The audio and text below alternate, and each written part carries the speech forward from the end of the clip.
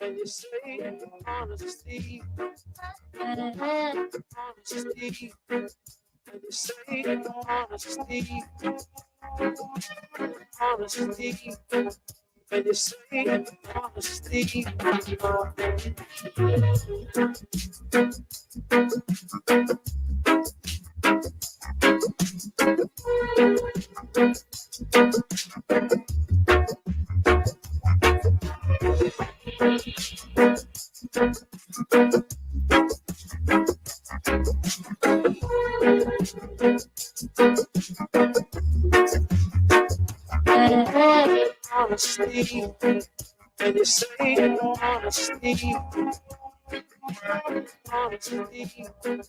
and you say honesty, honesty, and you say honesty, honesty, and you say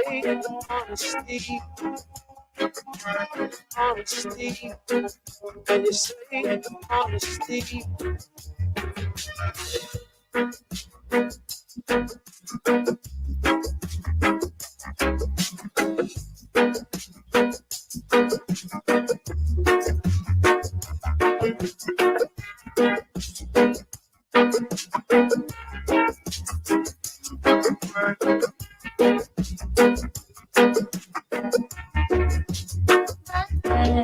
Honesty, and you say honesty, honesty, and you say honesty, honesty, and you say honesty, honesty, and you say honesty.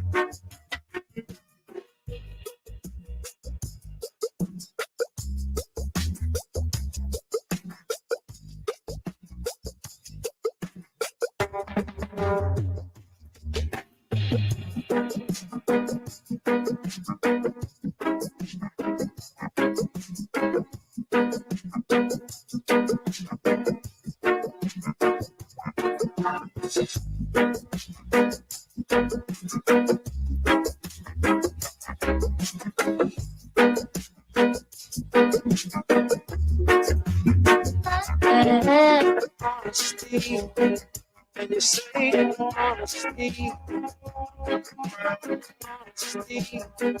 and you say honesty, honesty, and you say honesty, honesty, and you say honesty.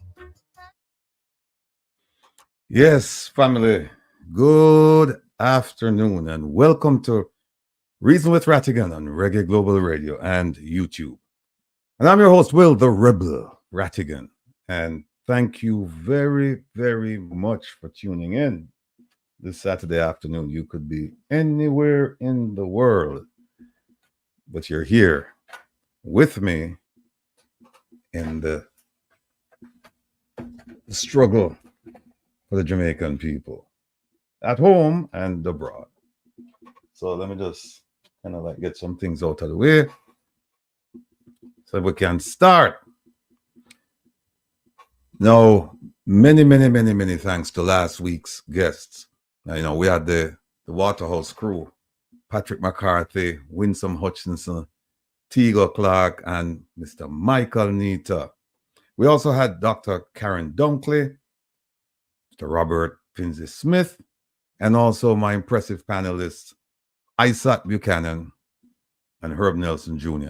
And by the way, I have to say thanks to Herb for toughing it out last week because he had back surgery on the Friday, and despite being in excruciating pain, he managed to join us on the program. So, Herb, big up yourself. Big up yourself.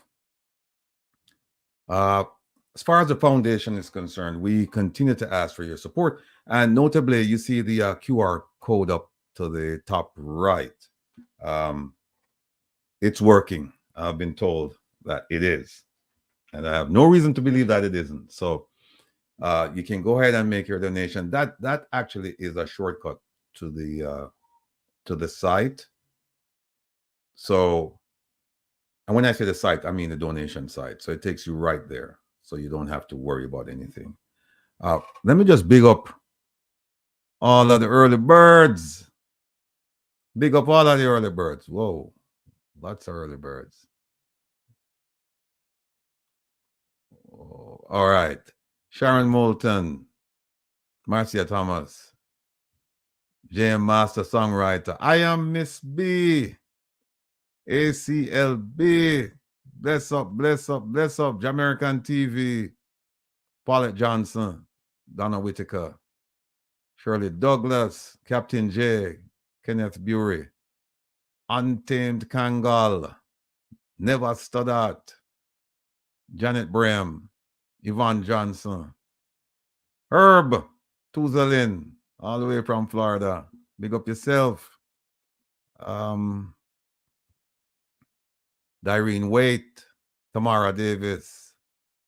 Who else? Joy Marshallek Butler, Freedom.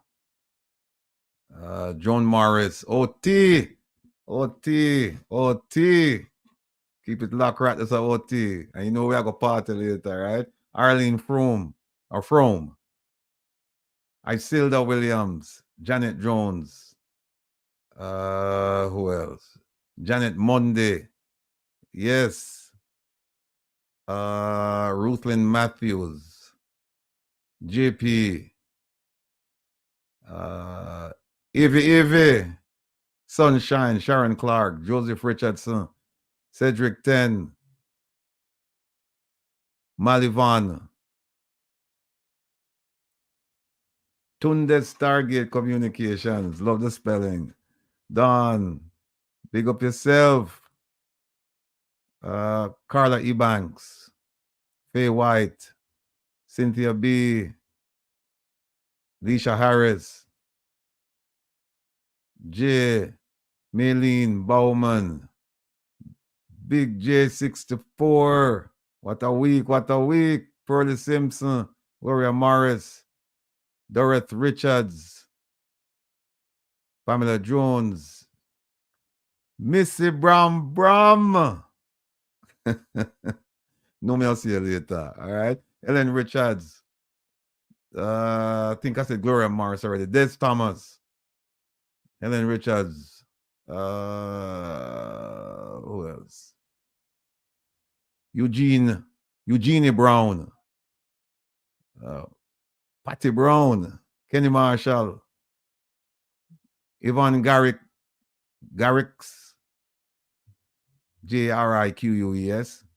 Garrix. Cuba One. Angela Hoylett. Caroline, big up the family for me. Where are them? You know, see me in the chat, you know.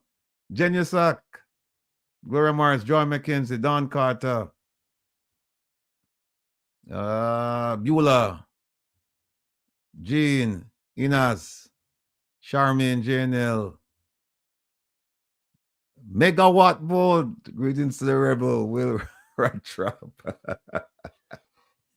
Valerie Alexander, Scully Guga, Veronica Gale, Captain, yes. Admin Diaspora, bless up yourself, Rupi.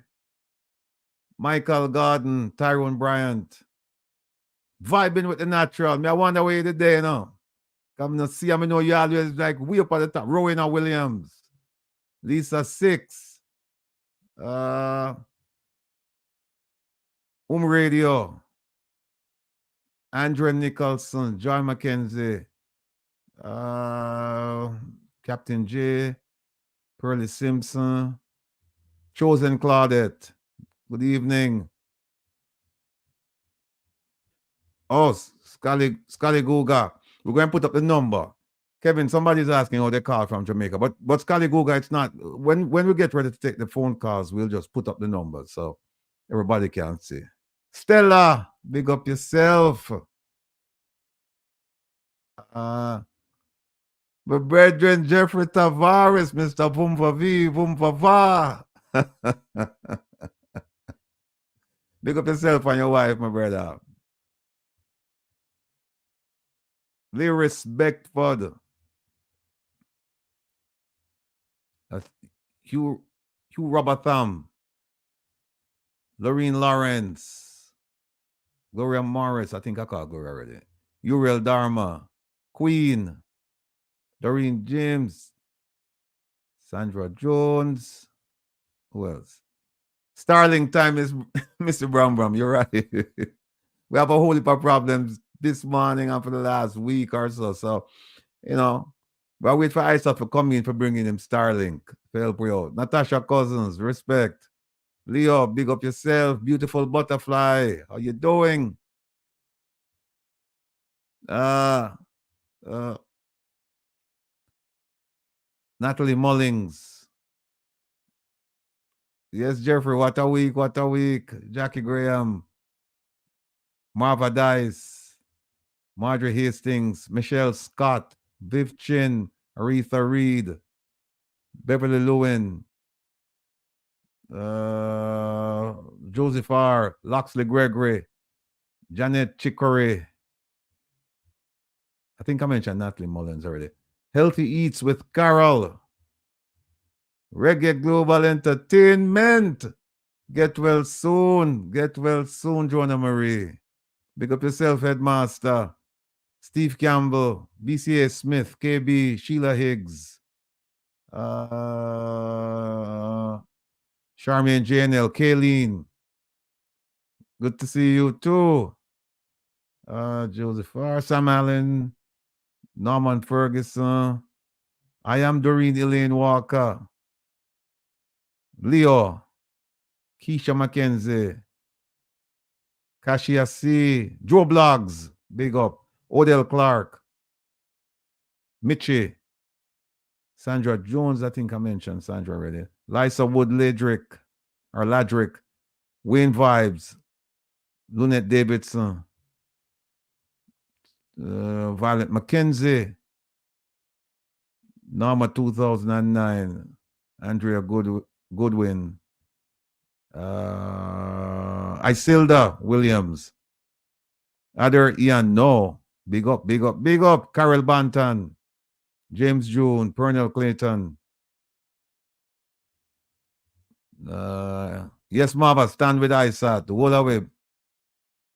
GLC needs to revamp. Yes, Michael. Agree. BS Slap. Gypsy Girl. Keeleen. Roslyn, me all right, man. Hope the same for you. Paula Facey. Doran Clark. Mommy Hutchinson. Andrew Nicholson. Uriel Dharma. I think I mentioned Anne-Marie Matheson. Don't you trouble Zion.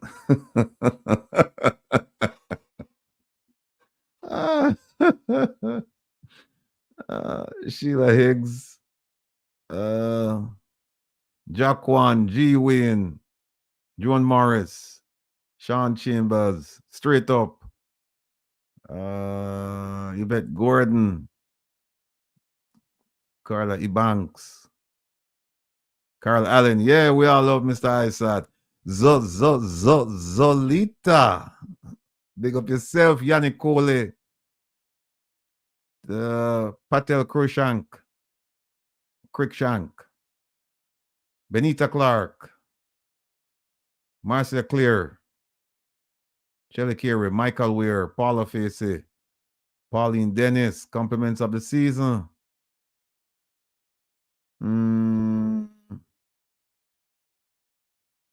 Psy Music. Isat's great. He should be joining us shortly. I see him in the waiting room, but I don't. We'll bring him in shortly. Isat good, man. Believe me. Lorene Lawrence. Odd James. Yes, Zolita. You're right about the justice system. I Taylor. Yes, Ruthlin, the punishment was quite excessive. Agnostic, good evening. Noel Dinham, bless up yourself.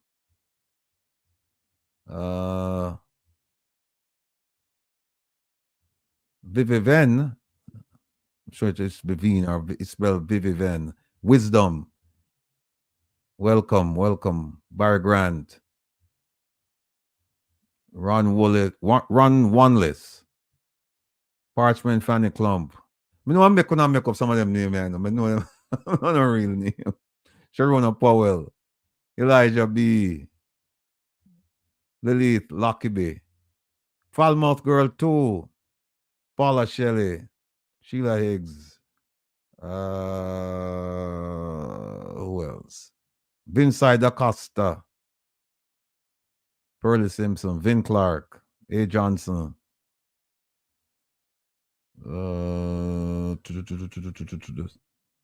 Donna Fraser, yeah. Curiosity Kid. Sky Zone. Should be Sky Zone. Or SK Zone. Edley Evans. Carlton Campbell.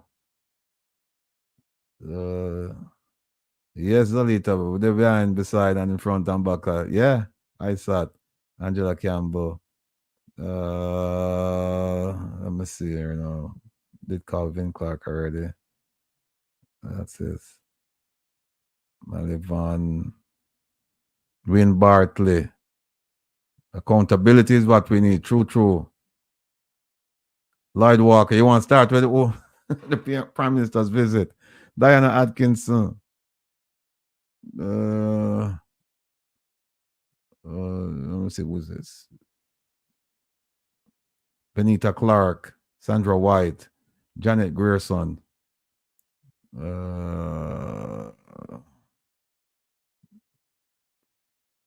Yes, Carolyn. Everybody has stand up with ISAT as we should. JP, Kirk Rose, Tamara, Joan Levine, Paulette Good. I hope the weather's not too bad up in Connecticut. It's supposed to rain, I think, all night. Petra E. Yes, Veronica Gill, Teresa Brown, Ledford Miles, Eric McClymont, Andrea Campbell, Debbie Jervis, Freedom, Gary Birmingham, Daniel Taylor, Don Carter, Nicole Hall, Norman Montague. Yes, Natty, big up yourself. The first me I see you name. No, not a lie. Second time me I see you when I chat, you know. You need to come in every week, brother. Just forget about the other. Just forget about the distractions on a Saturday and just come right. So we don't care who else want to join us, but from your corner, but you need for there. And big up your daughter too. Catherine Cunningham. Upton Sterling. I think that's Archangel. OPPS official. Chosen Claudette. Egla Fletcher. Merville Mackey. Yes, Sandra. Big up yourself. Velma Lee. Who else? D. Marie. I think that's it. No, wait a minute. Hold on. Christopher. Shirley Douglas. So you can say me about no sound? Carol in the house from Miami. That's Carol Allen. Joseph Richardson. Devon Watson. Need man in the wilderness. Under the weather. By the way, Devon. He's under the weather. Spoke to him late last night. Enough respect. Herb, Lawrence Owell, Christopher. I am here. Ruthlin Matthews.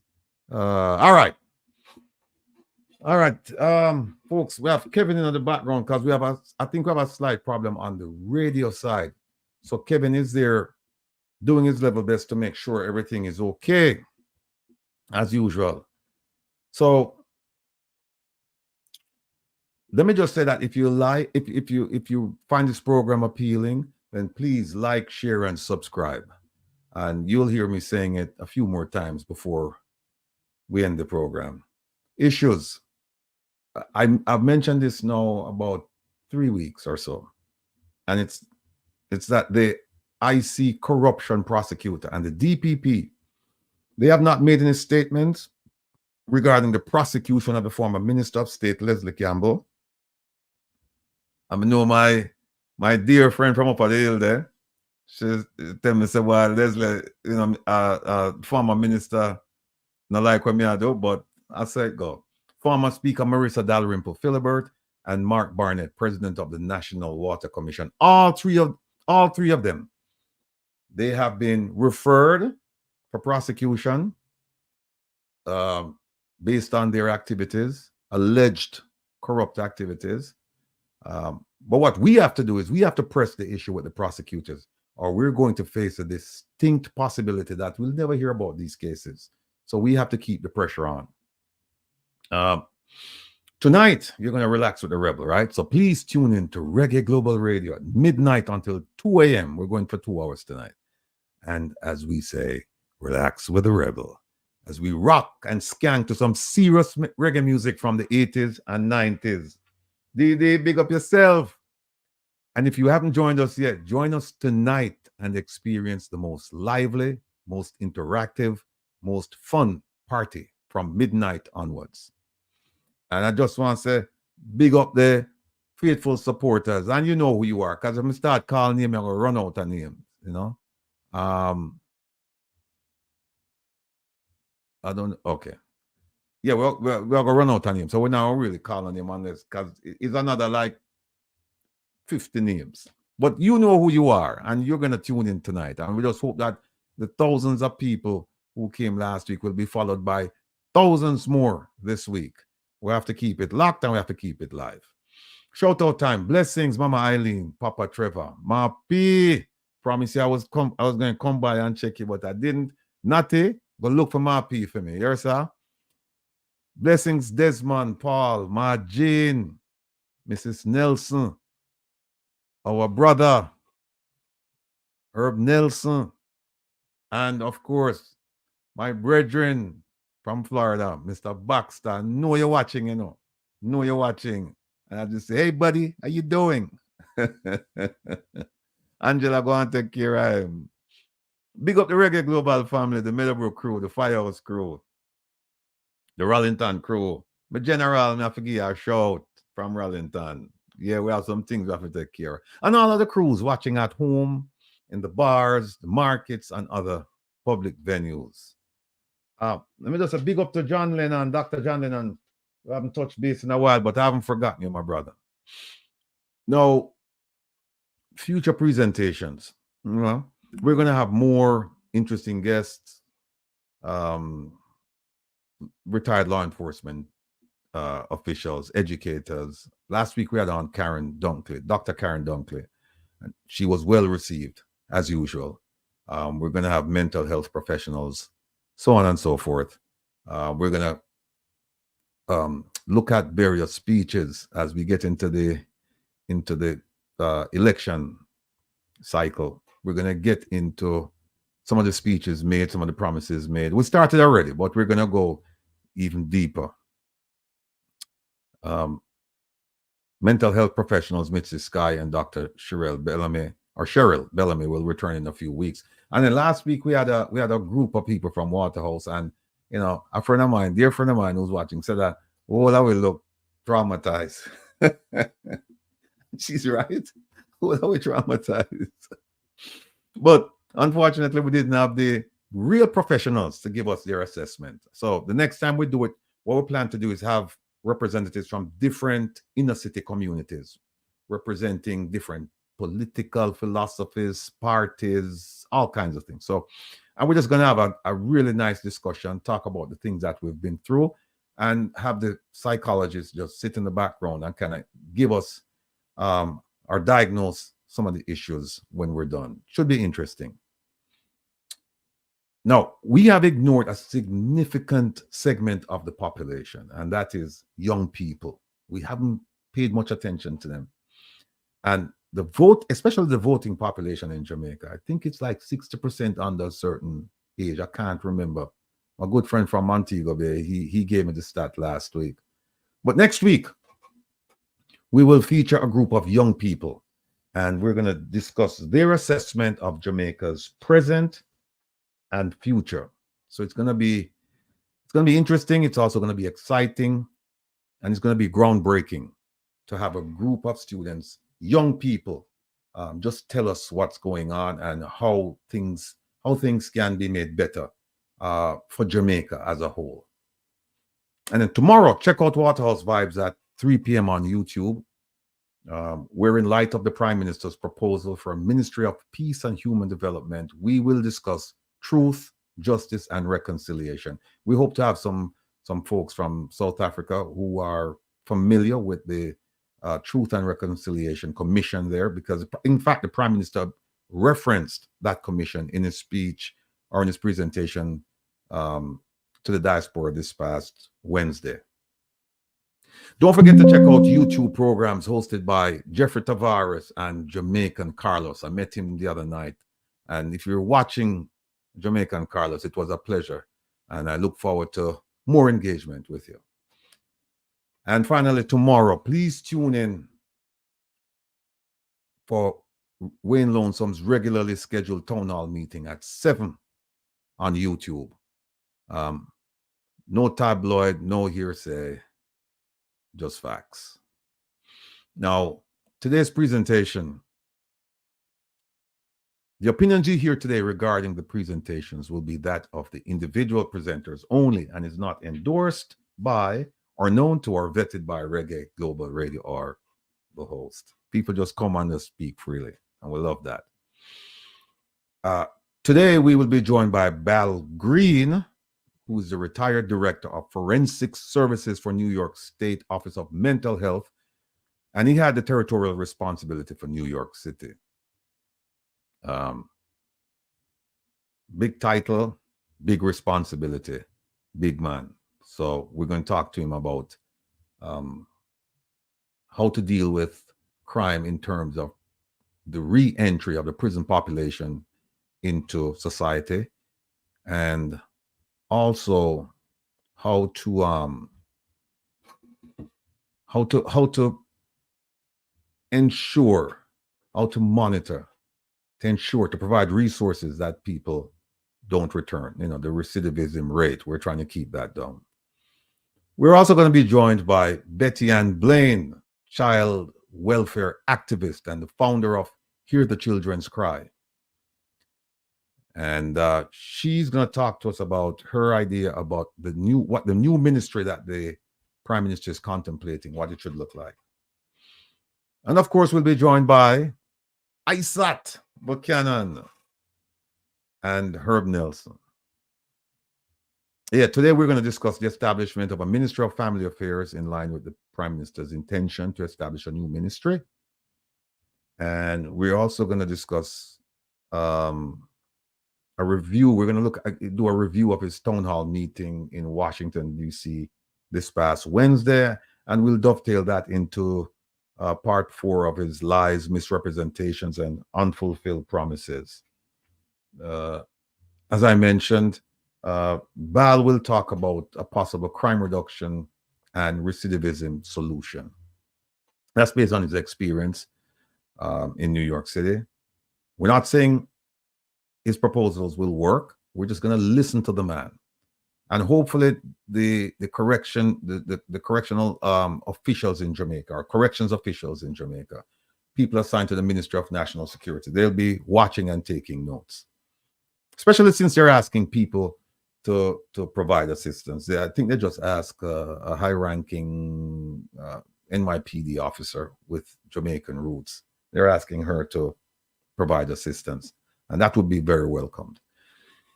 We're also going to be looking at, and this one gets me so excited that I'm tripping over my words. We're going to be talking about the curious case of DPP Paula Llewellyn, and it has to do with the extension, and we're going to dig a little bit into that. And finally, we're going to talk about Isat Buchanan and what does the future hold for him. And let me just tell you folks that them can't keep him down. So We never met them keep him down. Welcome, welcome, greetings. I think we have Betty and Blaine. I think we have Betty on waiting because I was gonna do a little piece here, but 3:30. So she's ready. I don't know if she's ready. Let me say, Kevin, can you bring up Betty Ann's picture, please? And then, yeah. Yeah, greetings. Yeah, so tune into the Will Rattigan show on YouTube because that's where I am right now. Bad. Yeah. I'm telling people on TikTok to come over to the show. Okay. Yeah. Blessings, everybody. Bless. Yeah, you see it? KFC man himself. Bad, poor. Homeless or unemployed. I got ball, you know. Not out. Remember that. Yeah. Catch my comedy tour coming soon. Yeah, we're trying to see if Miss Betty Ann Blaine is on the line. We're just gonna have a photograph of her, and then we're gonna talk to her about the Prime Minister's recent proposal to establish a new ministry. Let me while they're doing that, Kevin, let me call, see if I can get her.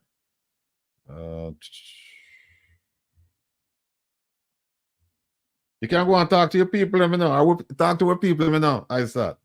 Oh no, never gonna laugh when somebody soon starts saying Isat don't take nothing serious. Because I'm telling you, anybody see Queenie make her know some bad poor. Bad poor. Oh, let me bring you up. Blessings all. The queen is here. I'm trying to invite Queenie over to the Will Rattigan show. Yeah.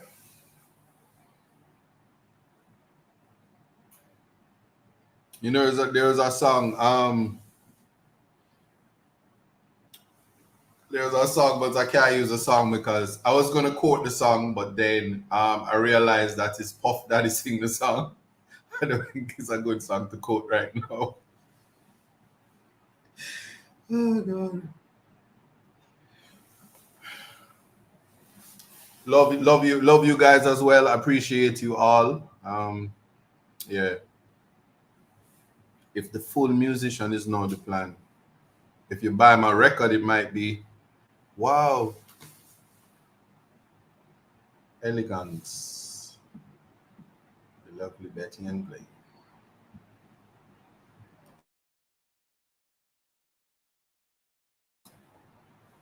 Mm-hmm.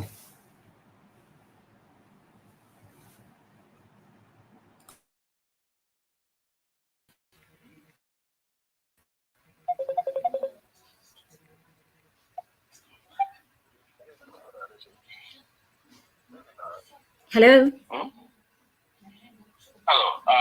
Go ahead and put up a picture on the list. Go ahead. Okay.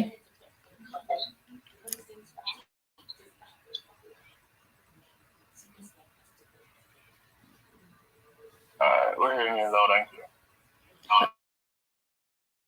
Okay. Yeah. Okay. Put up a picture, Kevin. All right.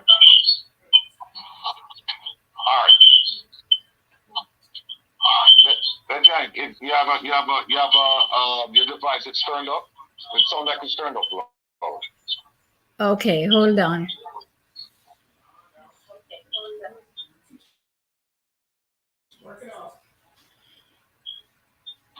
Kevin, you can just play the video from it off, please.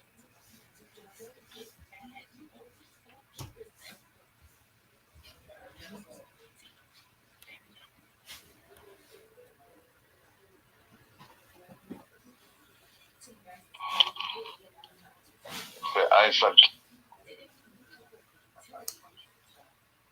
Hello? We're not hearing you, Mr. Rattigan. Your mic is gone. Hello, I'm hearing you, Betty, and welcome. Okay, you can't hear me now. Okay. Okay.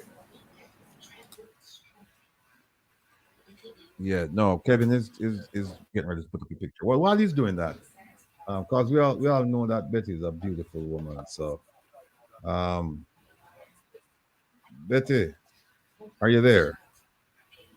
Yeah, yeah, I can All hear right, you. folks, we're joined by Folks, Betty we're Ann Blaine, by Miss the Betty and Children Cry, founder of an organization Cry, that's an focused on organization that children's issues, focus on children's especially when it issues, comes to violence.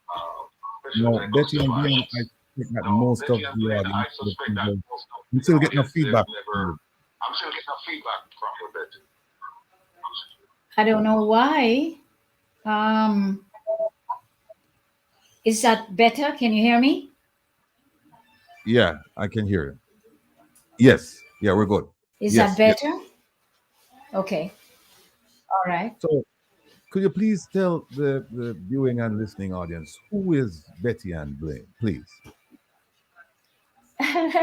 Well, I don't like to talk about myself that much, quite frankly. But very quickly to say that I describe myself as two things mainly: a child advocate and a Christian advocate. And I've dedicated,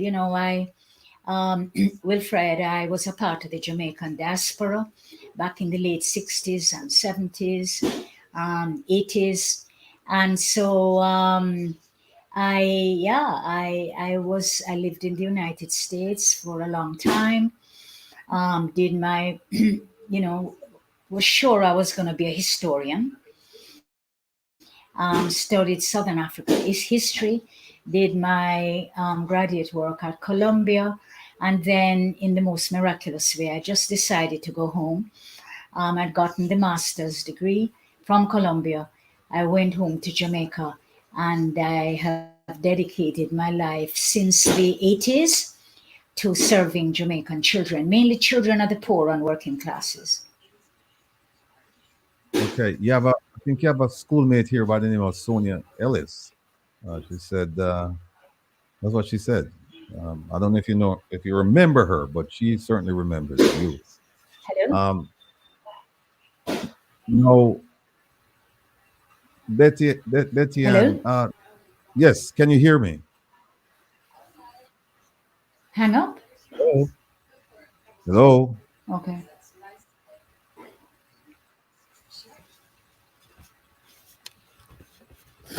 Daniel Francis Thorny, yes, up. Yes, looking forward to that meeting. Ingrid Cook.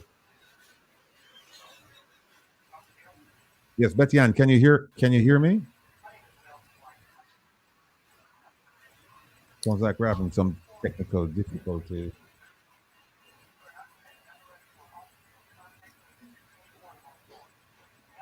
Betty Ann?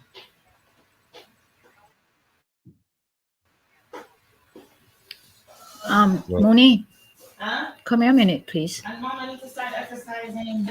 I know. Come here a minute. What happened? I can't. They have me on. They bring up my Mom, picture. I just did it on the phone. What No, are we doing now? He said that he couldn't. God have I can hear mercy. you. Couldn't I hear. cannot He manage. couldn't hear me.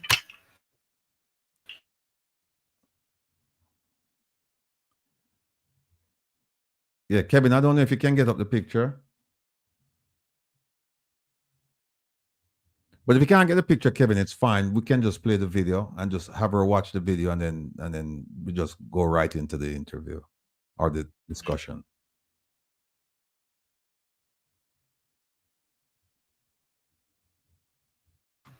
Name Smith, who invited and welcomed NYPD and Jamaican People Affairs? Well, Name Smith, if you recall, I think it was early this year, the mayor of New York, he offered to help. They had a gala in New York City, and he offered to help uh, regarding the shipment of illegal weapons and drugs to Jamaica. And we haven't heard anything. We haven't heard anything since then. But that's just how things are. So now we have a high-ranking police officer in the NYPD offering the services of the NYPD to help Jamaica. So we'll see how that's going to work out. I mean, at one point, I think they were trying to get Rudolph Giuliani to help. He met with the ambassador, and who else were they trying to get? They tried to get everybody but their own. You know, they tried to get everybody but diaspora members, but that's okay. You know,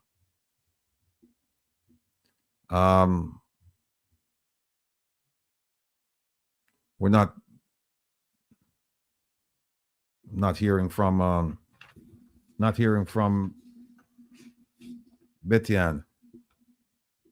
I said, can you I'm not sure. I Taylor's asking, can you don't do consult? I guess he's asking, can you do consultations? No, I can't do nothing in relation to law. Please, I don't want the mulattoes and the uptown and the people. I'm staying away from it. The powers that be, like I said, I had a non-black panel, and I'm not quite sure. I've read the judgment, and I'm not quite sure the parameters of it. But for now, as a Negro man with dreadlocks, I'm gonna do a radio program, and you know what I'm saying, I'm gonna talk about the enlightenment of walking out of Plato's cave, knowing that I'm a Negro and not to mess with the elite class of Jamaica, because when you do that, they will broke your foot and put you in the papers like last May, and you know what I'm saying. So no, I'm not doing that right now. But if you send me $20, I could go buy some KFC. Yeah. Bad poor. Hey, nobody, please don't tell Queenie that I'm using our bad poor. I don't want her to sue me. I can't take a lawsuit right now. Yeah. So Mr. Rattigan. So there are people who think that your lawsuit is going to be in problems. But if anybody used to grow up on Looney Tunes, they had a thing called Animaniacs. In that cartoon, they had two things: the pinky and the brain. So the man with the mind govern those who labor. Perhaps it's time they need to check. Perhaps it's time the ordinary citizens, when they hire a lawyer, they should say, can I see your degree to see if you graduate with first-class honors? So that they can be properly represented. But I assure you, albeit that my suspension is there, I don't think it affects your lawsuit. I know. All right, very well. All right, and see what happens. Did I sound like a distinguished gentleman? I'm in training, so I'm doing my best. No, yeah, well, you're doing outstanding. All right, thank you. Now, what happened? Let me just throw it out to the people. What happened is that Nationwide Radio Online, they put out something saying that because Mr. Buchanan was disciplined severely, they're saying that I was running around trying to find an attorney, and that the case was they seem to offer the perspective that the case was in jeopardy, and that is the appeal of the Minister Kamina Johnson-Smith case. And let me just say that I never did an interview with Nationwide, and they put a picture that a friend of mine said, "Man, you look hungry. You know, you look like you're really upset." But he said, "You look like you were making a point." And I said, "Yeah." But I didn't do an interview with Nationwide, and I don't know the way it was written. They weren't saying that. They didn't say that they interviewed me, but it gave the impression that they did interview me, and that I was saying I'm running around trying to find an attorney. But let me just say that Mama never raised no fool. And so we had plan A, plan B. We had all kinds of plans for the eventuality for something like what happened to Isat. And so we're in good shape. We won't say more than that, except to say that we're in good shape. We're not running around, and we're not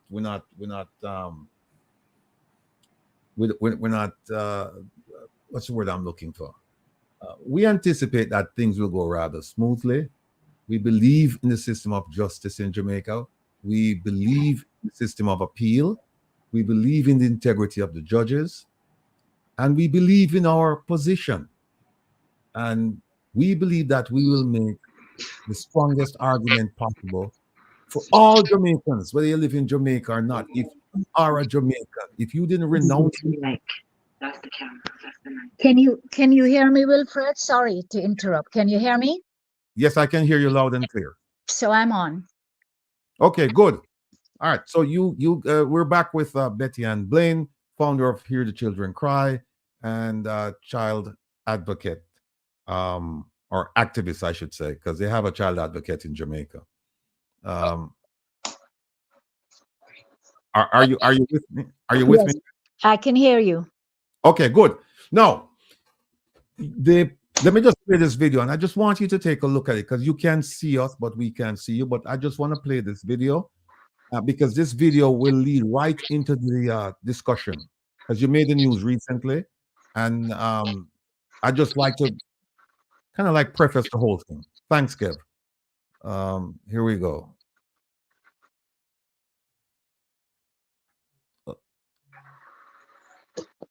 How do we get this started, Kevin?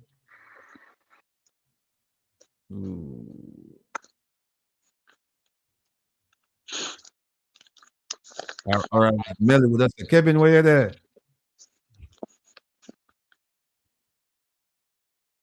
All right, you know what? Wait, hold on. Yeah, that's our picture. Stay with me, audience. Stay with me.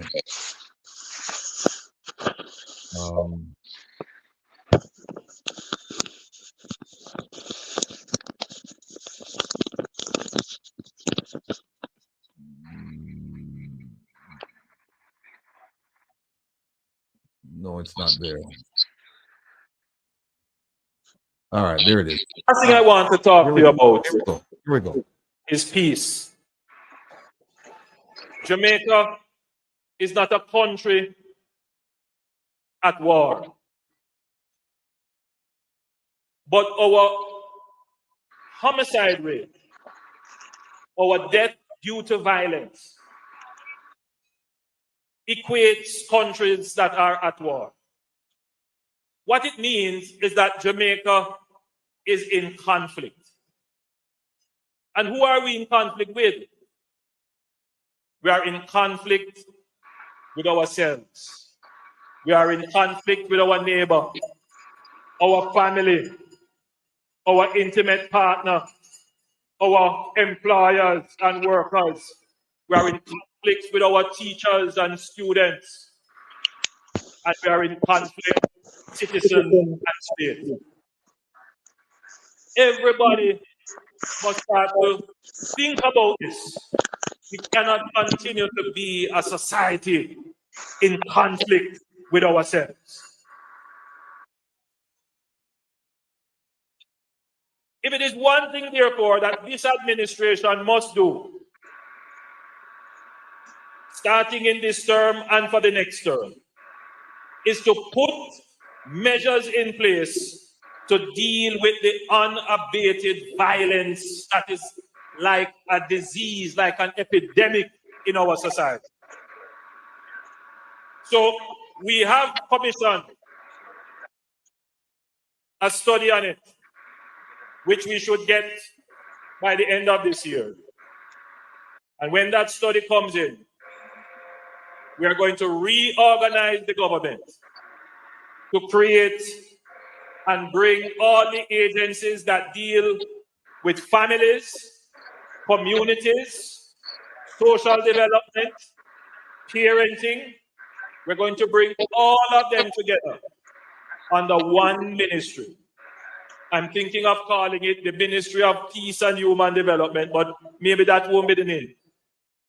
But we need a ministry that is focused on reducing the level of violence in our society. Violence is at an intolerable level, and it is changing the character and nature of the Jamaican people. It is reducing the quality of our lives, and it is making us aggressive with each other. But violence comes at great economic cost. If we can reduce violence in our... All right. let's stop there. Now, Betty, you heard Yes. the minister. He said that because of violence, that he's going to establish a ministry called the Ministry of Peace and Human Development, or something like that. Right, right. And you have a view that there should be a ministry to deal with violence, particularly with regards to children. Now, Well, look, yeah, go ahead. Go ahead, Wilford. tell us about your view on the idea. First of all, your view on the idea of creating a new ministry, and then the second part of that is a new ministry to do what? Well, for the longest time, we as advocates certainly hear the children's cry. We've been talking about the need for a ministry of family affairs. That would be a standalone ministry that would deal with the problem of family life, because the problem with violence in Jamaica has to do by and large with what's happening in families, in homes, in the communities, at the school, at our schools, and so on. And so for the longest time, we've been saying, look, if our motto has been, if you fix family, you fix Jamaica, because that is the root of the problem. Let me just say this, what is happening in the society, and this is why we need the Ministry of Family Affairs, is that our children, most Jamaican children are born to the poorest Jamaicans. That's a fact. They're born to the poorest Jamaicans. Many of them are born and live in single parent households. They're raised by women only. They don't have, some of these children don't ever know their biological fathers. And so a lot of them are raised by women. A lot of them, as they grow up, see different men come into their lives, because women have to decide, a lot of the poor and working class women have to depend on men to help them financially, to pay rent, send children to school, pay light, buy food, all of those things. And so a child that is born in that kind of household is already at a disadvantage. And then they're born, a lot of them, in communities where there is a lot of violence. They're born and they're raised with violence. So many of them are victims themselves of violence, corporal punishment at the youngest age, that the minute they become toddlers, they're abused, physically abused, verbally abused, emotionally abused. And so these children grow up not knowing love, I worked in Matches Lane years ago, when Zeus was in Matches Lane. I worked with a pastor down there. We also worked in Trenchtown. And when we would call the little children for after school program, and we would say, come give us a hug, they would run and hide. The children, when we first met them, they would run and hide. They'd never had anybody speak to them with love, treat them with love. And so this is a kind of environment into which a lot of these children are born and are raised. So they're fed on a steady diet of violence, put it that way, from the youngest ages. And then we're not surprised that when that is happening at the same time, we have a lot of guns in our country, weapons. And the question that I've been asking for decades is, who is bringing in these guns to Jamaica? We don't manufacture them. We don't manufacture bullets. So you have children who become, of course, mature. They're adolescents, they're young adults. Many of them have seen their parents murdered in front of them. Many of them themselves have been victims of violence. They have no love in their heart, really, for people, for anybody. And then they have access to weapons. And so it's critical that we have this ministry that will focus exclusively on this problem of violence starting in the homes. Let me just say this. Some decades ago, when I came back home, there was a very successful program that was a public education program on radio and on television in Jamaica called Two is Better Than Too Many. It was funded for years by the Dutch government, and it was designed to cut the birth rate, amongst, the poorest Jamaicans who really couldn't afford to have more than 2 children, if any at all. And it was called Two is Better Than Too Many. It was very, very successful. It was a very short, powerful message that reached the people. They understood it. And while this message was being run for years on, a public education campaign, you had the free zone. And even though the free zone, the women, mostly it's the women who worked in the free zone, even though they were not earning a lot, every Friday they would get a paycheck, they would get their pay, and you would see them going to work at 3 Mile, dressed very nicely every day. They would get their salary at the end of every week. And we raised their living standard. So so let me just say, Wilfred, that there are ways to do this. The point is that we know how to do this.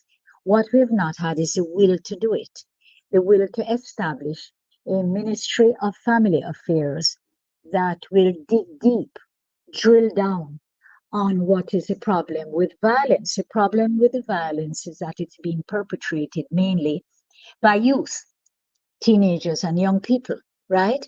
And so the first thing I would do with that ministry is I do an audit.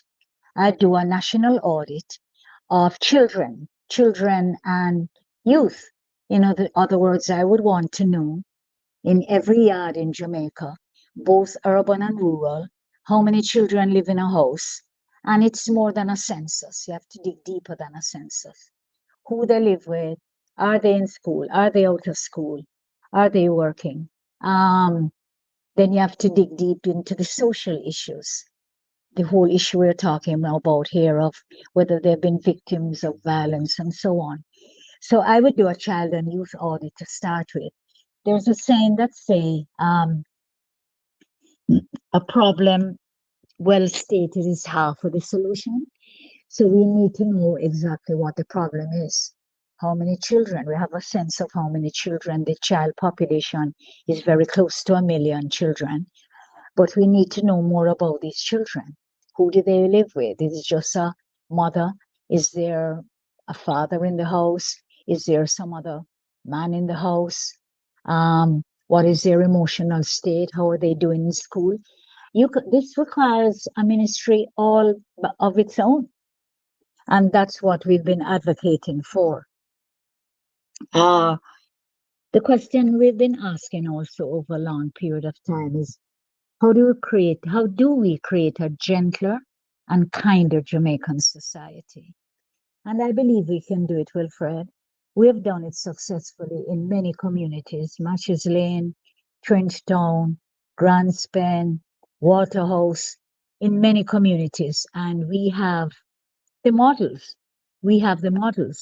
And I would like to ask the Prime Minister to reach out to those people. He says he's looking at some kind of ministry. Reach out to the people who have been in the trenches for years and who have had the experiences and who know what the solutions are. Okay. Well, the Prime Minister made the announcement, and I found it, I'm still hearing a little feedback on your end. But the Prime Minister made the announcement that he's going to establish this ministry of peace and human development. But what's interesting is that he says that he commissioned a study. And when that study comes in, he's going to start up this ministry. Now, that's like putting the cart before the horse. Unless he knows what that study is going to say. I mean, you'd wait for the study to come in and see if it's viable to establish this ministry before making making a determination that you're going to support or you're going to establish and support this ministry. So I found that to be rather strange that you would talk about the results without even seeing the results. But you have proposed a Ministry of Family Affairs. Why do you think that this Ministry of Family Affairs would be different from the one that the Prime Minister has proposed? What do you know about the Prime Minister's ministry that compelled you to make the statement that, well, we want to establish a Ministry of Family Affairs?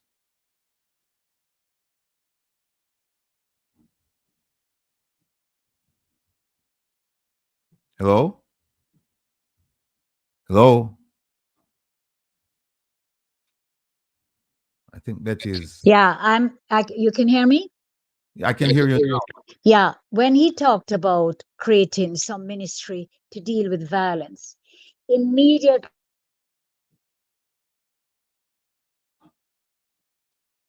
it struck us that it would have to be a ministry that's going to start with the family.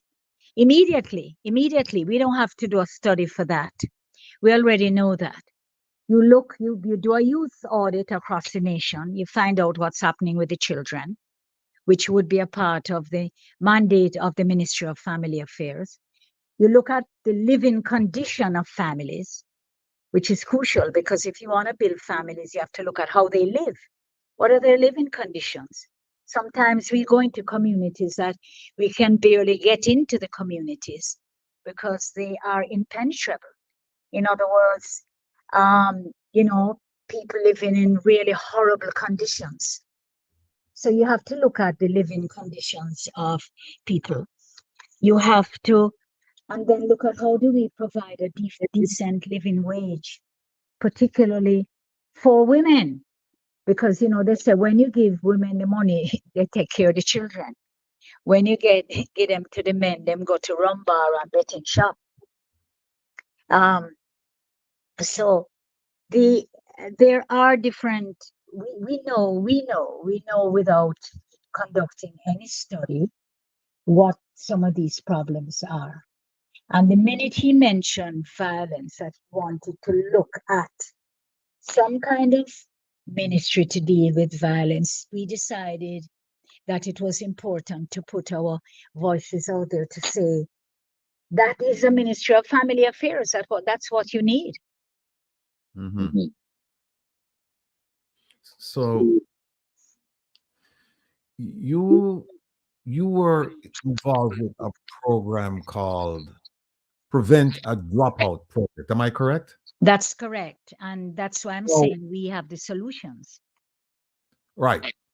Now, why wasn't that program, based on the success that you've written about, you've talked about, why wasn't that program allowed to continue? Because you would think that if something is successful in this area, that's going to reduce crime, that the government would be interested in that.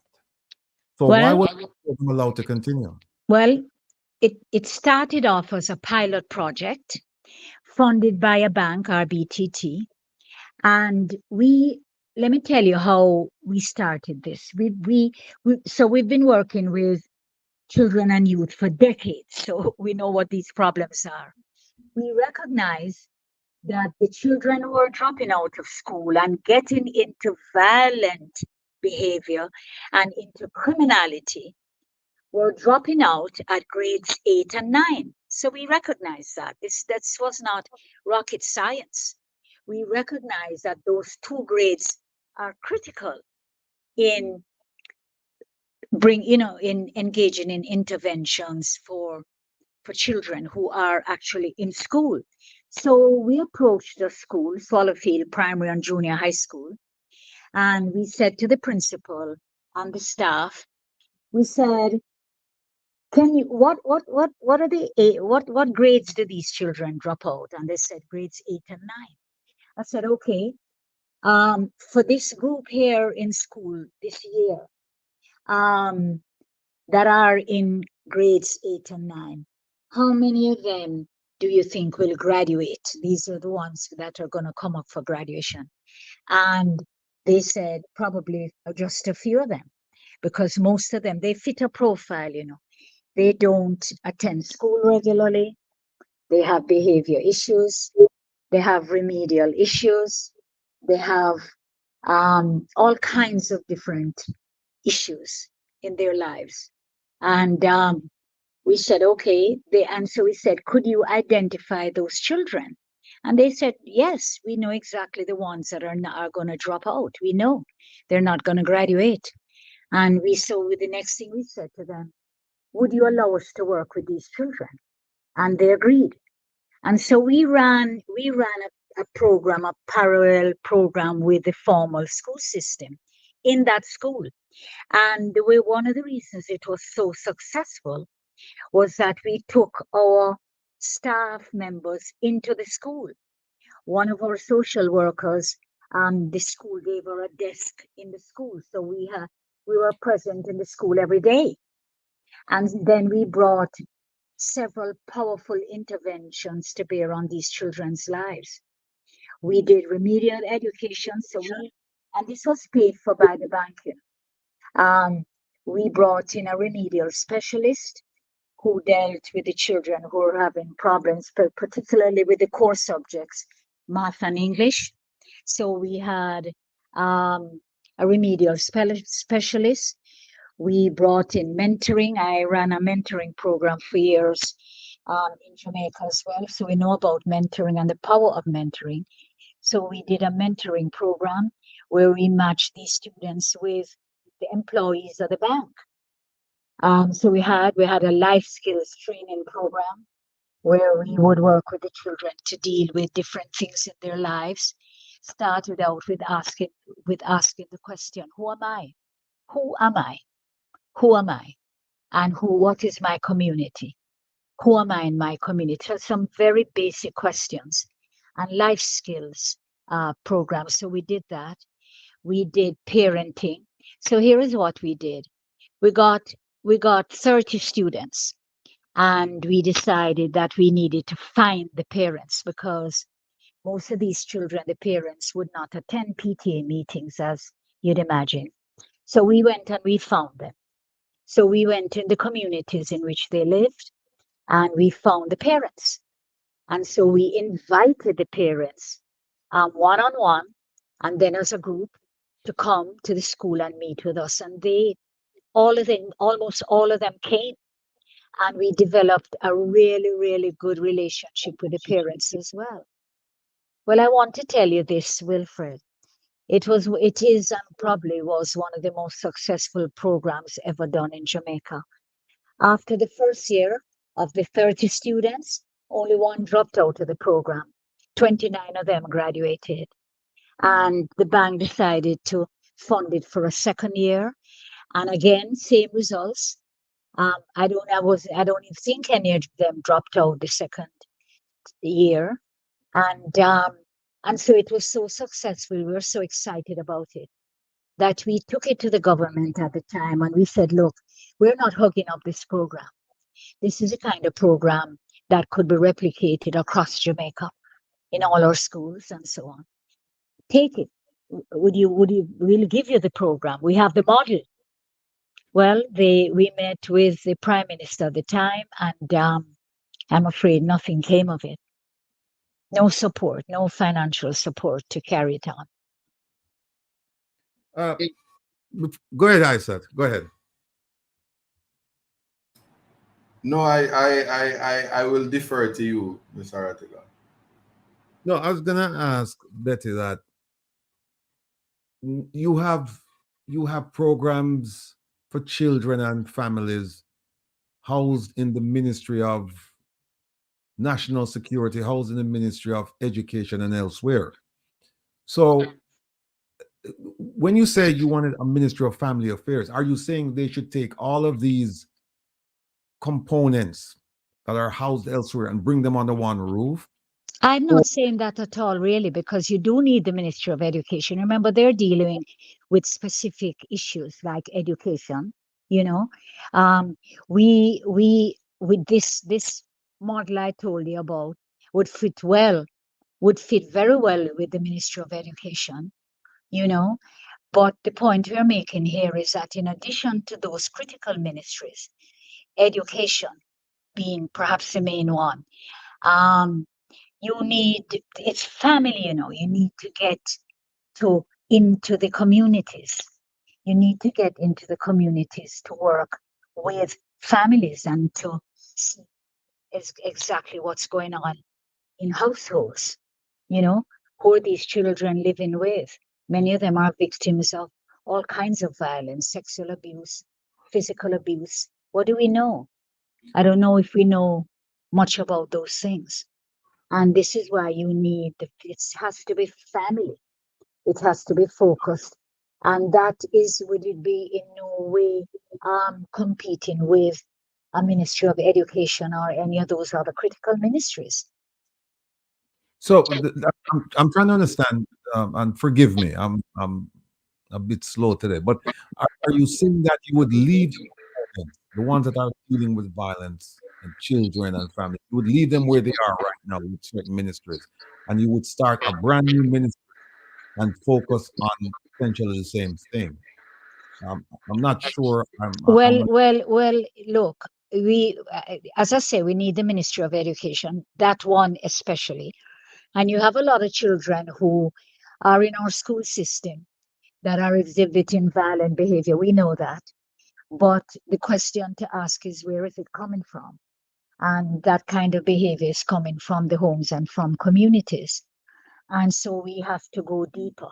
We have to dig deeper. We have to, I'm not saying we should disband any of these other ministries, but we have to find a way to deal with what's happening in the homes and in the communities, what's happening with families. What do we know about families? I mentioned how successful the Two is Better Than Two campaign was many, many years ago. And the fact that we were able to provide women, especially, with a decent living wage. Now, these are things you have to focus on very specifically, and some of these children are not. The Preventer Dropout program was an in-school program, but many of the children that are exhibiting violence are out of school. Many of them are described as unattached males, not in school and not working. But our Preventer Dropout program was to prevent those children from getting into criminal activity and into, violence, exhibiting violent behavior. All right. So, Before I bring in Isat, you said earlier that there is no will to do this kind of work, right? And I take it that you meant there is no will on the side of the government. I'm not political will, yeah. All right. So why do you think that proposing a Ministry of Family Affairs is going to make a difference? That they'll listen to you if there's no will? Well, we are asking them to find the will, and we're calling on the people of Jamaica to say, let us all speak with one voice and speak loudly that this is what the country needs. I mean, Wilfred, look, I'm not telling you perhaps, or Isaac, what's something you don't know. When you go into some of these communities, look here, is how many children sleeping in one bed in one room? How is that? I mean, really? And you can't even we go into some homes where they don't have a door. It's just a curtain, man. It's just a curtain. And really, we expect that we're not going to have children who grow up in those kinds of circumstances, children who are being abused day in and day out, and not expect that they're going to be violent when they get to a certain age. That's the point we're making here. That we all of us should be speaking with one clear voice about this. Okay. That we've got to when we fix family, we fix Jamaica. All right.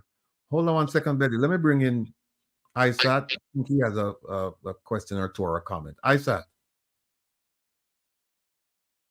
Guess he's not hearing me. Isat, can you hear me? Isat, can you hear me? Yes.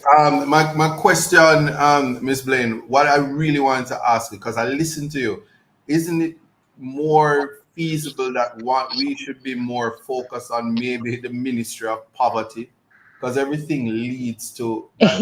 When we talk about That's trying to deflect from crime and yeah, everything, yeah, abject poverty is the yeah. biggest crime that we have. And Your so we point. are trying to pull funding all the time, but it sounds like if a consideration for a new ministry was to take place, it would be a ministry of poverty, where we probably have a welfare system. I just want your take on it, because maybe that could be the starting point to then reroute to the Ministry of Education and strengthening those ministries by identifying how we can prevent poverty. Well, your point is well taken. I don't know. I never thought. Well, there. I think a lot of Jamaicans believe that we will never, ever, ever, ever solve poverty. Not care what we do. I don't particularly agree with that. I think that might be a Ministry of Poverty might be, I don't know, maybe too broad, too a little too wheelie, maybe more difficult. But certainly, I understand what you're saying. One of the problems with the children is with the Jamaican children is we have a high level of child poverty. We do. And so I understand precisely what you're asking me. Again, this requires the will to do something. We believe that a family affairs ministry would be, we perhaps, I don't know, be able to narrow it down better. But at least we're having this conversation. And I really want to thank you and thank Wilfred for having this conversation, because this has to be a part of a national dialogue. I'm very curious to see what the Prime Minister is going to be saying. He said something about near the end of the year or so. I'm curious to see what's going to become of this idea of a ministry to deal with violence.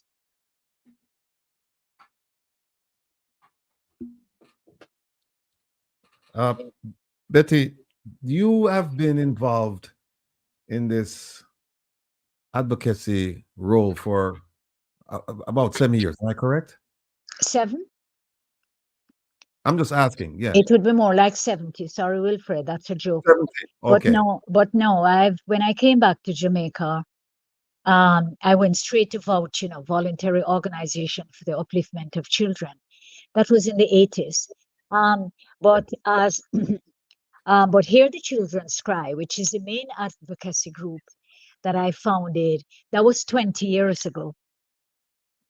Okay. Because they indicated in the article that you've been advocating for the cause for about 7 years. So I'm trying to figure out what. No, they're talking, and I don't know where they got that number for that article, but I believe they may be referring to the call for the Ministry of Family Affairs. Because we've been calling for the ministry for some time now. All right. No, I've read the article. So and you know how it is with the media, right? Sometimes Right. Sometimes they're not completely accurate. I know that. And Wilfred, I only have another. I have to jump off in another 10 minutes here. That's fine. Mm-hmm. You mentioned that half of our children live below the poverty level. And well, a lot. It might be, I think UNICEF has a figure of something like maybe 40%. I think it's hovering around somewhere around there. Yeah. All right. Now, it also said that, one of the things you're saying is that the government should make accommodations in the budget to ensure that children enjoy social and economic standard to develop them as law-abiding and productive citizens.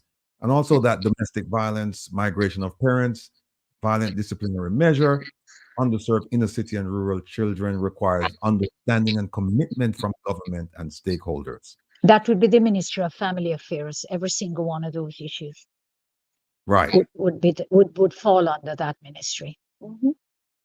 And so I put the question in a different way: is that with given everything that you're saying, this would be the mandate, because some of these mandates are already being handled by other components within the government. Mm-hmm.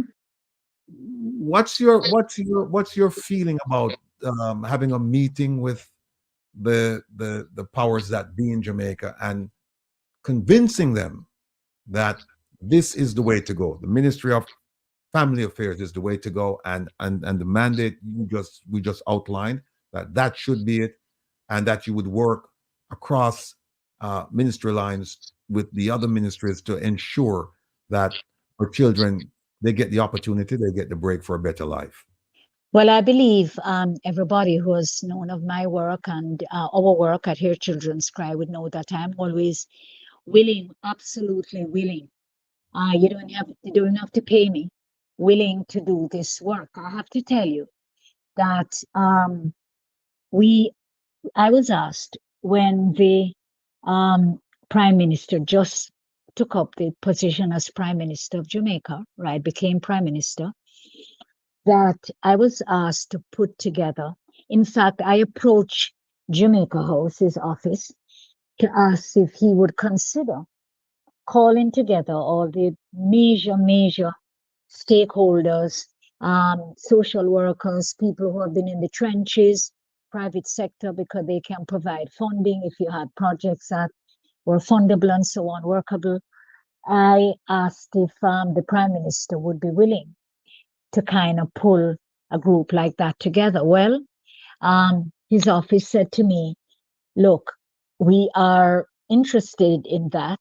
Could you send us a proposal? Well, I spent several weeks working on a proposal, and I'm going to send it to you, Wilfred, so you see. That was years ago. A proposal to the Prime Minister to call a summit. Now, we hear about summits being called all over the world, right? Usually, it's different from a meeting. It's not your regular meeting. When governments call summits, it's emergency situations and urgent situations. And so we asked if he himself would convene a summit. I did all the work for him. I put every single detail into the document about calling a summit to deal with what we're talking about right now. And I submitted it to him. I think it was I don't know, it could have been 6 pages. I don't remember how, but very comprehensive about just a summit, who you'd invite, what you would cover, how you would do it was like what to do, what to do when you're having a summit like that. And we submitted it to his office, and we never heard a word from them after that. The question then is, how do you think that his government would have appreciated the need for a summit? Well, they'd asked us, we took the idea to them, and they asked us to put a proposal together for that. And we were certain that, it would have been adopted, embraced, and so on, but nothing happened. Okay, Well, and I have to you. Is there anything else, gentlemen, Wilfred? No, Miss Betty, and I want to thank you for stopping by. I think Mr. Rattigan is having non-Starlink troubles, or so he doesn't have Starlink, so he's disconnected. But I want to thank you for joining us and continue to do the great work that you do. Thank you so much, and continue to make your voice be heard loudly. Thank you so much. And on behalf of TikTok, I'm also on the TikTok platform, and everybody recognizes your voice. They can't see you, they don't have seen your picture, anything, but as you open your mouth, everybody says, I'm trying to get in touch with her. Oh, she speaks so gracefully. So we big you up, and we love you. And I love my Jamaican people, and I yes, love the children. I love them with all my heart. we I know. I treat every one of them as if I gave birth to them, you know. Yeah. So God bless you and thanks. All right, take care. Mhm. All right, so as we await for Mr. Rattigan to return, the show should be a very interesting one today. Um, I feel I feel slightly that I'm in the hot seat and I see the comments coming up, but it's a consideration for everybody in terms of do we need a new ministry to deal with certainly is peace the solution to the crime problem? Um, that's probably a question for the people to assess. And if we do need a new ministry, what is the best one? That is probably something that we are to think about. But yes, the most eloquent and graceful Betty Ann Blaine, the advocate for children, certainly in Jamaica. And you know, when I think about advocate, it's always there are two Jamaicas that exist. So advocacy is generally always for the minority, and the minority, even though the majority is poor, is there are the minority class. That's something for us to think about. So we always need a voice, and don't let your voice die inside of you. Mr. Rattigan is back, and he still doesn't have Starlink, but I would have gotten him Starlink, but right now I'm bad poor, so I'm unemployed. What's going on here? And he's frozen again. Um, implementation, OT says implementation, but implementation based on proper findings. That is what is most important. And J. Plu said there's no need for a new ministry. I possibly would tend to agree that we probably don't need one. But what is important is that we must think that it's possible that a new ministry may bring about some change or something important. So you don't count it out. It's just that it must be thought of.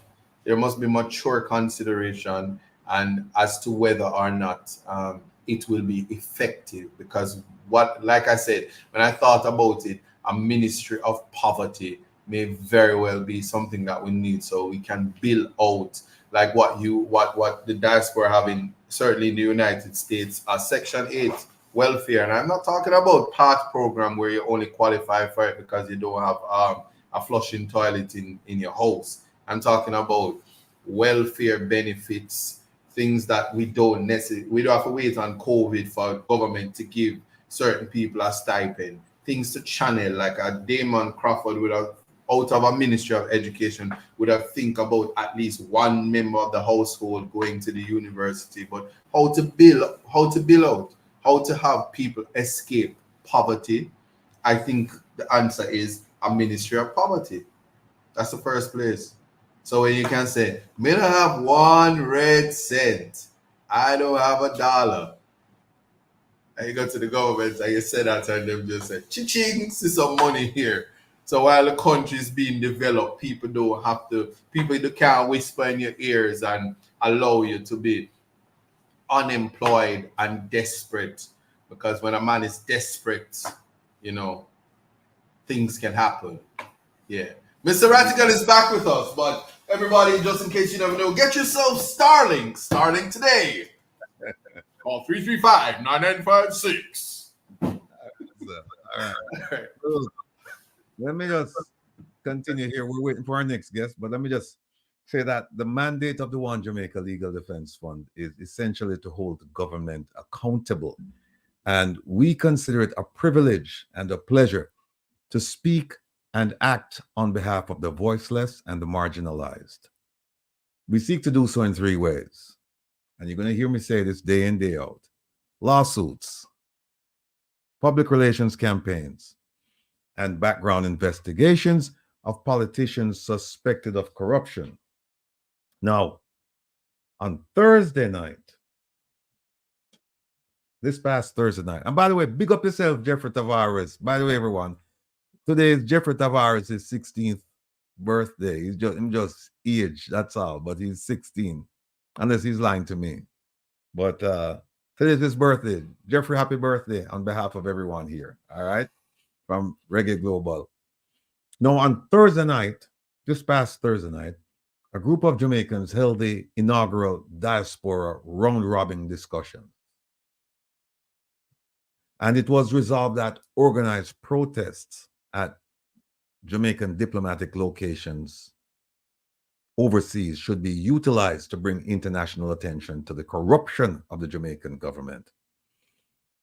The discussions are in the preliminary stages, but it is anticipated that these protests will take place in locations where Jamaicans are concentrated. For example, New York, Washington, D.C., Miami, London, and Toronto.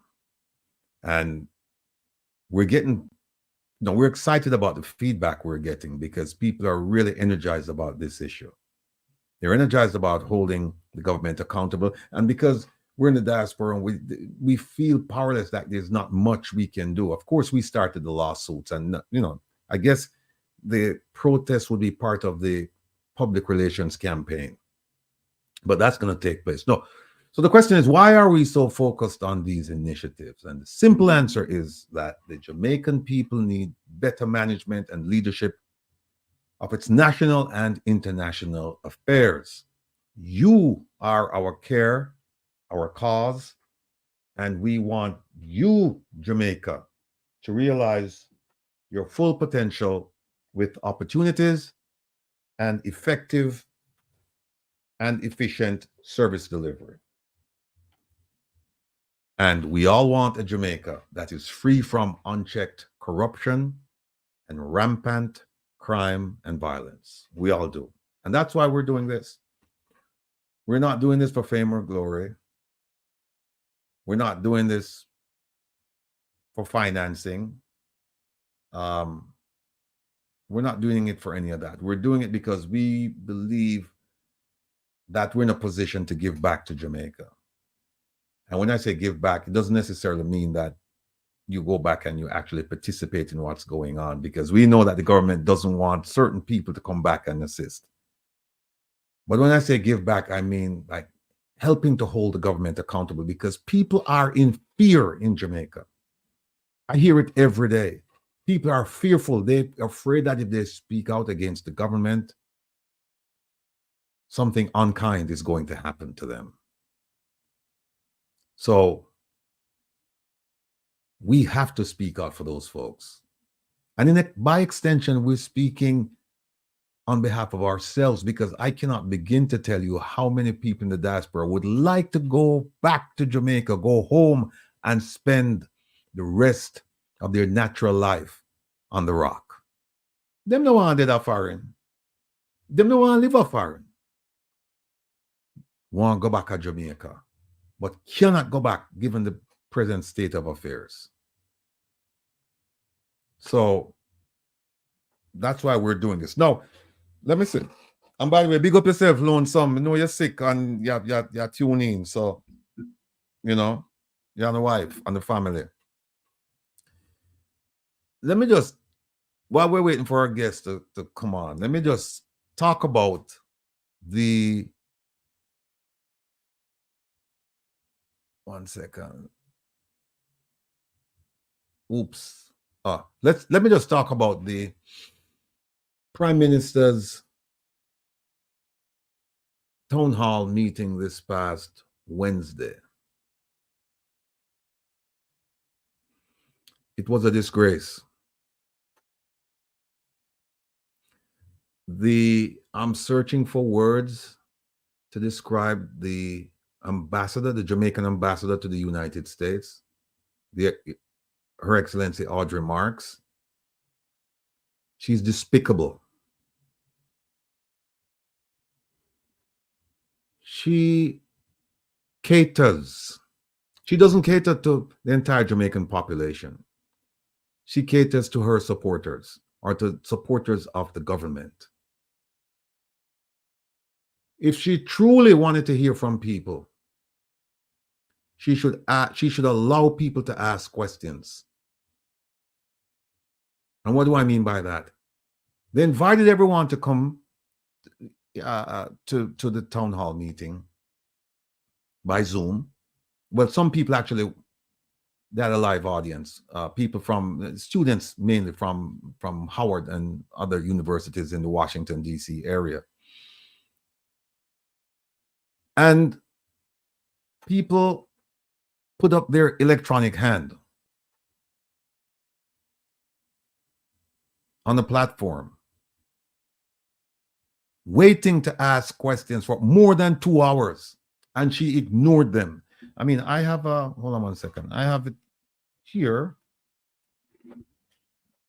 Bear with me while I go through my notes here, because I watched the whole thing, and my logo was there, but I decided not to ask any questions, or not to attempt to ask any questions, because I know I wouldn't be chosen, because they don't like people who are asking serious questions. They want their supporters to ask the questions. No. Here's what happened. The Prime Minister, the Minister of Foreign Affairs and Foreign Trade, the Honorable Kamina Johnson-Smith, she did, well, the ambassador did an opening, and then the Minister of Foreign Affairs made some remarks, and then the Prime Minister made his remarks, and then it was question and answer time. Jeffrey Tavares was number 2 on that list, with his hand up to ask a question. The very first question was asked by the person who was number 3. So she skipped over number 1, number 2. And that person was Paul McFarlane. And he asked about ivermectin, that drug that it was controversial during COVID. And he mentioned it as a possible a solution to address the dengue outbreak in Jamaica. And that's a valid question. It's a valid question having to do with health. No issues there. The second question was asked by someone by the name of Andrew Sharp. He was number 4. Remember now, Jeffrey Tavares was number 2. So she asked number 3. She went to number 4. Number 4, he spoke about disability and donations. Very valid questions. Very valid. The third questioner was a lady by the name of Winsome Radcliffe. She called in from the she was there from a Jamaican living in the Cayman Islands, and she talked about owning the brand Jamaica, almost like a copyright for ourselves. And she also talked about salaries for government officials. The number 4 questioner was Diana McIntyre Pike. And she asked questions and made comments about community tourism and garbage collection. And she essentially was telling the Prime Minister that, look, we don't want the South Coast to be as commercialized as the North Coast. We don't need a 1,000-room hotel on the South Coast. She wanted boutique hotels, and she wanted to keep it somewhat pristine. And again, valid question, valid statements. But not the kind of question, or 1 second, please. Those questions should be asked, but there are other questions that should and could be asked, and they were not asked. And let me tell you about them. Give me 1 second here. By the way, we're going to get to Isat's thing, so don't go anywhere. You can't miss the piece on Isat and also the piece on the DPP. You can't miss that. Now, here are some of the questions I was hoping would be asked. First question: In 2016, the Prime Minister promised legislation for term limits for the office of the Prime Minister, meaning you can only serve 2 terms or 3 terms or whatever it was. But you know, whatever was in his mind, there would be a limit. So, and he said that would take place within the first 100 days, meaning that they would start the legislative process. Not that they would have the law, but that they would start the process in the first 100 days of his administration. This was said way back when, 2016. Last year, a year ago, he was at a town hall meeting, same town hall meeting in DC. And Jeffrey Tavares asked him the question. Jeffrey Tavares said, "So Prime Minister, you promised us term limits for the office of the Prime Minister in 2016, and here we are 2022. We haven't seen any evidence of it. Can you tell us what's going on?" And he said, term limits were or the principle of term limits, or the idea of term limits, it was embedded in the 2016 manifesto, 2016 JLP manifesto, but it was not in the 2020 manifesto. So he was telling Mr. Tavares that I can't really answer that question for now because it's not in the 2020 manifesto, but it was in the 2016. Putting aside the fact that 4 years went by, even though he said he would get it done in 100 days, putting aside that fact, right? I went back and I looked at the 2016 manifesto and I looked at the 2020 manifesto. And guess what, people? Term limits were not, for the office of the Prime Minister, were not term limits. That principle was not mentioned in the 2016 manifesto, and it was not mentioned in the 2020 manifesto. So if given the opportunity to ask the question of the Prime Minister, here's a question I would ask him on that issue. I would ask him, did you lie about term limits being in the 2016 manifesto, or did you misunderstood Mr. Tavares' question? Term limits, that's a significant issue. That question was not asked. The second question was about the no vote. No vote in the UN regarding the humanitarian aid and truce. This happened last month. And here's what I'm saying, you know, the days of coming out with flowery language and just regaling people with this kind of stuff, those days are over. People are more intuitive. People are more inquisitive. People now, you know, it's a different generation. People want to analyze, synthesize. They just don't want you to just spew things to them and then they just say, yes, this is gospel. And here is why I say that. On the day that Jamaica registered a no vote, and by the way, you register a no vote by just not voting. That day, the Jamaican government had in its possession a resolution put forward by Jordan and an amendment to that resolution put forward by Canada. The Jamaican government, specifically the Ministry of Foreign Affairs and Foreign Trade, their officials, they discussed this issue. They discussed the issue. And the Jamaican ambassador to the United Nations was charged with the responsibility of making a speech on the position of the humanitarian truce and the humanitarian aid to the UN. He, on behalf of CARICOM. So they met with CARICOM, they hashed out the issue, they said, okay, this is what we're going to say. And then they got up, the minister, the ambassador to the United Nations got up and he made that speech on the floor. Right after that speech,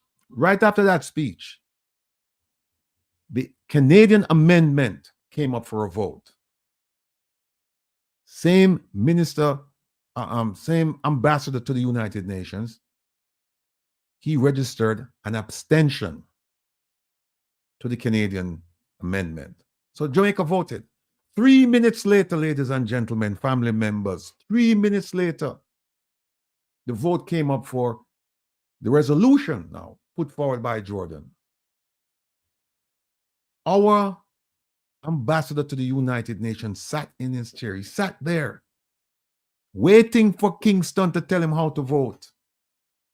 And that word never came.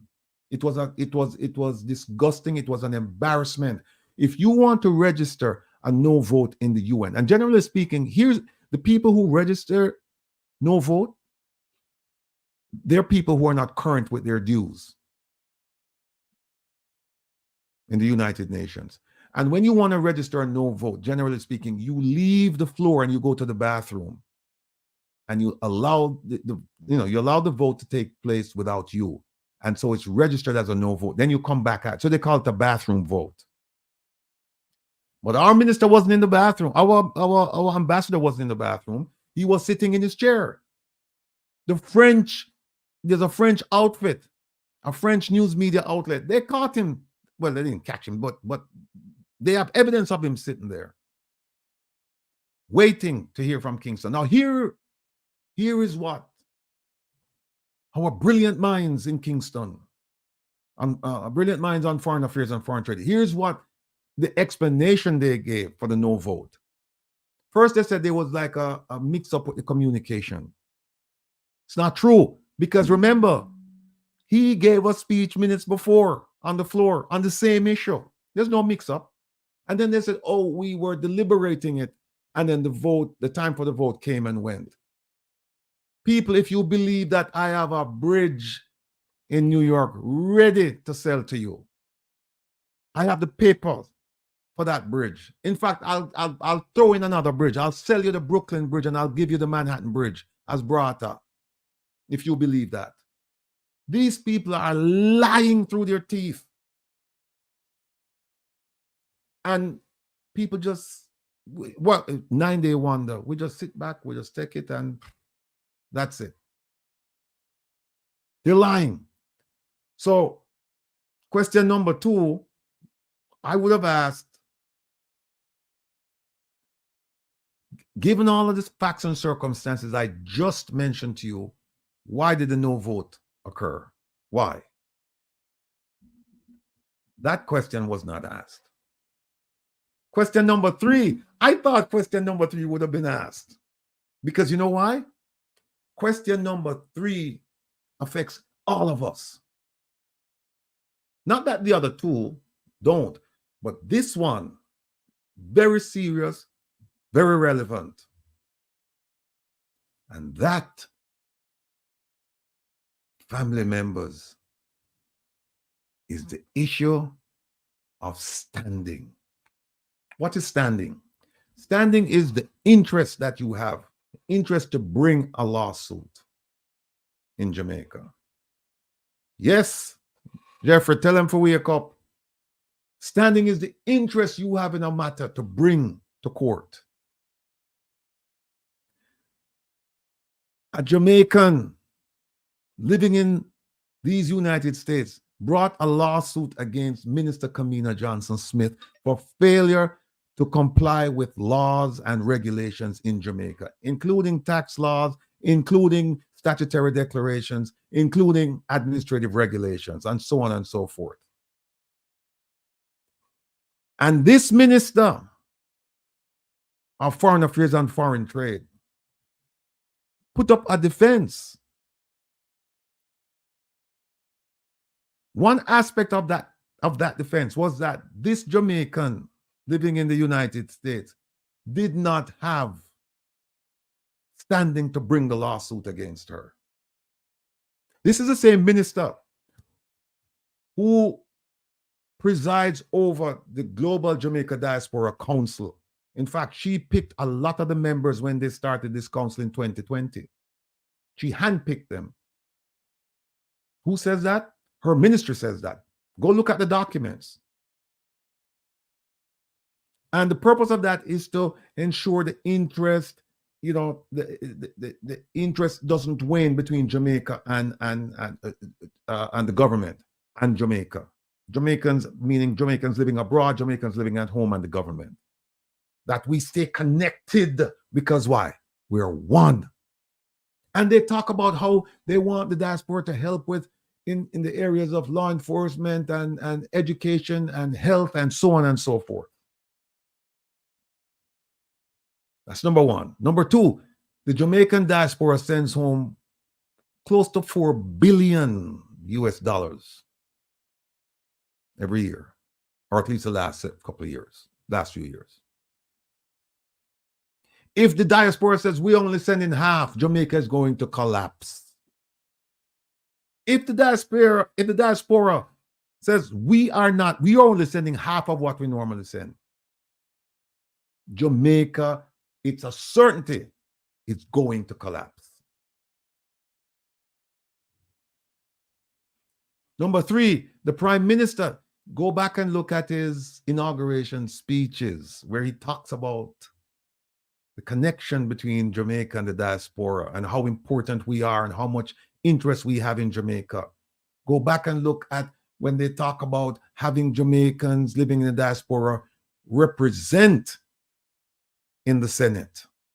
That's a discussion that's going on right now with the Constitutional Commission. Constitutional Reform Commission, whatever they call themselves. Right? There is, I can send you to so many speeches where they come out and they speak in flowery language. And they say, oh yeah, we're all one. And so we're looking to you to help. And we're looking to you to come and make a contribution.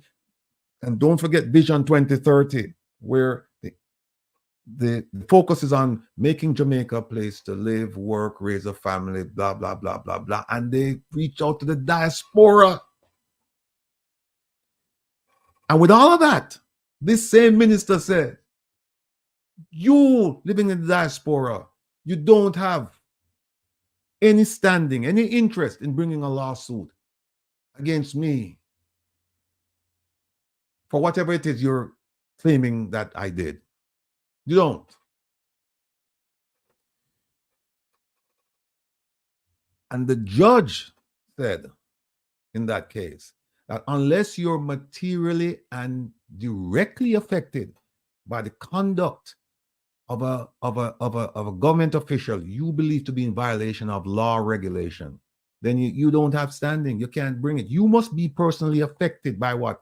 So what they're saying is that that individual who filed a lawsuit must have been directly and personally affected by the minister not filing that she received a gift of services. Think about how silly that is. Think about how silly that is. What it means, and also it applies to people in Jamaica. What it means is that if something is going on in Portland and monies are, if roads are to be built, fixed in Portland, and the monies are stolen, and you live in Westmoreland, you have no right to bring a lawsuit against the government, the minister, whatever, because you're not materially and directly affected. It's nonsense. It's nonsense. And guess what, people?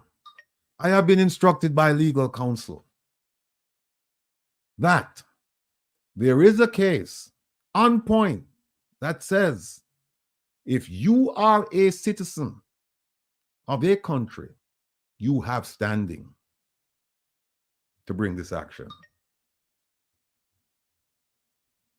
There is a case on point. A court has already ruled that, yes, if you're a citizen, you have standing. Now, let me say, I know that individual who brought that lawsuit against the Minister Kamina Johnson-Smith, and I know that individual very well.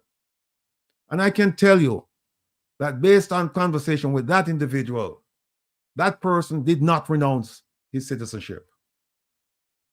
That's the only way they can say you don't have standing if you're not a Jamaican. Or one of the ways. But that person did not renounce his citizenship. And to renounce your Jamaican citizenship if you live overseas, it's a very involved process. You have to fill out paperwork with the High Commission if you live in a Commonwealth country. or with the embassy if it's a non-Commonwealth country. And then you also have to do paperwork with the Ministry of National Security. It's a very involved process. You just don't get up and say, well, I'm no longer Jamaican. And by the way, if you live in America and you're an American, well, if you're an American citizen, America doesn't recognize, for the most part. I've seen instances where they did, but for the most part, they don't recognize your citizenship elsewhere. If you're a naturalized citizen, or if you're a U.S. citizen, you take out citizenship elsewhere, unless you renounce your American citizenship. Unless you do that, then they say, well, we don't recognize you as an American. But as long as you have that American passport and you live overseas or wherever you live, and you become a citizen of another country, America is saying no. Jamaica, on the other hand, recognizes dual citizenship. Jamaica says, if you are a Jamaican by birth, by descent, by marriage, we recognize you no matter where you go, no matter what you do, except if you renounce. So that person did not renounce. So the question would have been to the Prime Minister. It would have been, because the minister, I wouldn't want to ask the Minister of Foreign Affairs and Foreign Trade, because she probably wouldn't answer, because the matter is on appeal. But so I'll ask him, do you agree with the minister and the judge, yes or no, regarding the standing issue? Now, keep in mind, they're overseas. They're here. The Prime Minister said his primary goal for coming was to meet with American officials regarding national security. What he didn't say was that they had a gala for him at the Waldorf Astoria. And they had all these rich people there. And you know the purpose? And all these rich people, this was an arrangement done by the embassy. You Jamaican people paid for this guy. And if you know the Waldorf Astoria, I know it. I've been there. Very expensive. And they had a huge function there. And that function was primarily fundraising. They had people from Wall Street and elsewhere coming. Why? To just shake his hand? No. But I'm telling you, Jamaican people, don't let the money fool you. Take it if they offer it to you, and vote your conscience. Take it and vote your conscience, because they're collecting over here and they're planning on spending that money in Jamaica on the elections. Plus, they already have a stockpile of cash. But we are going to show them that right will always prevail. That when truth is thrown against falsehood, falsehood will perish, because by its nature, falsehood is bound to perish. So they can come with all of the money. Because at the end of the day, your vote is what's going to count. Not the money them spend. But I'm not going to sit here and tell you don't take the money if they give you the money. Because then when you go and look for me and say, what do a madman here? Me a starve, me a dead for hungry, man. People are giving me money and I tell me, say, don't take it. So it don't make no sense me tell you not take it. I'm going to say, hey, if them give it to you, take it, but vote your conscience. So that's question number, question number 3. Question number 4. Another question that wasn't asked. The Prime Minister got up and said at one point that he cared more about his legacy. He got emotional. He choked up when he was talking about this. Said he cared more about his legacy than political popularity or favors, and that he wanted to leave Jamaica a better place than he found it. Well, let's talk about crime. In 2015, the year before the Prime Minister took over the reins of power, it was recorded that 1,208 people were victims of homicide. 1208. The Prime Minister took over in 2016, early 2016, February 2016 to be exact. That year, 1,350 people killed. Homicide. 2017, 1,616. I'm looking at the stats. The stats are, and these stats are from JCF.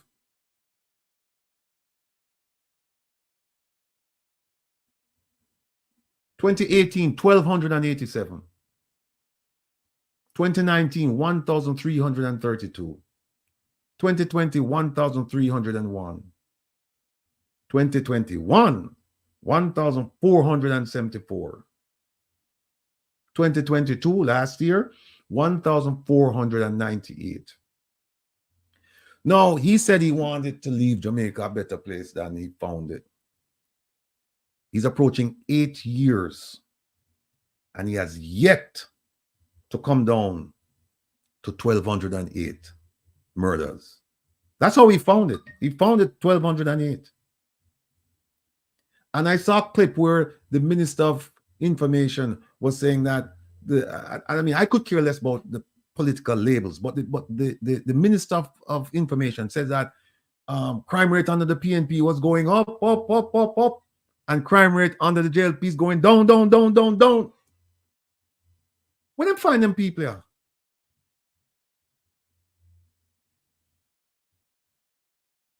Where them find them people here? Them people are so bullfaced and them just lie. Them just lie. Second nature. They just roll off of them tongue. Them just lie. I know why them lie? Because them believe that people won't be doing their due diligence. People won't be checking. But those days are over. When you have somebody like a Isat Buchanan, you have somebody like a Wilfred Rattigan, you have somebody like a Wayne Lonesome, you have somebody like a Jamaican Carlos, you have somebody like a Michael Nita, you have somebody like a Jeffrey Tavares, you have somebody like a Herb Nelson, you have Maria. When you have people of our caliber, people of our stature, people of our commitment to the country of Jamaica, there are very few things you're going to talk and you will forget with if them are lie. Very few. Because we are here to watch and protect the people of Jamaica. Very few things you're going to get with them days, yeah. Mark my words. So that question, the question I would have asked was, additionally, Mr. Prime Minister, you promised the citizens that they would be able to safely sleep with their windows and doors open. Your administration is in its 8th year of power, and despite ZOZOs, SOEs, and other initiatives include foreign assistance as well, right? The US government, European Union, UK, Canada, Japan, China, Germany, whole bunch of help they get to help deal with the crime issue. So despite all those things, not the crime rate is still up, not down. In fact, the Minister of Information should be saying, he should be crying and say, oh, the crime rate is going up. But he said it with such fervor, such vigor, such a commitment of belief when him said that you people actually believe it because of the way him say it. But it's far from the truth. Far from the truth. So the question again would have been, why should we believe that you will be able to deliver on these promises going forward? Been 8 years, almost 8 years. Why should we believe that you're going to deliver on this? You haven't delivered. You haven't. That's why we need that legislation on term limits. Because he would be getting ready to leave pretty soon. We cannot have this, Jamaican people. We can't have this. Yeah, man, diaspora ready. I will say so. Wellness warrior Sophia, diaspora ready. Me tell you, you see when time. Oh, by the way, I have 2 more questions for go through, but let me just mention something. The Prime Minister said, oh, you know what? Let me finish the questions and go to that. The 5th question was regarding Dr. Grace McLean, the former acting permanent secretary in the Ministry of Education. She was accused of facilitating unjustified payments of approximately $11 million to an organization. And she was allegedly, she was directly involved with the disbursement of about 11 million. I mean, the total amount, the total amount was over 100 million. And they said she was directly involved responsible for the disbursement of 11, allegedly. Now, the government had 3 years to bring an action to get the money back from her. And guess what the government do? They sat back, waited, watched, and allowed the 3-year period to pass by. It expired. So our lawyer went to court and said, after 3 years, judge, 3 years gone, can't bring a lawsuit. Judge agreed, throw out the case. So the question would be to the Prime Minister, how can you claim to be mounting an effective fight against corruption and malfeasance when there is government negligence and inaction to take appropriate steps to address the situation? Again, flowery speech. Them come up and them tell you, ooh, I'm going to, corruption, yeah, we're going to kill corruption, we're going to cramp corruption, we're going to this. And you see what he's doing to the corruption, the super corruption agency, the Integrity Commission, right? The Integrity Commission, the discussion about it started prior to 2016. It became law in 2017. It became effective as an institution in 2018. Then the Prime Minister went to the Executive Director, Mr. Christie, and he said, we need training on corruption. You really shouldn't need no training on corruption. It does wrong. You don't need nobody for define it. It does wrong. But be that as it may, I commend him for asking for the training. He got the training. And then they said, sign this code of conduct. It's the same thing that you got training on. It's about accountability and this and that, all the principles of good, good governance. And them say, no, we're not, them not sign it. So how can you say you're serious about corruption when you won't even sign off on something that you got trained on? And that thing is anti-corruption. So that was that. And the last question was, and it dovetails into some things, plural, that he said at the town hall meeting. You remember recently that there was a big brouhaha, big problems, are the popular phrase in Jamaica, bangarang, between the US government and the Jamaican government, because there was a same-sex couple that the US government, one member of that couple was assigned to the US embassy in Jamaica. And the way it works is that you have to get credentials. They have to give you credentials saying that host country government, meaning Jamaica, would have to issue something saying, yes, we allow this person to come in and work. And you remember my favorite minister, Minister Kamina Johnson Smith, aka Apina, that she said, hell no, this is our culture and this is our law, and we are not going to have this happen. As if it's the first time it ever happened. It's not the first time, people. Not the first time a foreign official, show up with a same-sex partner. It's not this first time, but they decided to make an objectless note of this one. And what happened? The US government said, well, someone who they're in America, we are going to send them home. We're not going to extend them to stay. And if you notice something, nothing you hear about it. But when we hear is that the foreign officials, some of them who were supposed to go home, I remember they were supposed to go home this year. They're still here. When I say here, not like behind me, because that's a Waterhouse. Here in America. They're still here. So the question is, what happened? Did they allow the same-sex couple to go to Jamaica? Or to come to Jamaica and work? We don't hear anything. But remember what we did here was that, oh, you know, that's against our principle, and we're not going to do this and we're not going to do that. So the question I would have is, did the Jamaican government grant the credentials to the same-sex couple? Did they grant the couple?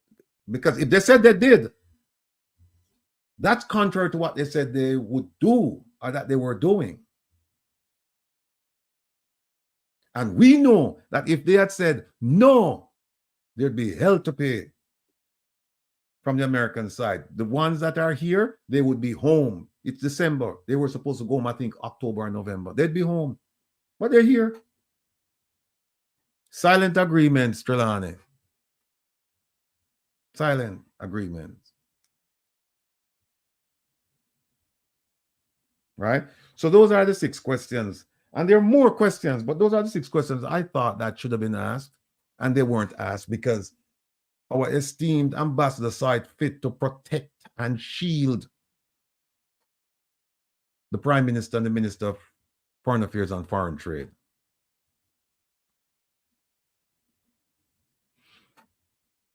Well, there's somebody here, you know, them tell me, all right, you know what?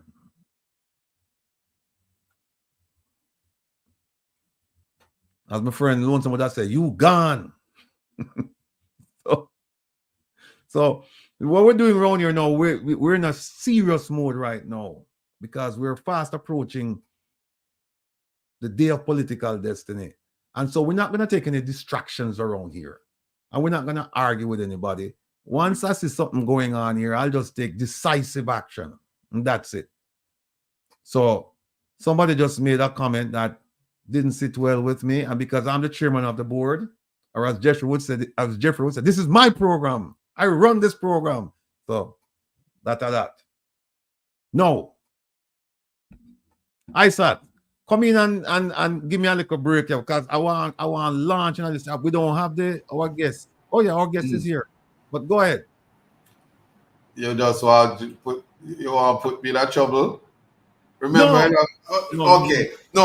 What I would say about this is the visit from the Prime Minister and Mr. Rattigan's favorite person in the world is evidence of the importance of the diaspora. No matter who says otherwise, it shows why Mr. Rattigan has standing, and it's laughable.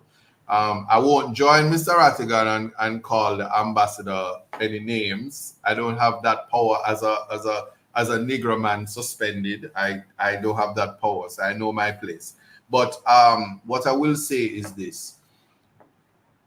There's something disingenuous about shifting or shielding the conversation and not allowing persons to have people held accountable. I find it distasteful that you're going to ask Ampina about our deported husband. That's distasteful. You know, I'm just saying, you know my take.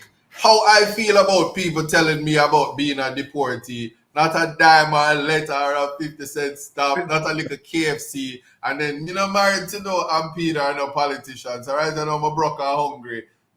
I just find it distasteful and intrusive. But in terms of the country's business, it is important that transparency, access to feel included is given to persons, especially when you're on a platform to listen to the agendas, especially when government is trying to shift the narrative. Because we do know, as it is right now, if our election was called, the new Prime Minister would be Mark Golding. And so as they come to get your votes and naturally get your money, before they give away the money, make sure to send some to me. I need money for the next 2 years. But anyway, outside of that, it is important that the access is there. So I'm just sorry that especially when Mr. Not Lonesome, Mr. Tavares was putting up him hand, first person to put up him hand, and he didn't get the opportunity to do what he's supposed to do. Those things should never happen, and I hope that it's not repeated in the space. But as always, he who have eyes, let them see, and he who have ears, let them hear. Because we are at a time where we have to be able to hold our leaders accountable, and beautiful speaking and eloquent speaking is not a marker for integrity. I personally know the definition of integrity, and honesty and probity is something that is important. When you deceive, deception is the bedrock of corruption. And I'm gonna just leave it at that. I'm casting no aspersions on anybody, but that is why we need to have these town hall meetings and everybody counts. And whether you're here or not, you're sending your money to ensure is gonna holding up this country, Una and the dancehall artists, them, man. It used to be Bolt and Shelley and alone, but everybody run fast now. The track and field. So I will leave it at that. What is wrong with Mr. Rattigan's mic? Microphone. Right.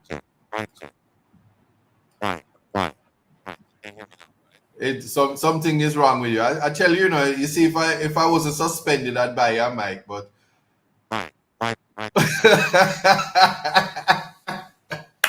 Right.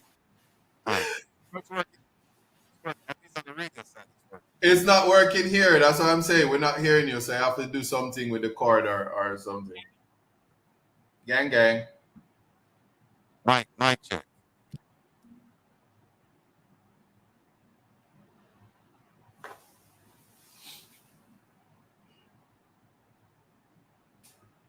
Yes, you can hear me now, right?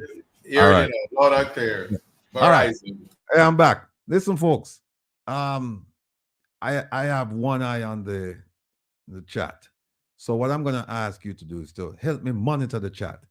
So if we're intolerant going forward, and so if you see somebody who's here trying to be a distraction or a nuisance, just keep writing in it. It's a ratty, black that one there, ratty, right? And I will do so immediately. We need enough to help me, because listen, we there, so I try to get things together. We just don't have any time to waste with people who are distractions. We don't have any time for that. So, all right. Thanks, Gloria. Thanks, everybody. Yeah. Good. All right. Now we're going to take a break. We're coming back to, we have some segments to do. We have to come back. I haven't dealt with the Prime Minister's visit. His town hall meeting and the things that he said. I haven't dealt with that yet. And then we have to talk about Isat, because we have some special things going on. And then we have to talk about the DPP. We have to talk about her extension. And you're going to be you're going to be educated about some of the things that I'm going to explain to you. And we're going to look at the Constitution, and we're going to look at the Civil Service Act, and we're going to look at the Integrity Commission Act, and we're going to show you why we believe she got the extension and why we believe the extension is unconstitutional as well. So you have to stick around for that. But right now, we have with us, I'm going to bring him on a sec, a gentleman by the name of Bal Green. He's a Jamaican by birth. He's the retired director of forensic services for New York State Office of Mental Health. And his territorial responsibility was New York City. Now he's going to come on and he's going to talk to us. Oh, Herb is here. Welcome, Herb. Welcome. Hey. Yes, Hey, I'm doing much better. I just had a late appointment today. Brought my glasses and then wanted to come in I was listening on my phone all this time, Okay. and I could hear the dissertations. Isat, brother, welcome. Blessed, you know, Herb, you don't look like a weak jelly back man. Your back looks strong. Well, brother, I'm ready to You carry look you. like a stand-up like man. That's right. I'm gonna carry you, and I'm gonna fight back. I'm gonna push back as hard as I can. Bless Yeah, you. and Know it. I just tell Maria because she's on her way home. She said, please leave ISAT for last because she said I'm on my way home and I want to catch that segment. So Maria, your wish is our command. We will do the ISAT piece last. We're gonna do the Prime Minister's speech and then we're gonna do the DPP and we're gonna leave ISAT for last. When I say last, we don't mean like we're going to last him, you know what I mean? You know what I mean? We're going to do him because lots of people they're on their way home and they're otherwise occupied and they won't be free for a couple of hours. So they don't want us to do ISAT right now. And yeah, bless up, sis. Be careful. And be safe going home. And again, people, thank you so much. Just keep monitoring the chat for me because we'll get rid of people. Anybody who come on here who's not, I don't mind an opposing view. What I do mind is an insulting view when you come on and then you start insult people and you're not discussing the issues. We don't have time for that. Anyway, Bal, I don't see your picture, sir. Bal, let me bring him on. Yeah, you gotta bring me on. Mr. Green, yeah, man. I don't see in the video. It's dark. So what I need to do? Can you hear me? I can hear you loud and clear. Kevin, Needs to activate his camera. Is this camera activated? My camera is good. You click on settings. You click on your settings. Go to settings. Yeah. Okay. Now, when you click on it, you see camera highlighted. Yeah. Are you seeing yourself? No. Well, there's a problem there. Then what you have to do is look for what's in your camera. Do you have a USB camera? Click on it. It's I'm on my desktop. Yeah, but still you click on your USB camera because your desktop should have a camera, right? Right. When you click on that down arrowhead, okay, what do you see? It's a standard definition camera. It has high definition, low definition. That's it. Okay, that's to the right. To the left. What do you have on the left side? Okay, all right. I have 2.0 high definition webcam. Okay, well, click on it and make sure. Yeah, I did. Okay, are you still not seeing yourself? No. All right. Go to the right side with your definition. To the right. What's highlighted? Standard, high, low, what? For the camera? Yeah. I have two menu bar. One is camera resolution. Below camera, it's mirror my camera. Then next one, touch up appearance. Okay. Don't worry about those two, but your camera, the one to the left, should say what you just said to me. What type camera you have? Click on that. Yes, I did. I click on it. So and then you should have standard definition. Should be okay. Standard definition, yeah. Yeah. So are you still not seeing yourself? No, not seeing myself. Oh wow. Can I use my you know what? Let me use my tab. Let's see what happens.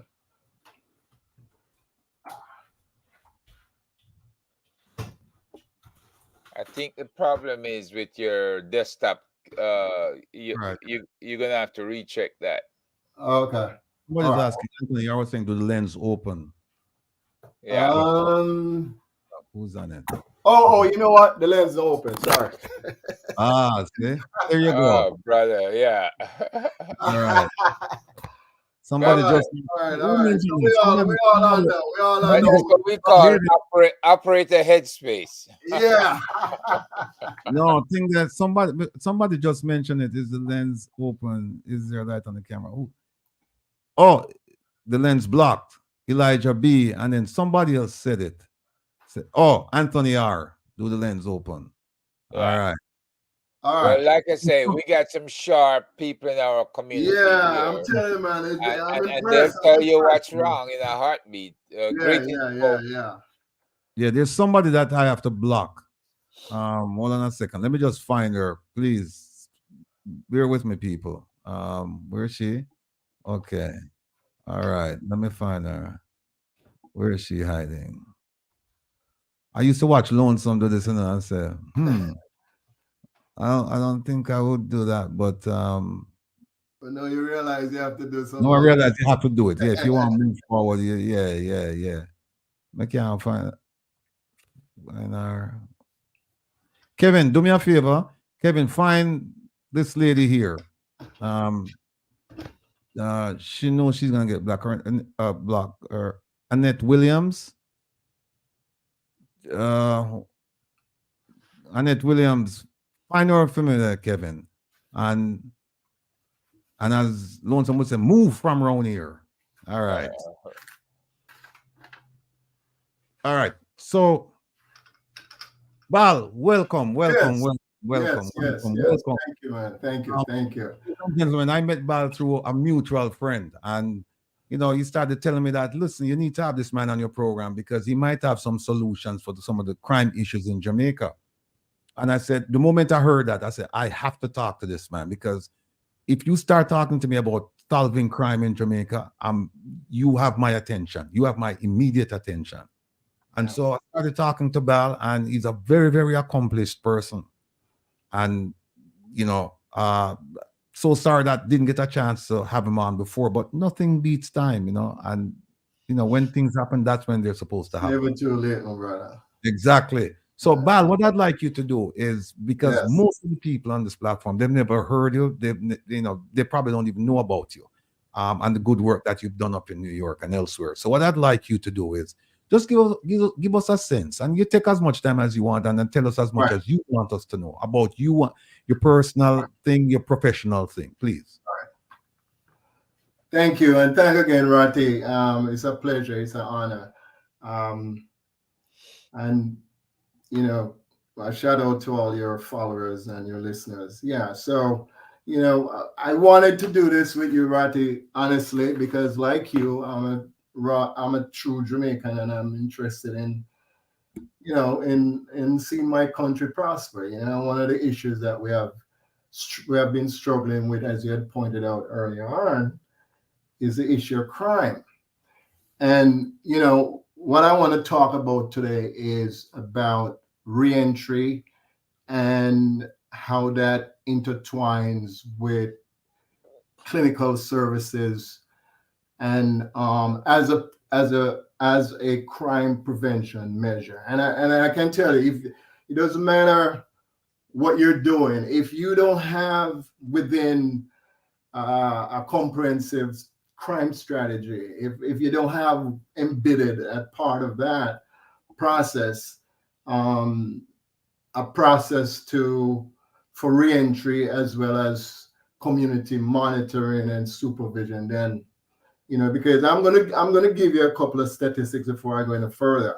We're talking about forensic services. Forensic service in this instance is where mental health intersects with criminal behavior or criminal activity, is what we call in the field criminogenics, right? And we have the CDC saying that 20% of the general population adults suffer from serious mental illness.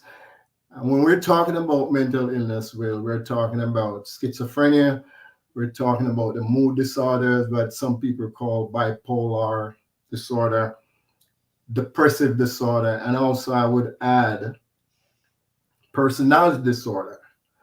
Remember we were talking, and I was saying to you that one of the things that concern me most in my work is not the individual who is obviously decompensating in front of your eyes. And when I say and forgive me if I use this terminology, I'd explain them. When I say decompensating, I'm talking about individuals who are actively psychotic, talking to themselves, doing all kind of what we call behaviors that are not normative. I'm not really concerned about guys. I'm concerned about the guys who are like me and you, Ratty, who get up every day and dress and have a briefcase and look very presentable in the community, but forgive me of this word, as psychotic as hell. So these are the individuals that I actually work with. And these are what we call serious, persistent, mentally ill. So I am a licensed clinician in the state of New York and specialize in forensic mental health, and for over 25 years. And I also work privately as a consultant for over 15 years.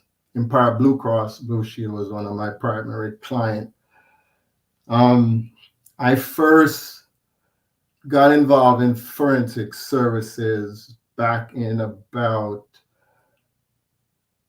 97, 98. At the time, we had a governor who, in his infinite wisdom, believed that the serious sex offenders, when they're released, when it's time for them to be released from prison, that they should just commit them to the hospital, to the state hospital.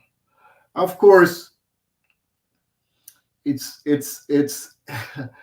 triggers so many issues, lawsuit, because as you know, Will, we're talking about habeas corpus issues, Magna Carta, and the Fourth Amendment that protect us from illegal imprisonment, etc., etc. So it generated a flood of lawsuit from all over, ACLU, you name it. And eventually they had to abandon that plan. And out of that court action where the governor was forced to release these, because when the decision to hospitalize someone must be based on clinical observation, clinical assessment, clinical evaluation. And the standard that everybody knows that we go by is whether or not this individual is in danger of himself or in danger of others. So, because once you hold somebody involuntarily, you're taking away their rights. So you have to have the law as an underpinning to that decision. And that's why we have mental hygiene laws that govern those kind of actions by us clinicians, So that system was dismantled. And what part of the solution was each individual, and we're talking about probably about 50 individuals, most of whom were from New York City. So the decision that the plan that was developed with the court at the time was to release these individuals, but with an interdisciplinary team. And I was one of the first clinicians who worked in New York City on that release. But also, that process also gave rise to the state adopting a law to deal with the civil issue involving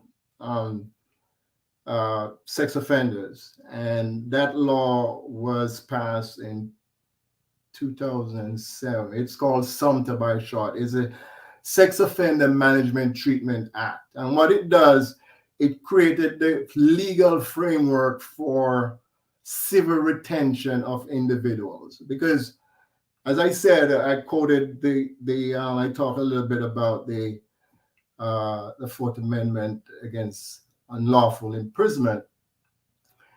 In our prison system, when someone is sentenced to prison and they have to be released, we cannot keep these guys a second over. You know, if they go before the parole board and they successfully obtain their release date, we cannot keep them 1 second over, and that's a lawsuit. Again, you know, that would generate an habeas corpus lawsuit right away. Anyway, so that's basically my background, how I got involved in forensic service. In 2010, I became the director for the forensic service, which is a reentry program that involves seriously mentally ill individuals who have been involved in serious crime. And when we're talking about serious crime, we're talking about murders, we're talking about rape and sexual crimes. Other sexual crime involve quite a few of pedophilias, robbery, and assault. And one of the statistics I want to share with you is that, and you know, you can go to the Bureau of Statistics, that are part of the DOJ. They are the holy grail in crime statistics. So you know, these guys are professional statisticians. They don't fudge numbers to suit anybody, right? And these are hard numbers that is collected from court data. And what they're saying is that 70% of violent felons had a prior arrest record. 70, right? 57 had at least one prior arrest for felony. 67% of murderers and 73% of those convicted of robbery or assault also had a prior record. So this is why this kind of programming is so critical, because in effect, what you can extrapolate from these figures is that we have the more individuals come in the system, they're repeated offenders, right? And if you don't have a system and a program to monitor, supervise, and track these individuals, then we're just going to have a revolving door. So to what I do as the program director for forensic service, we work closely with parole and correction to structure the community supervision mechanism for each individual. And this is an evidence-based process. It's not all one thing fit all. It's all depend on your assessment and evaluation of these individuals, because everybody's pathology is different. None is the same. You don't have one treatment plan for everybody. Everybody is different. Furthermore, we have different levels of risk. You know, we have individuals that are low risk. We have individuals who are in intermediate risk. So the way we would approach someone with immediate risk assessment is different than we would approach someone with medium risk assessment. And the way we would approach someone with serious risk assessment is different from what would approach someone with medium risk assessment. So what we do for my team, I led a team of clinicians. We did the clinical part in evaluating, assessing, and help to structure aftercare programs for these individuals. We also provide some wraparound services. And meanwhile, parole now will do the criminal justice part, the law enforcement part. So parole will do the reporting, right? And again, reporting all of this that they're doing would depend on our assessment. So for someone who is of medium risk or low risk, his reporting protocol will be very different from someone of serious risk. For someone of serious risk, we probably might have maybe bi-weekly reporting, including increase curfew violation, curfew visits, and curfew visits are unannounced. We could have, ankle bracelets, for example, is something that we use sparingly. And as I said, our approach is somewhat methodical. So we do things according to our assessment. How we arrive at this assessment, we look at behaviors, what individuals do, what they don't do. We look at what they say, their responses, as well as lack of responses. We look at affect, mood, and in all of that, we look at what we call congruency, or symmetry, or, but, someone will be saying something, the affect saying something else, and using these individuals' history as part of their baseline, we establish what we call acuities. And by looking at acuities, we can determine and we can establish when those acuities present some kind of a projection using what we call a disease model. Let me explain what that is. So you look at acuities, and those acuities involve behaviors, as I said, speech, whatever. The pathologies or the presentation of the individual. We look at their parole conditions. Are they following up with their parole? Are they reporting? Are they breaking curfew? Are they hanging out in the areas where they're not supposed to be? So you look at those acuities and you determine whether this person's risk is increasing or whether this person's risk remain at baseline. So that's the kind of approach that we use. In the event that we have, and remember, these individuals, let me back up a little bit so that you know exactly how we arrive at this. As a reentry program, we are receiving individuals coming out of prison, right? So this special group is what we call the hardcore criminals. These guys are repeated offenders. They have serious, persistent mental illness. So when they are in prison, when they're sentenced, the sentence structure range, there are two forms of sentences. You have flat sentence, depends on the charge, and depends on the recommendation of the prosecutors. So someone may end up with a flat sentence. That individual, if it's 10 years, 20 years, that's what they're going to do, and then they're released.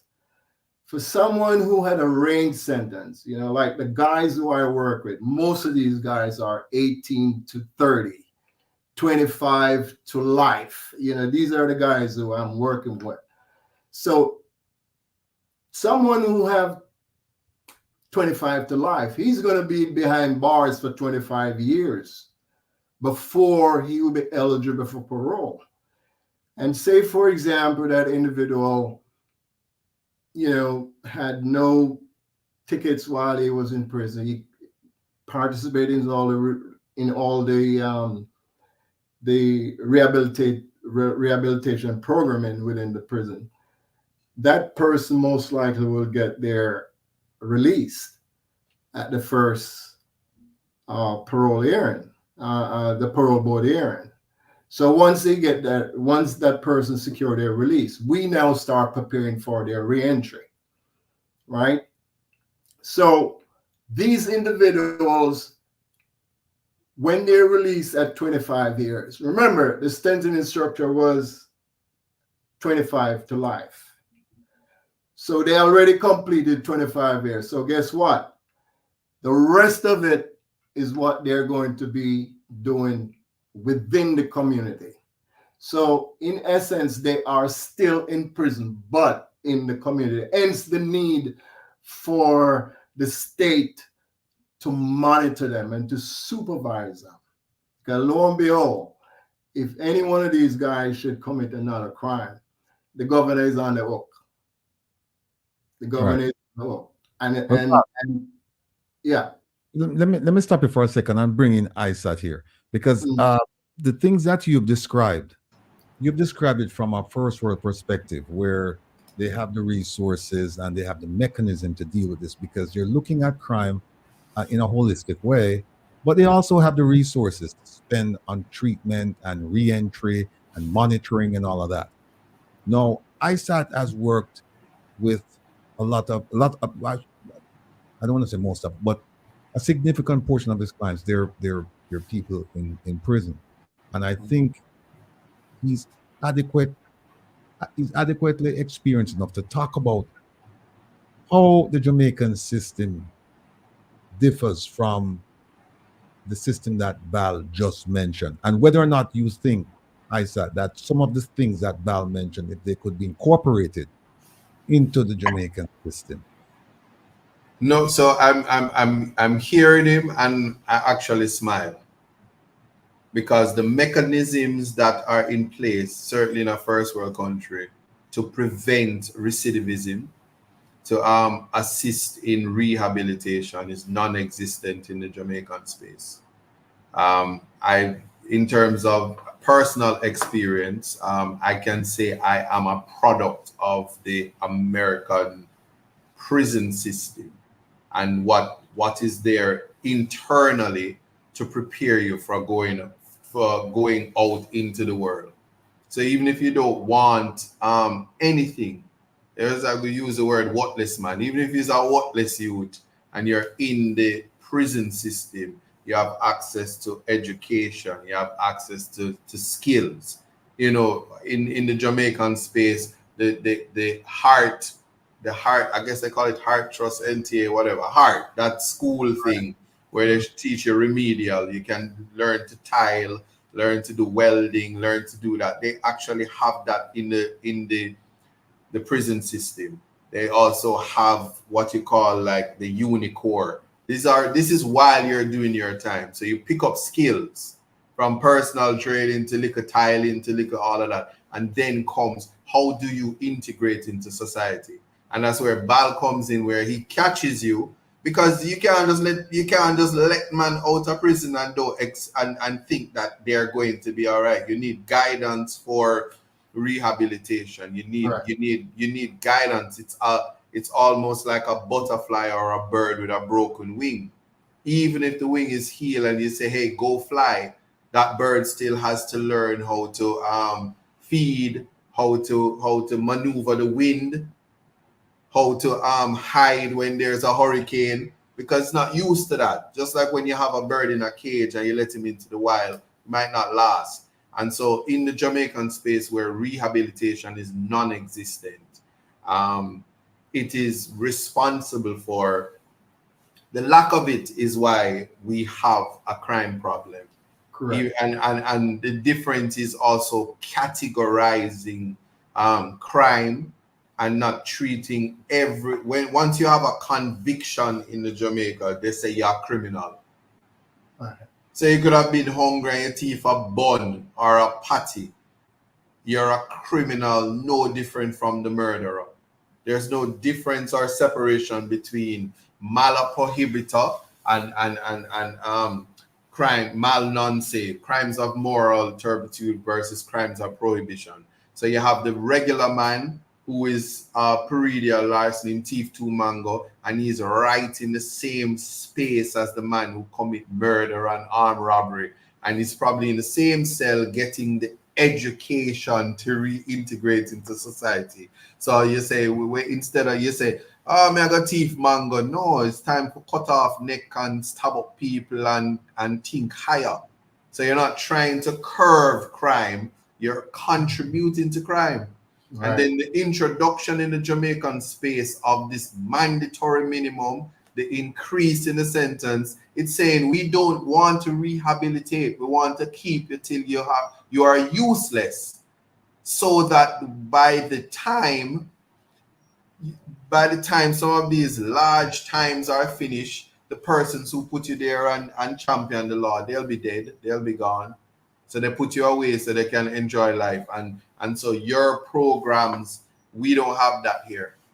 But Isaac, thanks for the feedback.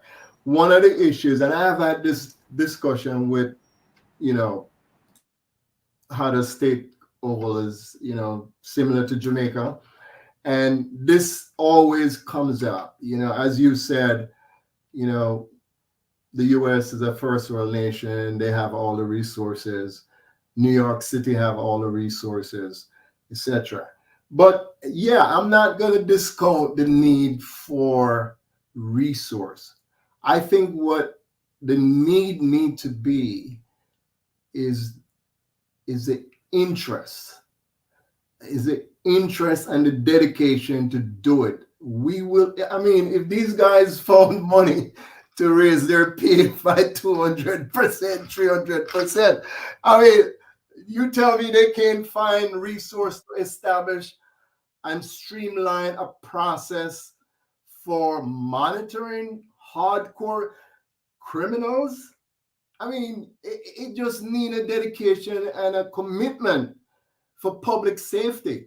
As I said on the inset, you can't tell me that you're going to be engaged in a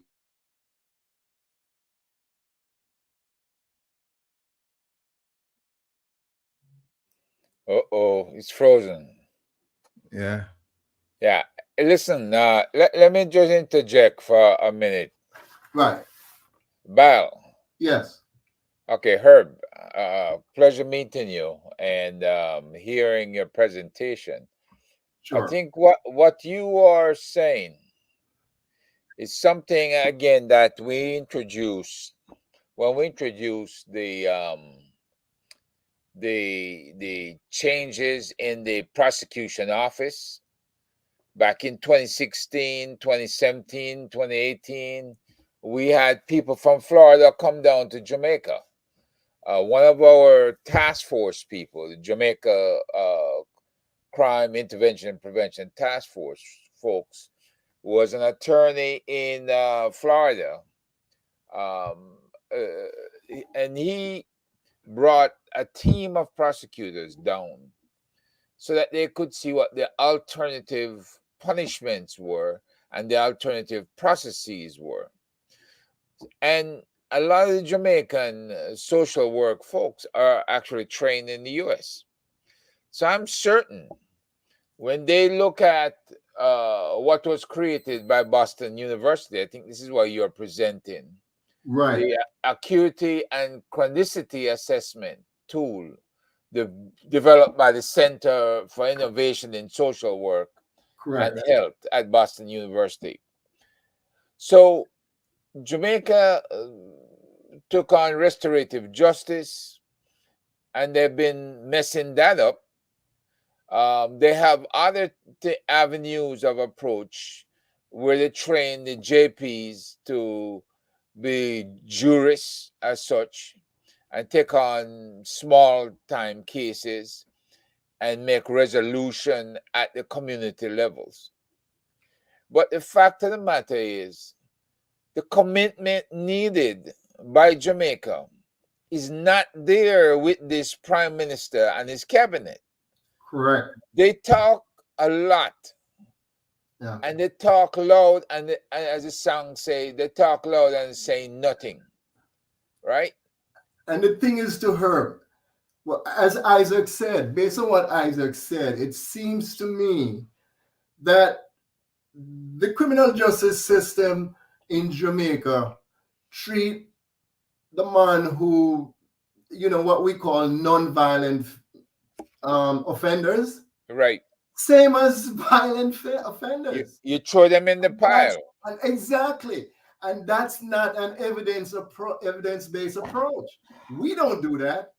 As I said, you have to establish who are the people who keep you up at night. Yeah. Basically, it's just like I know attention and those individuals.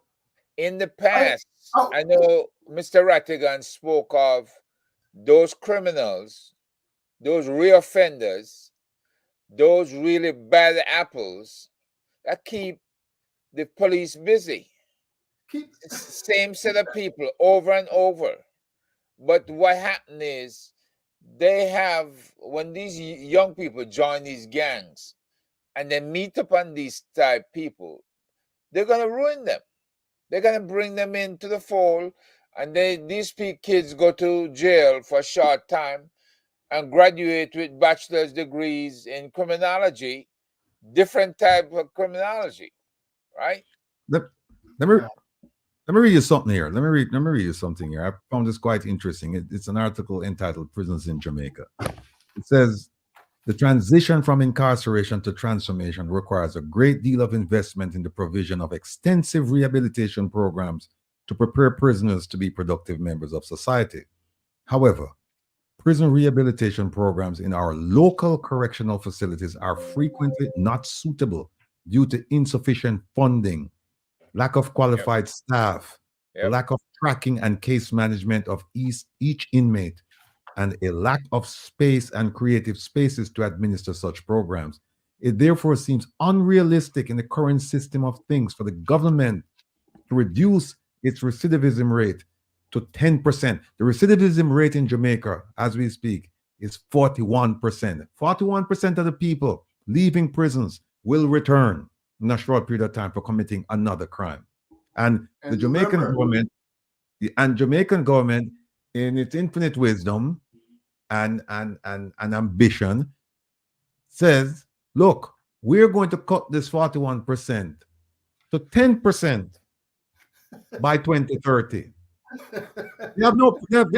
They have no what the plan? What is the plan? What is the plan, Ratty? They don't have a plan, but they say we're moving. It's called Kazam. It's a magic word.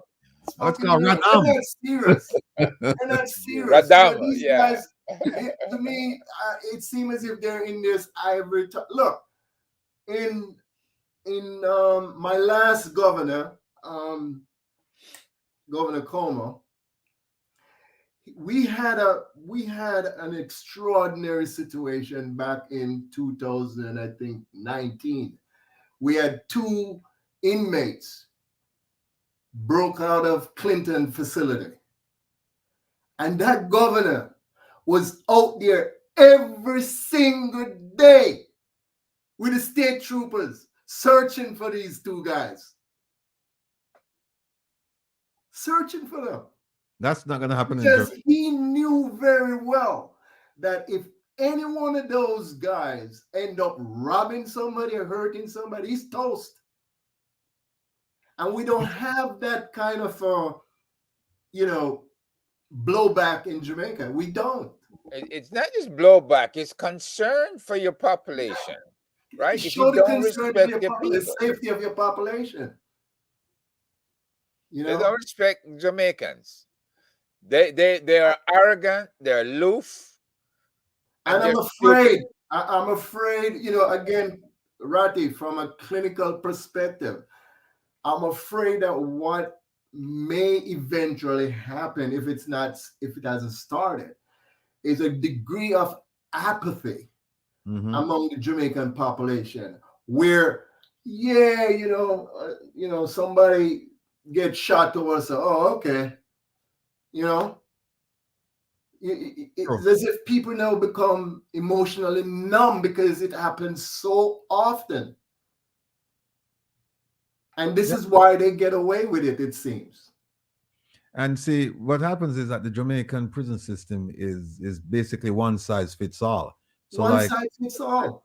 yeah, so like I said, you could have a non-violent person in a cell with a guy who's a triple murderer, you know? Exactly. Learning. And again, back to what Isaac said, yeah, resources is an important element, but commitment needs to be part of it, because right now we're trying to close down some of our prisons, right?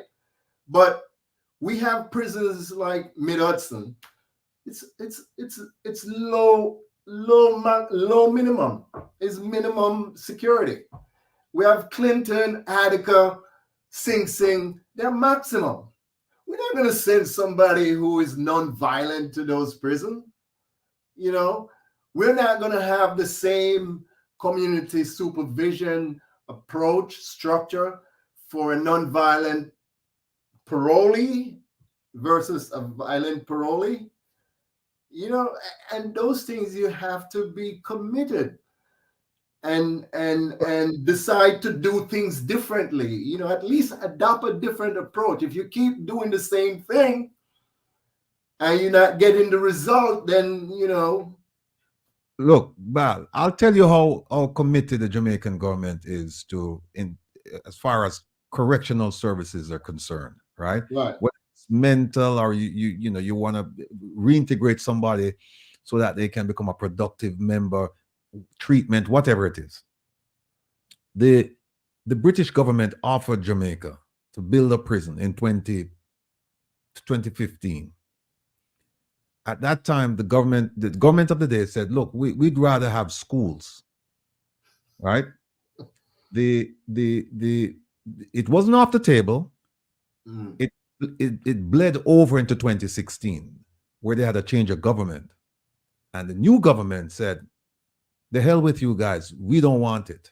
Because what happened, they reasoned that it would cost a lot of money to maintain the prison. And the money that they were getting to build the prison wasn't enough. Plus, they were going to get prisoners, deportees from England, right? So, oh yeah, that was part of the deportation protocol program, right? With the UK, what happened? The UK said we'll build a prison and you'll take the prisoners. Don't we do something similar to that too, Ratty? When we deport, don't we provide some allocations too? Well, it's a different kind of certain, because you know. No, but here's what happened with that. Yeah. Here's what happened with that. So the first government said, yeah, we want schools, and they kind of like rejected it, but not completely. They're like, no, we want schools to be built, right? And they were negotiating. And then there was a change of government, and then the new government said, no, we don't want it, right? Then they said, we're going to build a I said, that's stupid, because if you're involved in foreign affairs and you know anything about diplomacy, you can always find a way to make things work, right? Instead of just flatly refusing something. So they refused it, and I said, but this is stupid, because you know what? England is still going to send the deportees. They're going to deport them to Jamaica anyway. And that's exactly what happened. They chartered jets and they sent them to Jamaica. So now they're running around in Jamaica. No treatment, no nothing, right? So then Jamaica said, oh, we're going to build a state-of-the-art prison. First question, where's the money coming from, right? The Minister of National Security mentioned that. Then last year, a year ago, the Prime Minister mentioned that we're going to build a state-of-the-art prison. It's going to have a dead zone, so you can't use, phone calls can't come in, phone calls can't come out unless we want them to. And guess what? Really? We haven't heard anything more since. So it's more talk, like I was saying, flowery language. They just pander. You know what? It shows, it demonstrates so much ignorance in a way, because if you're talking about cell phone and all that stuff, I mean, you know, I can talk about New York State prison system. Once you leave once you leave, once you're sentenced and you transfer over from community jail to state, you only come with the clothes on your back. And once you enter into state system, those clothes go into the trash, right? And then you get our state issued suit, and you stay in that until you leave, right? And if you're a badass and you want to run prison and you want to do this, then you're not going to have no family members visiting you. You're not going to have no privilege. You're not going to, because the rehabilitation starts right there. It's a behavioral approach where people get rewarded for doing good. It's a positive reinforcement approach. So, you know, I don't know. It kind of bothered the mind, and it's kind of confusing sometimes when you listen to this nonsense, knowing how this thing really, really, really works.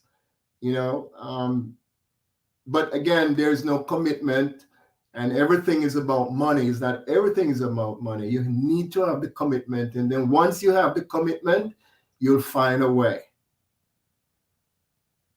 You find a way. One of the programs, I didn't mention this, well, one of the programs that fell under my portfolio was the sex offenders. I mean, I was reading some report the other day of how many, they don't even have Isaac, can you tell me, do they have a sex offender registry in Jamaica? Yeah, they have a sex offenders registry. How operational is it? It's operational, but it is private. It's not like in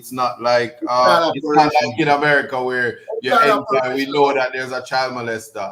It's not operational. No, but something you have to understand: Jamaica is a small space. I'm not defending anybody, but if it was made known who is on the sexual registry, the offenders list, a lot of jungle justice would be going on. It's a lot of things, but Jamaica is a small space. And again, just the sexual registry in America is somewhat different from the Jamaican space, and there's a lot of work to be done with the legislation. So for now, there are persons, and you can see in the comments, there are persons who want it to be known. Of course, I agree. I don't say no, you know. I just know that we are a society filled with ad hominem. We attack people for all the wrong reasons. Right. Well, remember, Isaac, as I explained, what we're doing, our approach is a clinical approach, and we are not doing a one-size-fit-all approach. We're using evidence-based practice here. So, for example, let me give you an example. Out of something that I described earlier on, the Sex Offender Management Treatment Act of 2007 in New York State. It established the legal parameters for civil commitment of certain individuals who are convicted sex offenders, because not all sex offenders are the same. Not all sex offenders are. For example, you know, I mean, that don't happen in Jamaica, but here you have your girlfriend and trying to fall out and then have sex, you go to the police and say you're raped now. That's a different kind of sex offender than when your neighbor raping your daughter, breaking at the house, pull a gun. It's a different story. It's a different form. It's a different. In Jamaica, that majority of the persons convicted of rape are the. Well, why we want to keep it secret? Is the girlfriend don't get no. It's a girlfriend boyfriend scenario, and a lot of it includes the dynamics between an 18-year-old and a close in time age, and so there's a lot of dynamics that needs to be fixed. But I will say this.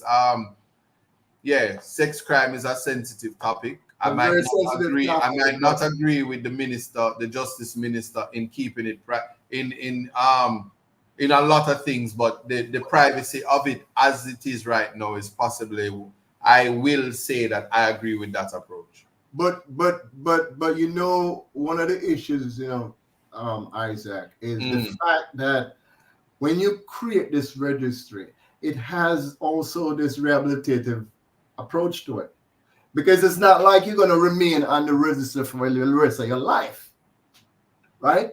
It's no, not, well, that's it. It is, you remain for the rest of your life in Jamaica.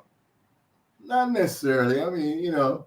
No, that's what I would like the law. to know. The law has to be fixed because Yeah. the way how, like all things in Jamaica, the way how it's set up is just for the pardons and stuff. It will become a political football where only certain people, when they plead to the requisite minister, can get their name removed, and it's easy to get your name removed if the list is private and whatever. But what I always tell people is, if you wear your shame, then can't take it cuss you. So if you have your conviction and you run out and you say, hey, I have my conviction, them only can cuss you about it, but they can't come on the show and go in the comments and say, him a run off his mouth and him have convictions because, hey, I already told you. So what a program like you could do is to tell people about I call it about road to rehabilitation is about accepting for yourself. So self-rehabilitation. So people, no matter what the crime is, they should own it and they should declare it and they should speak about it. So you won't need the registry when you are divulging that information to people so they can understand it. Because and for safety of the people, it shouldn't. I'm just saying, if you own your crime, the registry would be a non-issue. That's all I'm saying. But the right to privacy, because it is paramount, I also understand that it's only in extreme circumstances should that be important. That's so. It's the dynamics in Jamaica is a little bit different. I recognize that, and the thing is, we tailor it. You know, we could tailor it to the cultural, issues that we have. But I think that there's probably far more value in establish some form of operational registry for sex offenders because of how rampant the crime is in Jamaica, and most of the crimes in Jamaica are not even reported either. I heard what Tanya Stevenson talk about. I heard what a lot of people talk about. I mean, when I heard Tanya Steven, I mean, and this is the issue. The process is more skewed towards the offender rather than the victim. And this is why when women get raped, they don't report it. Precisely what you just said. So in order to break that cycle, we need to develop some kind of system where we hold these guys accountable. As I said, you're going to approach it in an evidence-based way. It's not every sex offense the same, and we're going to treat them different. That's why we established, for example, our SIS system, the strict and intensive treatment for sex offenders. It's very, very different from a guy who, probably whip his dick out on the street or rub up on a woman in the subway. It's different. Let me say something here, and I just need to make this clear to everyone that Val is not here saying that Jamaica are making a comparison between Jamaica and the United States or New York. What he's saying is that these are the things that we have in place in New York, and this is how we conduct our business. Now, part of that is Jamaica can extract from what he's saying some of the programs and probably try to implement them, shoehorn them in Jamaica. Not everything is going to work. And we're not saying that we should take everything from New York and from Sweden and Norway, Denmark, Finland, and just dump it in Jamaica. No, we're not saying that. We're saying let's look at the problems we have in Jamaica and let's look at what other people are doing. And let's see, before we implement, let's see if some of those things will work and we can do it in increments. We don't have to bring the program wholesale. Now, having said that, a dear friend of mine, I don't know if he want to call my name, but he corrected me. He said, listen, the idea of in 2015 when England, the UK offered to build the prison in Jamaica. It said, when they did that, the government of the day said, no, we want to talk about reparations. And if you want to build some schools, then that's fine. And so the discussion broke down. The offer wasn't taken off the table. It just broke down. And then right after that, they had an election, and then the new government came in and said, no, we don't want that. But there was an argument or discussion. They were on the same wavelength, but going in different directions. One wanted to build a prison. One said, no, we want reparations and build schools for our children, blah, blah, blah. But so I stand corrected on that.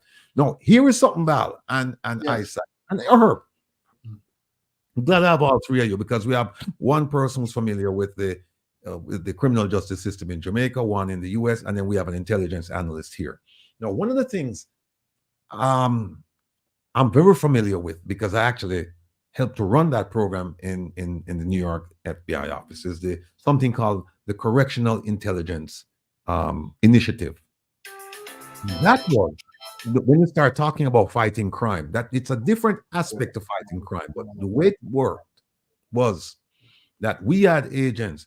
Their only purpose in the FBI, their only purpose was to visit these prisons, sing, so on and so forth, right? And collect intelligence. Because you'd be surprised at how much intelligence you can gather from a prison. People think you can only gather intelligence from outside, but you'd be surprised. Yeah. And even when I was in Mississippi, I saw some, and this is years ago, they had some initiatives going on in the prison. That just blew my mind at the time. And yet, one of the reasons why one of the reasons why we have Bal on is because he's talking about stuff going on in the first world. Jamaica claims to be a developing country, and based on the mandates of 2030, Jamaica hopes to be a developed country in 7 years' time. We don't think it's going to happen, and we're going to try our best to see if we can get Jamaica to achieve that goal, but we just don't think it's going to happen based on everything that's going on. So if your mission is to become a first world country in 7 years, then the question is, how do you address a correctional system that is like a century behind in terms of programs and mission and all of these things? How do you make that change in 7 years? And that's why Bal is here. Bal is saying, look, here are some of the things that we are doing. Maybe you guys should be doing it. I hope they're listening. I hope the Minister of National Security is listening, because he promised us a new prison. The Prime Minister piggybacked on that, promised us a new prison, state of the art. We haven't seen anything. It's still the same old prehistoric prisons that we have, and no programs. I mean, if you look at the prisons and some of the things going on in the prison system in Jamaica, you'd be amazed. I see them having party, all white party. I said this. I said people have liquor, people have phone, people have this, people have that. And you said you want change your complete system in 7 years to become a developed country. People produce music.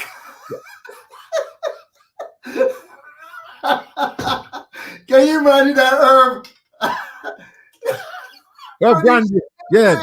Somebody have brandy in a prison. Mr. Brandy and all kinds of things. So the question is, people, is that how do we go from where we are to where we want to get in 7 years? Because that's the plan right now. And the thing is, Will, I'm glad you mentioned that, because these are some of the practices that you don't need money for. You don't need money for. When you have prison where, contraband is one of the issues that we worry about mainly in prison. Prison's supposed to be secure, period, right? But when you have people have cell phone and make music in a prison, and people have party in a prison and a drink from bottle, come on. I'll tell you about it is, Bob. I'll tell you about it is. I have a good friend who's a police officer, right? A mid-level manager. And he has brought it to their attention that there are devices out there that you can use to prevent calls, block calls from going in, block calls from coming out. And yeah, and also there are devices that you can pinpoint where phones are, Correct. right? Yeah. And we brought that to their attention, and they just kind of like just they kind of Yeah, like just, yeah. and then So he even even you said to them that look, there are devices that we can actually listen to phone calls and figure out who's calling shots from behind, the walls. And he said it's fallen on deaf ears. Yet we hear that they're spending more money on national security than any other administration in the history of Jamaica. And then you say, show me the results. You have the money, show me the results. to your point, Will, I remember my good friend, we worked together in Brooklyn. The former DA, he died sometime. Ken Thompson. When Ken won the DA-ship in Brooklyn, Ken decided that he's going to work on cold cases.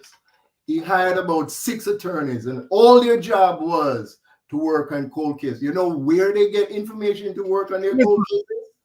In the prison. Yeah. In the prison. Yeah. They were making trips upstate every day. Sometimes we cross paths. I bump into them at Sing Sing. You know what I mean? So, I mean, I understand. Herb, as an analyst, Herb, because Yeah. you've heard from Bal and you've heard from me, but as an analyst, what do you make of some of the stuff that you've heard and some of the stuff that you know?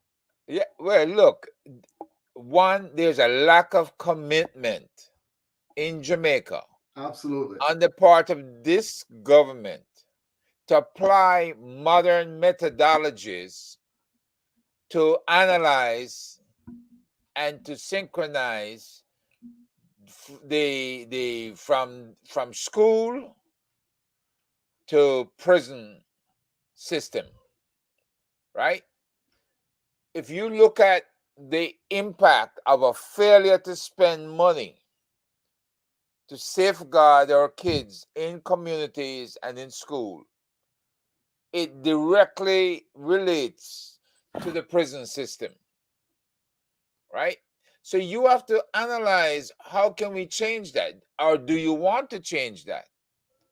Do you want to empower? Do you want to educate and empower your community and come up with a better community?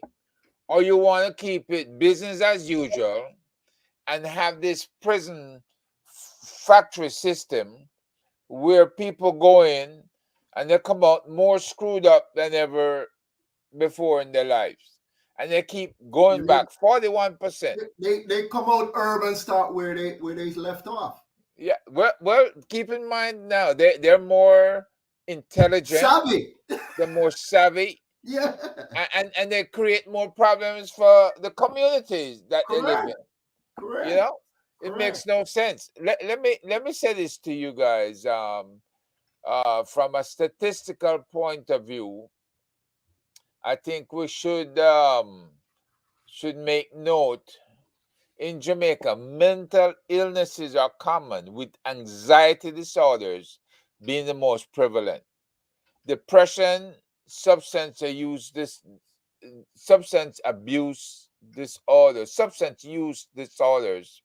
schizophrenia, and bipolar disorder are also prevalent there. According to the World Health Organization, over 20% of the Jamaican population suffers from some form of mental health issue. However, there are few devoted mental health clinics in Jamaica, and there's limited access to the psychological therapies and psychiatric medication. Now think about that. So you have one problem besetting people, and then the next thing you know, Bal, we have people who've been in Jamaica prisons for up to 50 years or more. And their issue is not crime, it's mental health.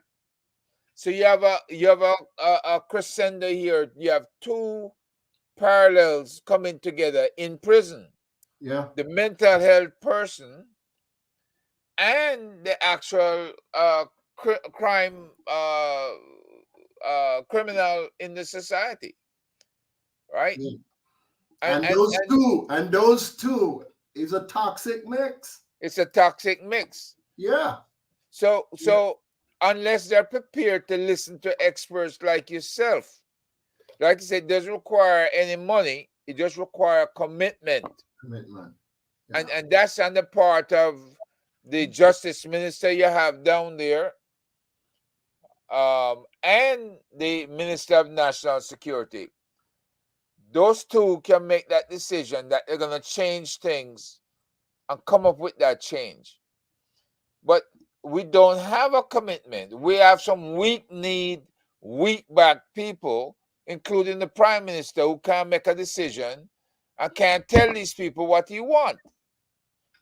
What you need is for him and every other corrupt politician to put in those same jails and watch if you don't see some changes coming. And let's start with the Minister of Foreign Affairs. Put her ass in jail and get things moving. Herb well said. But let me tell you, what I am more concerned about is how this whole process of crime in Jamaica, how much it impacts the population, the good citizens, the hard-working good citizens who try every day to make a living and go about their business, how much that impact their own psyche, right? Because it creates such a state of anxiety for these individuals, because you never know, given the prevalence of crime. What's the death rate right now, Will? What was that? What's the murder rate now? The murder rate now? What is it? How many murders? It was 1,498. I think it's 13 something right now. Right. You know, it's how much per 100,000? I think it's like. Oh, yeah. How much per 100,000? That's worse than just the numbers, because I think if you do it per 100,000, Jamaica is like in the top 3 or top 2. The top 3 gotta be in the top 3 or top 5. 49 per 100,000. Yeah. And the average, the global average, I think it's like around 6 per 100,000. I think that's, if I'm not mistaken. I'll look it up. But it's nowhere near where Jamaica is. Nowhere near that. And I recognize that, I read a report some years ago. I think it was 2009, I think. There was someone who did a report. I remember who it was, but I just remember they were given some statistics based on some crime statistics. And what I extrapolated from those numbers is how low random crime is in Jamaica. How low it is. I was shocked. Yeah, I just told you it was 6 per 100,000. It's actually 6.2 per 100,000. That's a global average. The global average. Yeah. Right. And Jamaica is 49 per 100,000. Wow. Wow. So tell me, I'm saying that in its sense, in essence, does have some impact on the overall emotional well-being of the population. Because people are afraid. People are scared. You don't go anywhere in Jamaica where you don't have burglar bar all over the place, right? And over time, because I forgive me if I'm wrong. I mean, I don't hear this outcry demanding from the government some real intervention to reduce crime. I don't hear it. I don't see it. But the prime minister called 5 states of emergencies yesterday. What more? What? He called 5 states of emergencies are now active. Wow. So they're doing what they can do, or what best way they know how to do to fight crime. That the crime fighting has no connection to the human condition in terms of housing inmates. They're not analogous. A government either has to decide if they want to treat citizens as humans. If prison is for punishment, rehabilitation, deterrence, all of that, it cannot be a animalistic experience because you're turning ordinary citizens into hardened criminals. So I hear the conversation and the rhetoric about whether or not we're supposed to accept a prison. When somebody's offering to give a prison, the government has policies. Simply now they could have accepted the prisoners, and as the deportees come, they let them out and deal with keep a registry, set up a police reporting mechanism, give them ankle bracelets because they committed no crime in the Jamaican space. And as you say, if we had proper crime classification, if they were sending home murderers who didn't finish their time, then you house those persons. But generally, when you look at the quorum or the complement of persons who are being deported, it's people who overstay, people who have immigration issues. It's not a massive amount of murderers.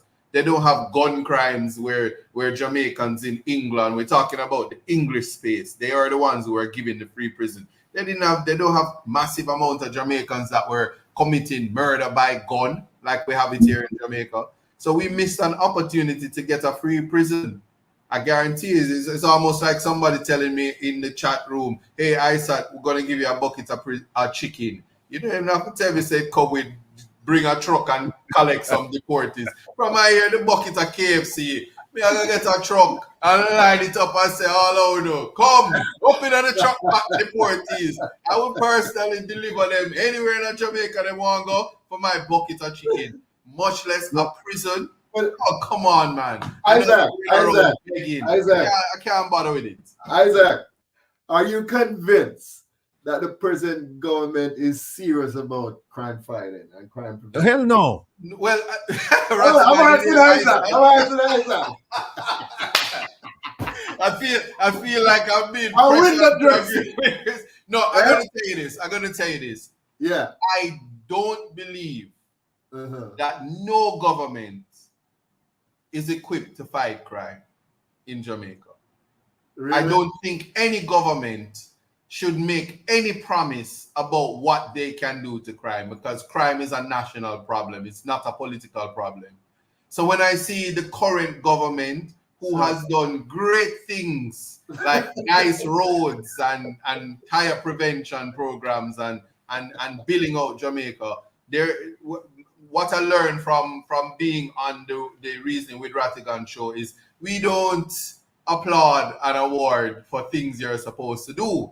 Exactly. But I would like a government to say, and I can tell you this, if any day I wake up before the next election and the Prime Minister Andrew Holness gets up and say, listen, we can't fight crime, you know. What are we doing as a country? I am not going to call any more states of emergency. And my fence is good. My security is good. So if you don't want to kill off on yourself, it's a no-no. Because the woman, them not supposed to hug up bad man. The people supposed to protect your own community. We are one nation, and we, the people, all of us need to fight crime. Opposition, me, church, state, everybody. We need to fight crime. If he says that, we're going in a different direction, because I tell you, the only thing I know, I don't know what the formula is. The statistic says when the PNP is in power, less murder.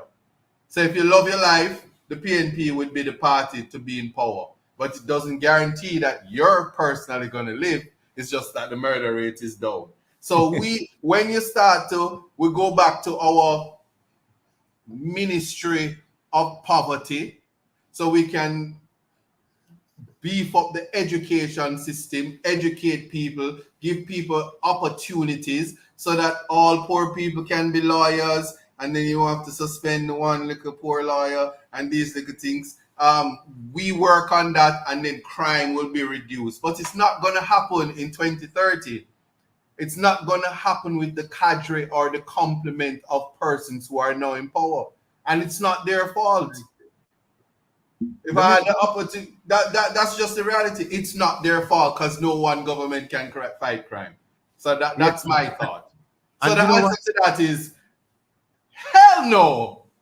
Go ahead.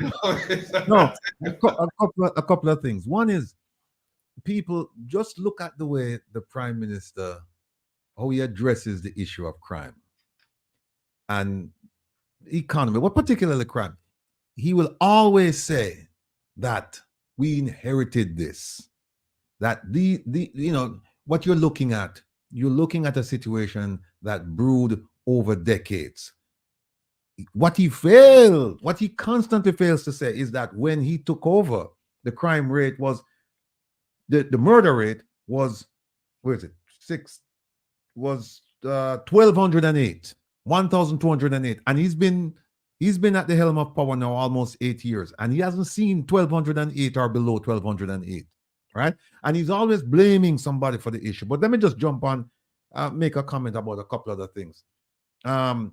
Michael Gordon and Echo in the chat room, they pointed out that Jamaica's homicide rate is 52 per 100,000. Keep in mind, folks, that the global average is 6 per 100,000. And Jamaica is 52 per 100,000. Little Jamaica, our jewel, 52 per 100,000. And then Maxwell Williams made another point.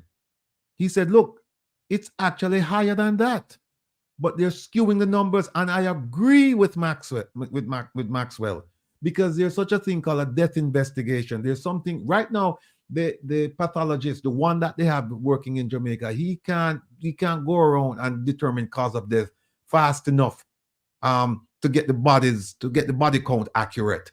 Plus, we have people who are missing for more than 7 years, and they haven't been declared dead. But in Jamaica, you can go to court after 6 or 7 years. I think Isat that told me that was 7 years, and you can have a court declare someone dead. Now, here's one of the reasons why I said they're not really serious. I can sit here and talk about this for hours, maybe days, and tell you why they're not serious about crime. But here's another reason. I happen to know 2 people, Jamaicans. No, one guy Jamaican, the other guy American. They have extensive experience with prisons, not as prisoners, but as administrators, as people who run prisons. And they have experience with city prisons, state prisons, federal prisons, and even private prisons. And I wanted to take them to Jamaica to say, the Jamaican guy would come. The American guy said, look, whatever you need me to do, because they're both retired, I'll come and I'll provide some help and show them how to do certain things. The Jamaican government, they're not interested in that. They're not interested in that. One of the reasons why they're not interested is because they're not affected. Their family members are not being killed. They are not being killed. They have bodyguards up the yin yang, so they can move around freely, securing the knowledge that there are people covering their backs and taking care of their families.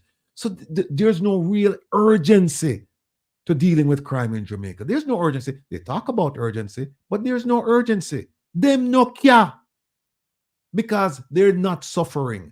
And I'm not making a plea for anybody kill anybody or anything like that. But the point is this: watch and see when a politician's relatives or a politician is hurt, and see how quickly the police go into act. Look at. It's sad that Philip Paulwell's daughter and her mother, that they were killed. We deplore those kind of actions. But you see how quick them find people, and you see how quick the people them plead guilty. And what about the other parents who are lost for them picnic gone, and it's cold cases? The police, what are they doing about all of these children that have been killed? Where's the commitment? For the amount of children being killed in Jamaica, they should have a squad to deal with that only. Just that issue only. Like a cold case squad.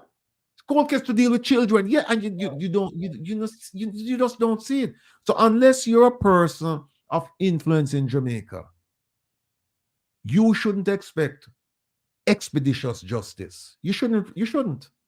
If it happened, it happened. That's the way it should be. That's the way it is. It's two things, Ratty. It's 2 elements that is needed. And back to Isaac, it require money, dedication, and the effort. That's it. Dedication and the effort. If we could just get maybe 80% of that or 75% of that, things will be better. There's a lady, and I mentioned it earlier. There is a a high-ranking NYPD officer with Jamaican roots, and she just offered to help Jamaica deal with some of the crime issues.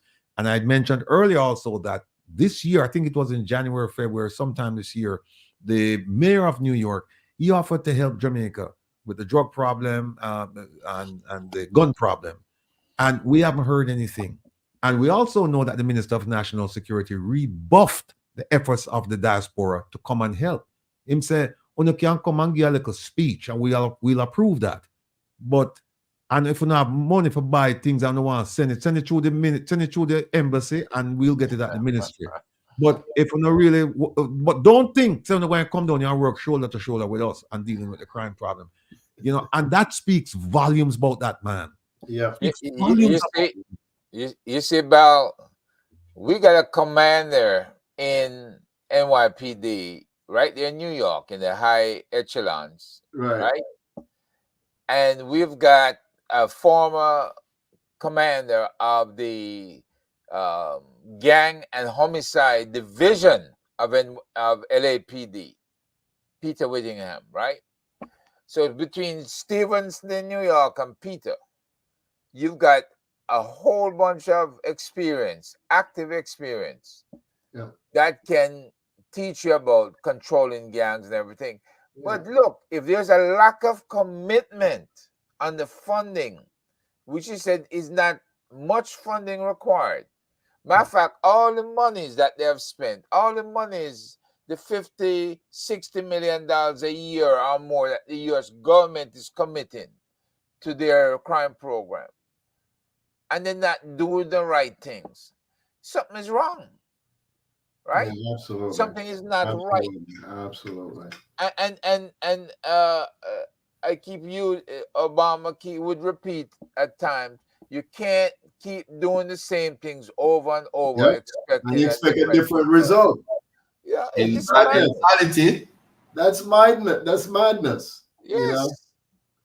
I can tell you, even you're a guy from NYPD, I know, NYPD come with a very, very strong experience, very real experience. And so why have they not? I know at one point you had 4 prominent Jamaican officers in NYPD running investigations, running the rape unit, right? The deputy commander at the time, Stevenson, and at least one more. There's Lieutenant Oliet. I think he's from Haiti or one of those other countries that have his specialized unit.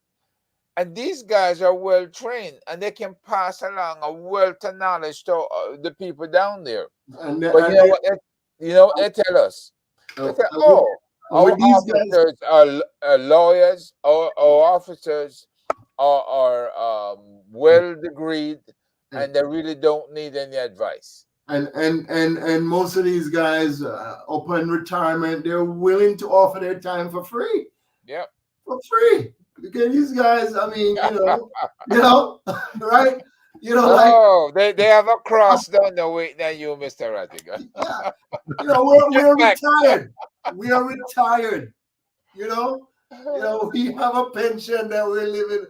We can, there's a lot of resource available within just the retirement community of the diaspora, and tap into it.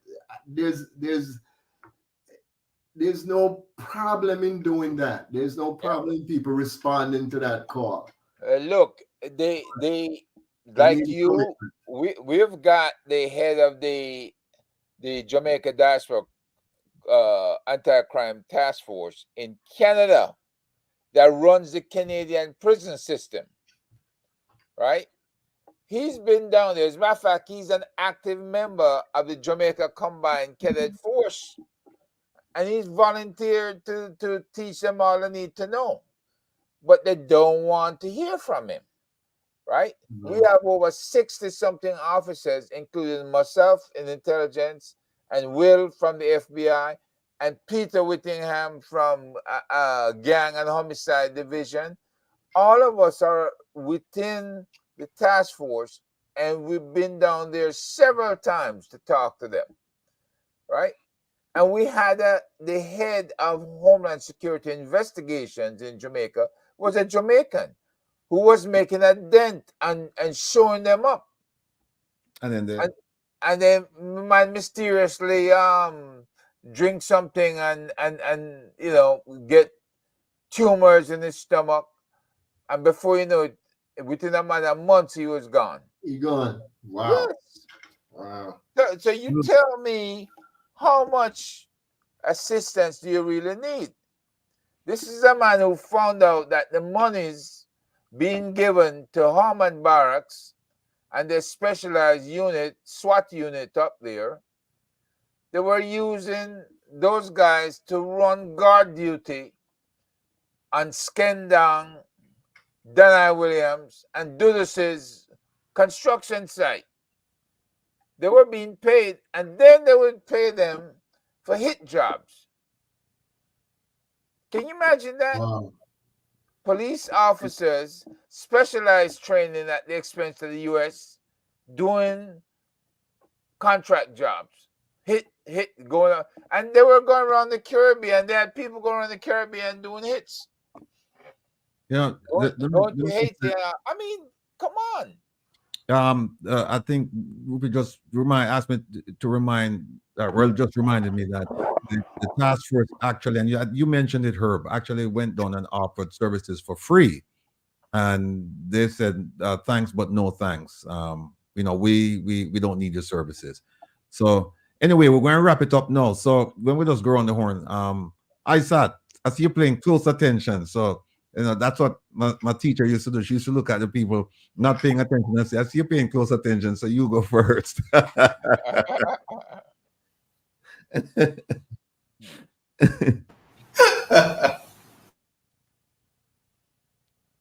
Yes, sir. Go first. You want me to go first? Yeah, man. You are the most experienced. Yeah. No, you said I should go first because you want. Okay. No. Let me go first. No, on this topic, what we should separate. The starting point of rehabilitation would have been, as I said, acceptance, or even if we're not accepting, the importance of having a prison system that has humane conditions, a prison system that is in keeping with the Mandela rules. One of the greatest human beings of our time, Nelson Mandela, spent 27 years in prison. And he formed what was known as the Mandela rules to make and observe constitutional rights. The only right as a human being that is suspended from incarceration is your freedom, your liberty to move around freely. All other rights are observed. Now, in that context, the classification of inmates is so important for rehabilitation that we are at a stalemate. That 41% will never become 10% in 7 years because nothing has been done to correct the inhumane conditions of the prison system. The current government should not feel the need to defend that because they're not the cause of it. We have a prison system that the same prisons that was used to collect the slaves is where the prisoners are right now. That's telling.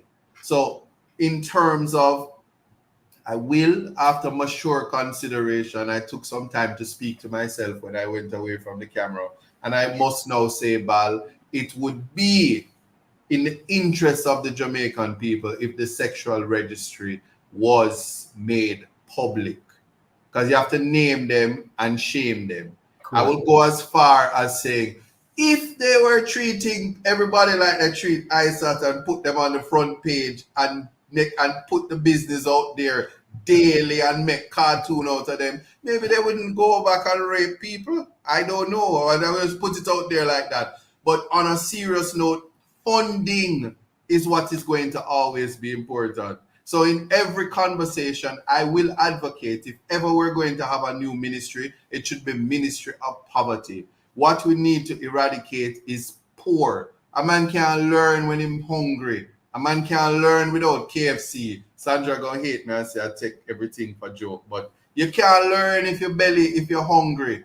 You can't learn if you're bad poor. And you can't rehabilitate when you're thinking on how to survive.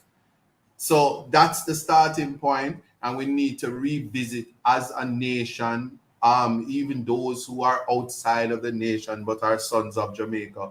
How do we fight crime together? That's where the conversation should be. And any initiative that deals with rehabilitation, because after we have identified the criminals, we must put things in place and treat them as a special class to ensure that they become the best versions of themselves. Tearing them down doesn't work. And those are my submissions on the topic of the rehabilitation and the improving the recidivism rate. Thank you. Thanks, sir. Herb? Yeah, I'm really happy to hear us deal with this question, which in my mind is the worst injustice in Jamaica to the Jamaican population. I recall saying to Dr. McLean, Grace McLean, we need to give the kids an option to alert the police and alert the principal's office when serious crimes are occurring within their midst and against them. And those serious crimes reporting should not only happen on school grounds, but also happen outside of these school grounds. And she said no. She was not concerned with the kids outside of the school grounds. She only concerned with them inside. I said, well, whose concern is it outside of the school grounds? Because this is where the kids run into a lot of problems. This is where the kids are getting killed. This is where the kids don't have a reporting system to prevent rape, robberies, and murder, right? And so when you have the virtual head of the school system putting out nonsense and chatting nonsense, as Jeffrey would say, it's crazy. And then you have the justice minister don't want to release the names of those on the rapists in Jamaica, sexual predators. We asked for that because we had asked the head of the Western Hemisphere committee in this U.S. Senate to publish a comprehensive list of all the rapists, all the sexual predators in the entire Western Hemisphere, the Caribbean, Latin America, and North America. And you need that information out there so people will not be attacked. Well, people will not be so innocent and unknowing when they go into certain areas and know exactly who is moving into your building, who is moving into your community, so you can protect yourself and your family members. You can drill this into the heads of your kids. But when kids disappear and or they get attacked, and there's this big brouhaha as if the government is so concerned, it's bullcrap. There is nothing more important to people than raising your kids, because those are our future, and those are the future leaders in Jamaica. So when you have protection from King Alarm and Hawkeye and the other one, Marksman Guardsman, that changed their name and been getting themselves shut up since they changed the name. When you have these people and you still drive through a community that they could have protect you in, and somebody opened the door to your expensive Nissan SUV, pull you out of the vehicle, drive down the street, and cut the throat of your kid, and then you don't want to cooperate with the police investigation. There's something wrong, because if your name is Issa and you have a lot of money, that should not be happening in Jamaica. So the bottom line is, all these investigations that should have happened and did not happen, all of these protections should have been given to certain people, especially the young man sleeping on the couch in the Prime Minister's lawyer's home, who got shot in the head and stabbed umpteen times. These cases should have been resolved because there was security systems involved. And the police come back and tell you, oh, we can't interview the lady because she's left the island, or we can't interview the lawyer because the doctor put him on 2 weeks bed rest. You name me who in the underserved community the doctor is putting on bed rest if a policeman or somebody else gets shot down there. It don't make any sense. You know, so when this Prime Minister come up here to come receive some no-name award for not doing his damn job, it makes no sense. These are the changes that need to happen in Jamaica. These are the cases that should have been resolved in Jamaica and remain unresolved. And they keep doing this over and over again, and with their arrogance, is telling the rest of us, go fly a kite. We don't want to hear from you. All right. Well, we hear the One Jamaica Legal Foundation folks exists. We want to see you boost it up. We want to see those who are able to give a lot more, give that money, because we have several investigations out there and we need to be able to pay for them. I appreciate it very much. You guys have a great weekend. Thank you. All right, thanks. Now, Yes, Will, I enjoy this discourse and we need to have more of it. As I've said before at the outset, we're concerned about the state of our country, especially as it relates to crime. I strongly believe, as a clinician and engaging in a process, an evidence-based process, that yes, any comprehensive crime prevention strategy must include, as part of its component, community supervision, and community supervision in a structured, evidence-based way, not one thing fit all. Yes, as Isaac said, there's an issue with resource, but there's something that is requisite other than resource. We need commitment on the part of the powers that be, and we need the will and determination to do it. We also need for the focus to be on victims rather than felons. And a commitment to protect the Jamaican society so that people can live their life, in the way they want, in peace and safety. With this high murder rate and crime rate, it robs people of that independence and robs people of that freedom.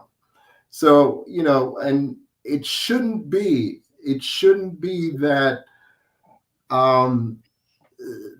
the powers that be find it convenient to say, well, we don't need help. Isaac made a very good point, which kind of illustrate what I'm talking about. And Isaac was talking about the process of change. And the process of change start with someone acknowledging that we need to change. And that's what I would say, Isaac, about the powers of be. You can't, they're into this issue of beating a dead horse. Mm-hmm. They have to start and entertain the idea that we need to do something different. As I just said, well, you can't keep doing the same thing and expect a different result. That's the actual definition of insanity. So I would imagine that, and I would hope that over time, with the pressure that we can bring to bear, to effect change in Jamaica would actually materialize. I hope we'll just continue this process. And, and the other thing too that I'm concerned about, and we talk a little bit about it, is how this is the crime rate and the lack of holding these felons accountable, how much this impact the overall mental health of the Jamaican people.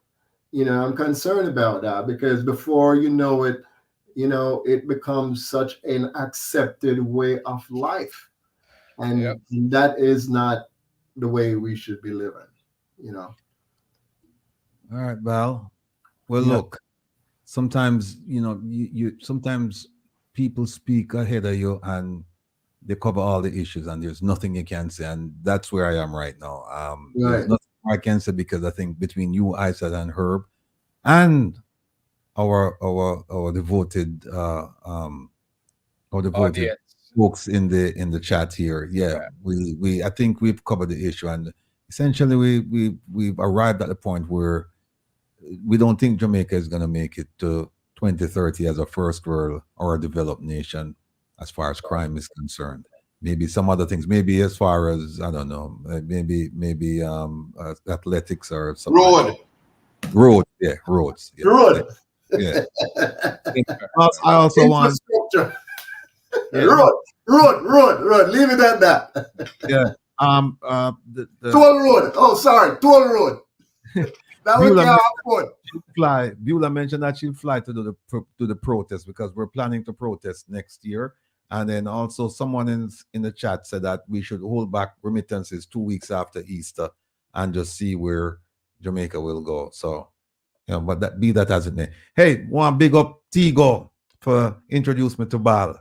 So Tigo, big up yourself. We know you watch the program, and we'll talk later. So Bal, it's a pleasure having you on. Same here. Consider this your home. Don't be a stranger, because we're gonna need you.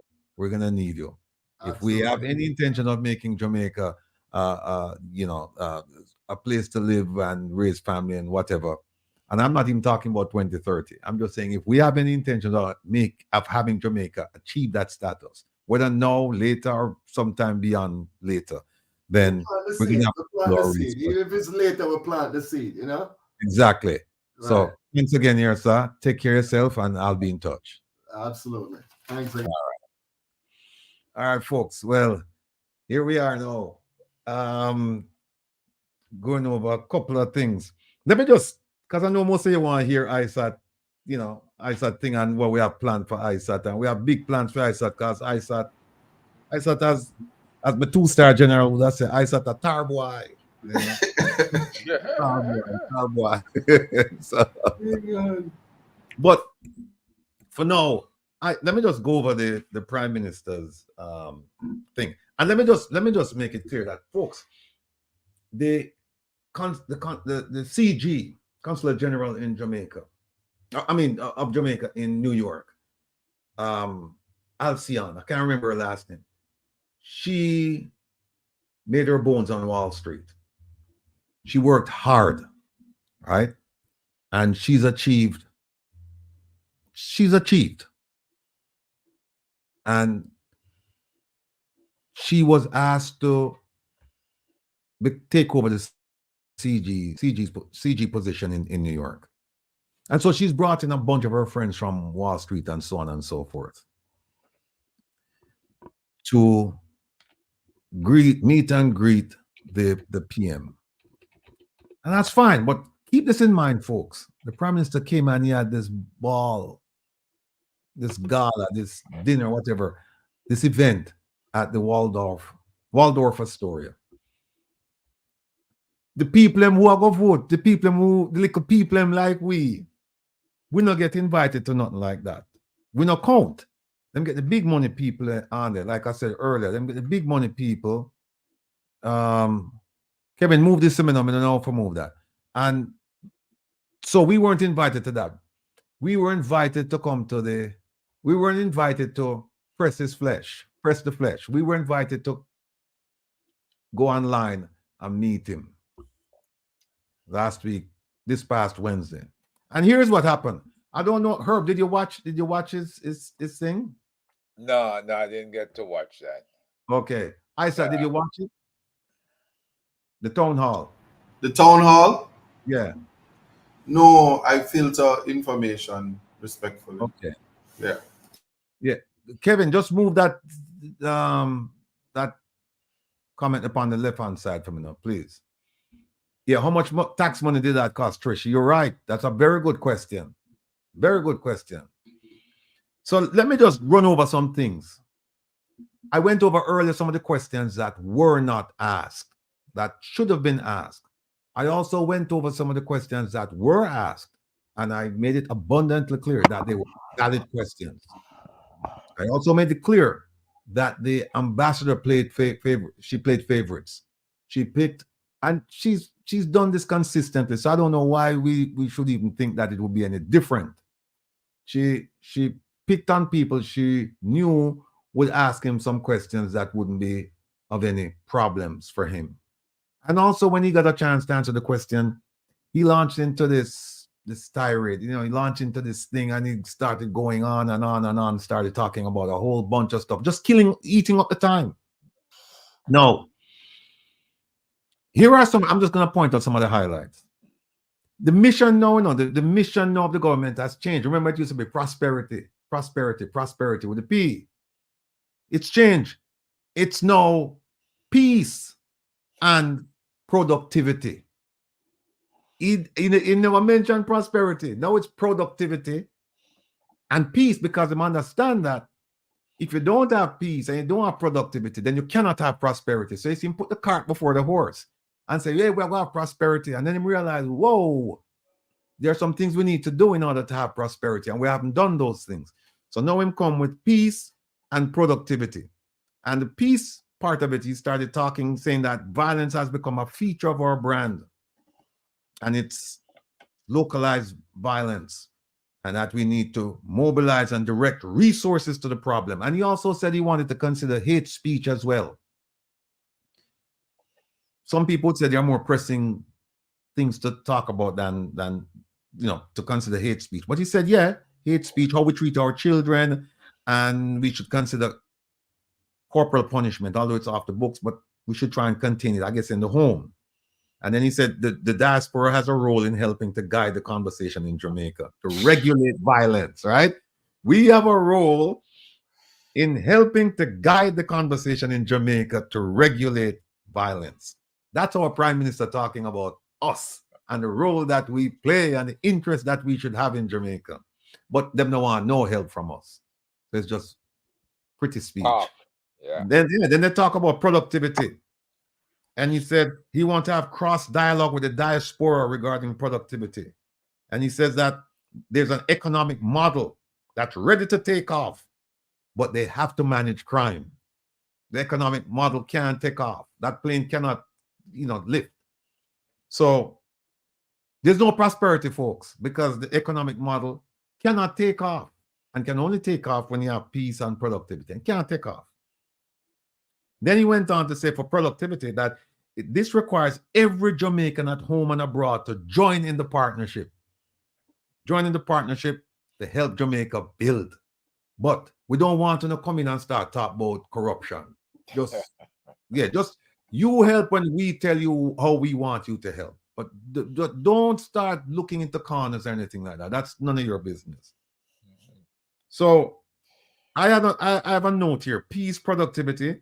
And he said there's a pathway to economic independence. But where's prosperity in all of that? And I didn't see where prosperity fit into that narrative. Then they talk about something that most people don't even know, that Jamaica's maritime space is 22 times its land space. So it's a lot of patrolling you have to do, the waters of Jamaica. Then he went on to say that he had meetings with the Navy, at the White House. The National Security Advisor met with him, and he also met with the chairman of several congressional committees, or said chairman of a congressional committee. He met with the Department of Justice, the Attorney General, and agencies within that department. Then he talked about emerging threats and that he communicated these threats to the US. Now, our Prime Minister, I'm convinced that there's something wrong with him. I am. I'm convinced. Somebody, I won't call him the name, tell me that he's a highly functioning something. I won't say what.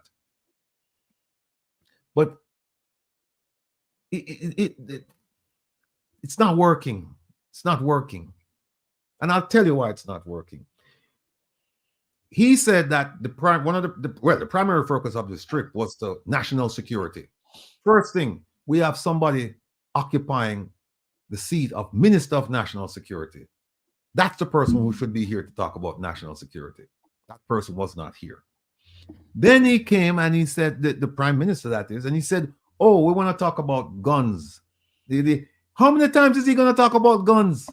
Every single time he comes to America, he talks about guns. And what's the result? What's the result? So he said, no, that they have shared their national policy with the U.S. government as if the U.S. government didn't know about the national policy of Jamaica. People, this is what we used to call in FBI a boondoggle trip. When you go on a trip, but you really want to have a vacation and shop for Christmas and do all of the, see your family members and things, and you say, oh, I'm coming up to talk about and some people say, oh, these meetings have been planned way in advance. You're right. You're right. The Christmas trip was planned way in advance. The trip to visit your family members, that was planned way in advance. This is nonsense. Then here's something else, Herb, that he said. He said he didn't take the salary increase, and I guess he tried to make fun of all of the people who took the increase, because he said he didn't take it and he didn't give it to any. He didn't take it, so he didn't have to give it to any charitable cause. But he said, as politicians, we do the research and bring it to public, but the public not listening and have short memory, right? So I have no idea what research he's talking about. No, Herb, listen to this piece here. You're going to fall out of your chair when you hear this piece here. Prime Minister said, Jamaica is still a country. This is a quote, actually. This is not a paraphrase. Jamaica is still a country that depends on foreign aid. Then he went on to say it comes with compromise. And then first thing that came to mind was the Moroccan fertilizer. What compromise did you make to get 10.56 million pounds of fertilizer in Jamaica?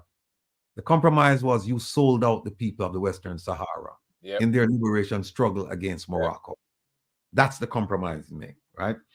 And then he said that Jamaica, we never compromise values, law, and the Constitution. And then I asked, what about the same-sex issue? Well, what he doesn't understand, and this tells me that he's a foreign affairs neophyte, as well as the Minister of Foreign Affairs. Don't let the title fool you, Minister of Foreign Affairs and Foreign Trade, because you can put a clown in as a headmaster and you're not getting a headmaster. You put a clown in the headmaster chair, you're not getting a headmaster, you're not getting an educator, you're getting a clown. And what happens when you get a clown? You get a circus. Mm-hmm. And that's exactly what's going on here. Because they seem to believe that when they sit across the table from a country, any country, that it's an equal balance. They carry a lot of weight. And they don't. When they sit across the table from the US government, it's like a parent and a child. There's no equality there. So when they come and they sit and they say, oh, when we did a nonsense. They're told what to do. They don't negotiate. They do not negotiate with the US government. They're told what to do. They do not negotiate with the Chinese government. They're told what to do. They do not negotiate with the UK government. They're told what to do. They do not negotiate with the Canadians. They're told what to do. And that's it. You know? That's the compromise. Yeah, they're told what to do. Now, here's something else he said about the peace movement. He said that he mentioned the Truth and Reconciliation Commission in South Africa. Now, when you start talking about that kind of thing and having a peace ministry, you better be ready to talk about justice and truth. Not just truth and reconciliation, but justice and truth. You have to talk about justice as well. Right? People have to come up and talk about what they did. And so, again, pretty talk. He mentioned this, but it's not happening. Well, folks, you should tune in tomorrow on Waterhouse Vibes, because they're going to deal with this issue of truth and reconciliation, in light of what the Prime Minister said about his Ministry of Peace and Human Development. Right? So, let me see if I have anything else. Basically, that was it. Now, they started talking a little bit about crime, and they mentioned Herb. I couldn't believe, and I hope people watched it, because I've been preaching this for years. I say to people, do not ask the Prime Minister or his government for a crime plan. You are not going to get a crime plan. You're wasting your time. There is something called Plan Secure Jamaica, which is a national security plan for Jamaica. And the Prime Minister made it abundantly clear on several occasions, including this past Wednesday, that the crime plan is included in that. This is a comprehensive plan. In fact, you know who spoke on the issue very eloquently? It was the Minister of Foreign Affairs and Foreign Trade, my favorite minister.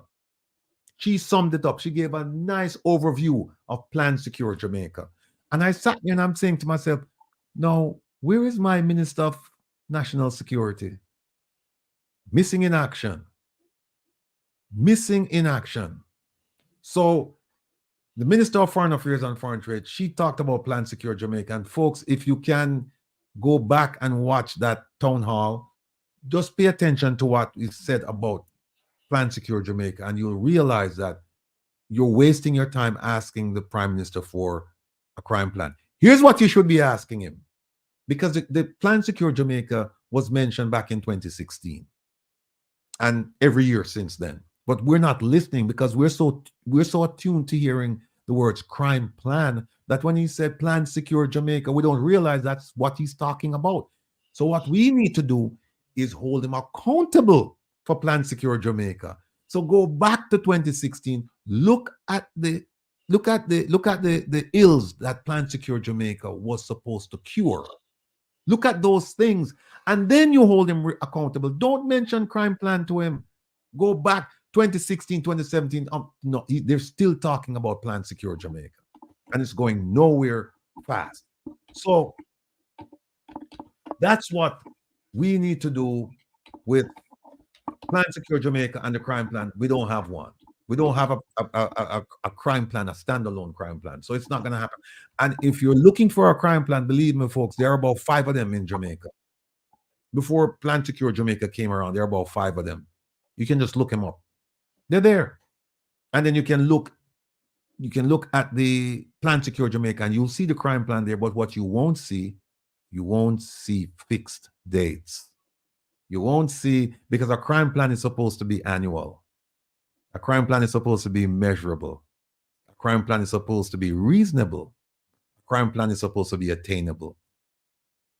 And that's why you have Plan Secure Jamaica, because they don't have those things in there. It just, Plan Secure Jamaica says we hope, to do these things. We anticipate doing these things. A crime plan will say in the next 12 months, this is what we're going to do.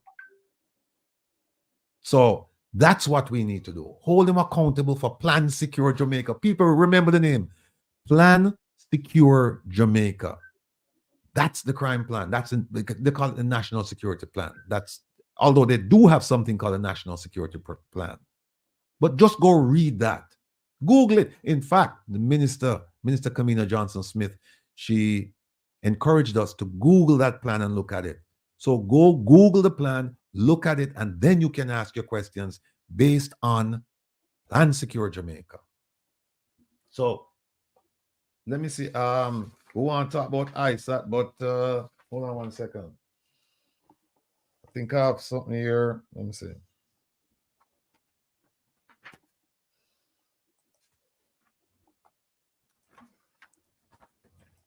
All right, let me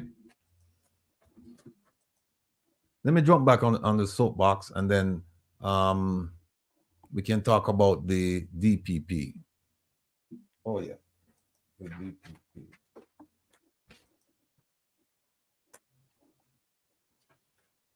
Okay, I know it's all over the place. All right, regarding the Prime Minister, Kevin, let me see. No, we did that one. Hold on. Oh, okay. Ratty, Yeah. the projected cost for implementing Plan Secure Jamaica back in 2016 was 176 billion Jamaican dollars, or 1.2 billion US dollars over the first 7 years. Exactly. From fiscal year 2016 to fiscal year 2023. 23. Yeah, which is in March 31st. That's what they have. Yeah. Yeah. Now they got the money, but where's the plan? The Lee Kuan Lee, this one here.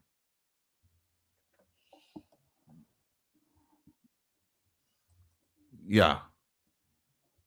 Yeah, push that over for me. Let me just play this and introduce something about the Prime Minister. Yeah. No, not that one. This one. This.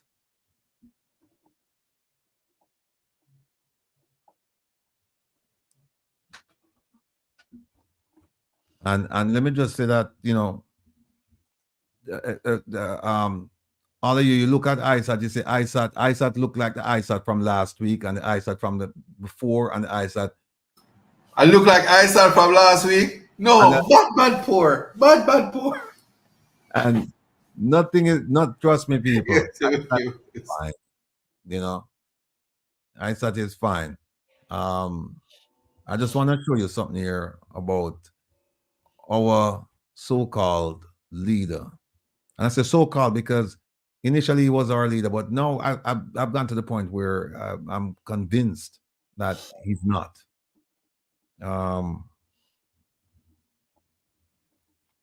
This one, oh. All right, well, let me. Is it here yet, Kevin? Oh, we lose Herb. Herb got cut off.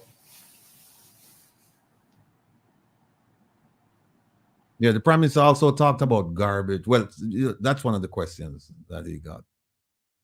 All right. Let me just go ahead and just say that I think Herb is coming back. Herb, fix your camera. Herb.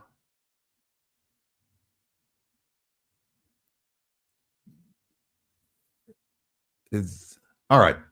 Let me just move ahead and just say that our Prime Minister, he promised us prosperity,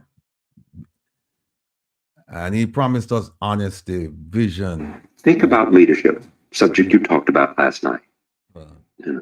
We need to move this over, Kevin.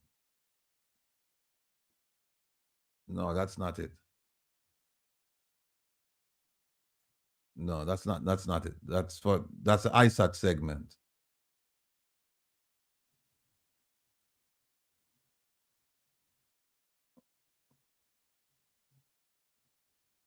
All right. I'm gonna move this back. Yeah. If you can't move it, that's fine. Yeah, Herb is back. There's Herb. I'm gonna move him over. All right. No, I'm going to start taking calls after this piece here. No, our prime minister promised us prosperity, and he talked about honesty, vision, ideas, integrity, transparency, leadership, good governance, rule of law, humility, blah blah blah blah blah blah blah blah blah. Again, pretty words. And although the employment rate is the lowest it has been in our history, and we can't deny that, we have to admit that. Most of the jobs, however, do not pay a livable wage, and we cannot ignore the impact of inflation. So while we have more people working, we have more people in poverty. That's an inescapable fact, right? That's something that we can't walk away from. So we'll give him credit for that.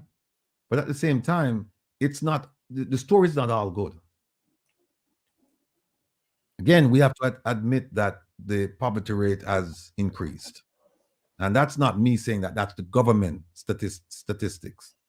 No, the Prime Minister's financial situation is of much concern, and his statutory declarations for the past 3 years have not been verified by the Integrity Commission,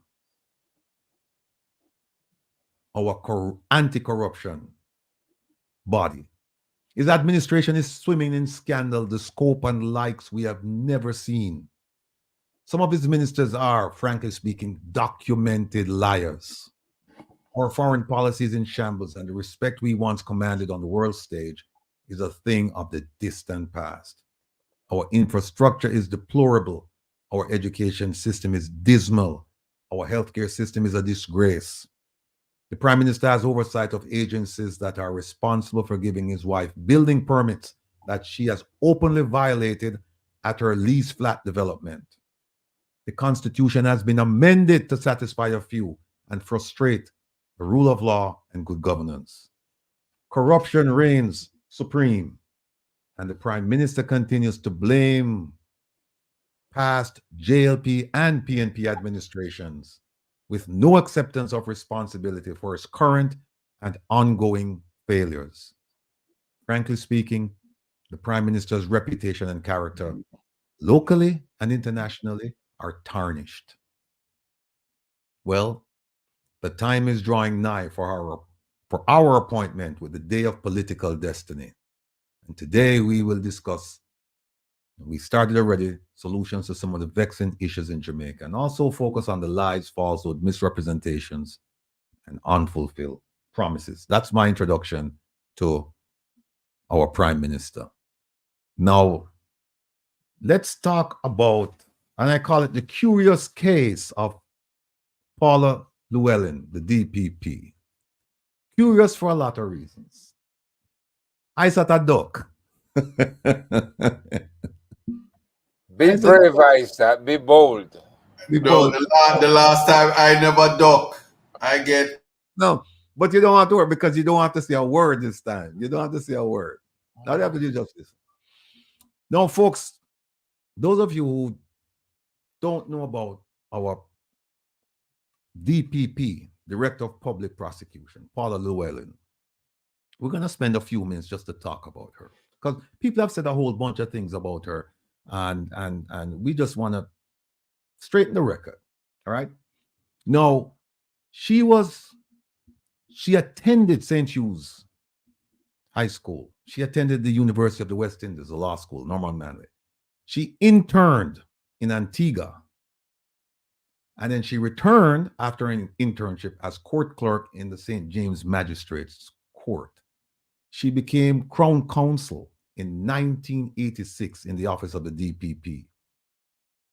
In 1993, she became the Deputy Director of the DPP.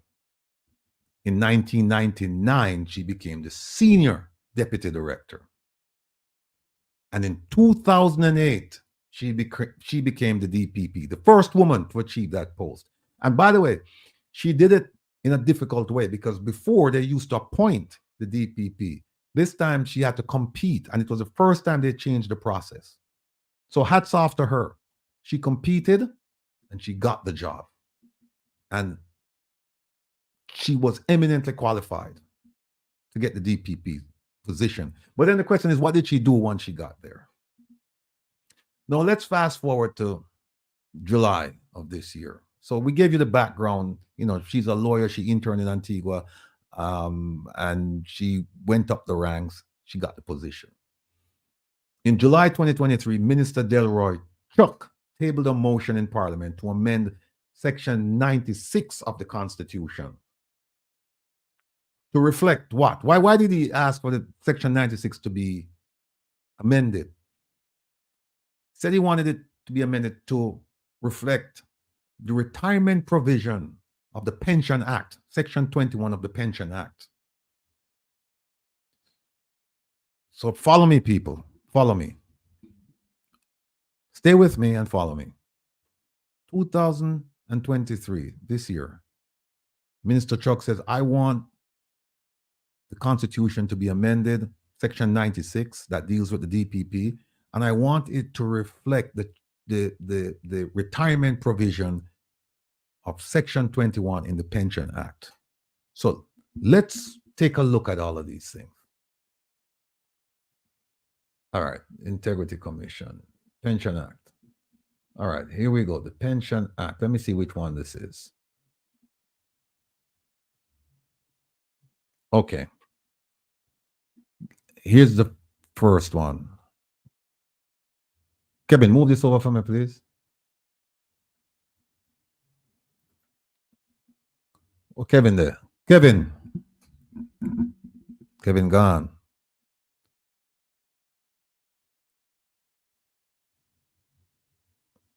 Hold on a second. Okay, hold on. Okay. Here's the first one. It says here, and again, you see the real bro God is present, omnipresent. Just about every statute you look at, he's there. The real bro God, the GG. It says, it shall be lawful for the Governor General to require an officer to retire, and they're talking about the government workers, to retire from the service of this island at any time after he attains the age of 55 years. I look at after as meaning anytime. Once you get to 55, could be 56, 57, but anyway, I think they read that. I think the powers that be read that to mean that at age 55, if you're a civil servant, you have to retire, right? That's the first one. Then it was changed. Where is it? Changed to that. Change to that in when did they make the change again? They made the change not too long. I think it was 2017. They made the change, and now it's changed. Look at 21. It says first one was 55. Now this one says the Governor General may require a pensionable officer to compulsorily retire from the public service at any time after he attains the age of 60 years. So they went from 55, right, to 60. Let me grab my notes here. Then there's another one where I think they went to 65. Let me see, 55, 65, Section 21, 60. Now, here is the Constitution. So we have 55, and then they revise it 60. And I think they went to 65, but here's the part that we're looking at.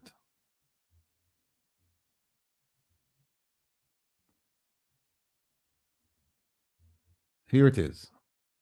96, 1B. The real brogad again, the Governor General, acting on the recommendation of the Prime Minister after consultation with the leader of the opposition, may permit a DPP was attained the age of 60 to continue in office until he has attained such later age not exceeding 65. So they did change it. They did change the public service one. I had to change it again. And so this one is 65. But look at what it says here, right? You can continue up to 65, but you have to get an extension. What happened with our DPP, she got an extension not for 5 years, but for 3 years, 2.5 to 3 years. Now, the Constitution does not provide for a second extension. You can only get one. So you can go to a maximum of 65, right? But you can only get one extension. So they could have given her an extension up to 65 for 5 years when she got to 60, but they didn't. They gave it to her for 3 years. The Constitution does not provide for a second one. So what they did was they went and they amended the Constitution, right? But there is something else I want to show you. And here it is. Here it is. Number 2.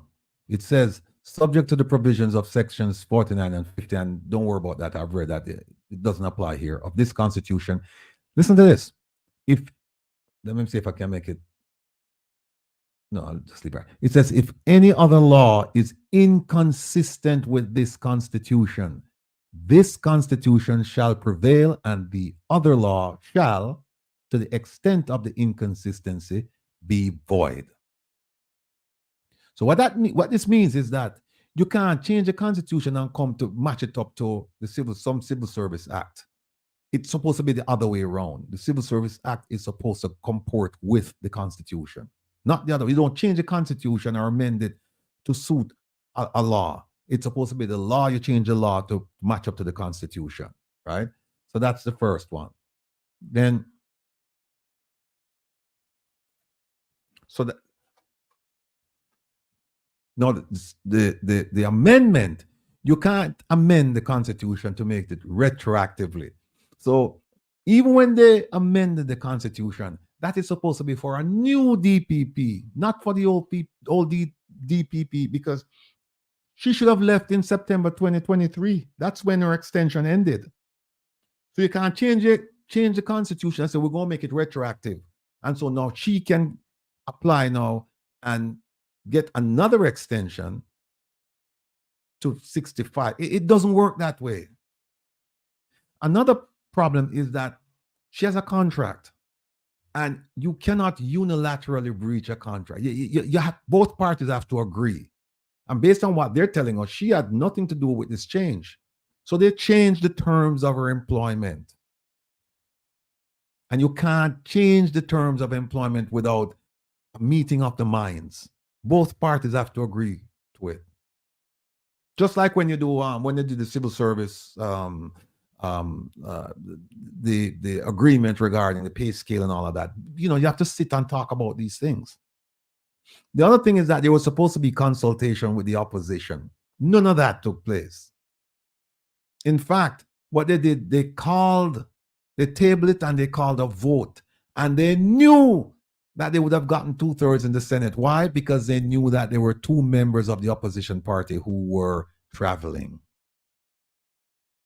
So they could not vote. And the thing happened suddenly. Also, there's a court case pending regarding this matter. So what the DPP should have done, she should have taken leave while the matter is pending. Because here's why. There's a critical question being asked right now, and that is, what happens to cases that are prosecuted during her extended, albeit unconstitutional tenure? What that means is this. If a court should come back and say, no, it's unconstitutional, the extension should not have been, whether they say the Constitution should have been amended or shouldn't have been amended, if they say that she should not have benefited from that extension, because you can't get 2 extensions and you can't make it retroactive. If they say that, then the question is, what happened? What's going to happen to the cases that she presided over, that her office prosecuted while she was there, like the Klansman case and the other cases? There is a school of thought that says those cases are going to be thrown out. They're going to be thrown out. Think about that, folks. Think about that. All of these criminals that have been convicted while she's there since September, there's a possibility that the court could say, no, you were there unlawfully, and it was on an unconstitutional elevation in position for you. The promotion or the extension was unconstitutional, and therefore we have to throw out all of these cases because you presided over this when you shouldn't have been there. There's a possibility that this could happen. One of the justification that they've offered for her extension is that, you know, she'll preside over high-profile cases. But then they said that's not the case because she didn't prosecute the Klansman, or there's another case, the Wilson case. She wasn't there. Other people prosecuted the case. She is a toxic element in that office. And I'm not the one saying that. I'm just telling you what I've been told by people who work in her office. And the Prime Minister is aware of the feelings of these folks. No, less than 50% of the 56 prosecutors have more than 6 years experience. Think about that. People they're just running away from that office. Less than 50% of the 56 prosecutors have more than 6 years experience. They're overworked and they're underpaid. They just got a raise the other day and they had to fight like hell. And how much did they get? 20%. 20%. 20%. Now, the DPP, she has not gone to the Privy Council since she took office in 2008. So guess who represents the interest of Jamaica or the Crown? Guess who represents? Individuals in England. And guess who pay for that? You, the taxpayers.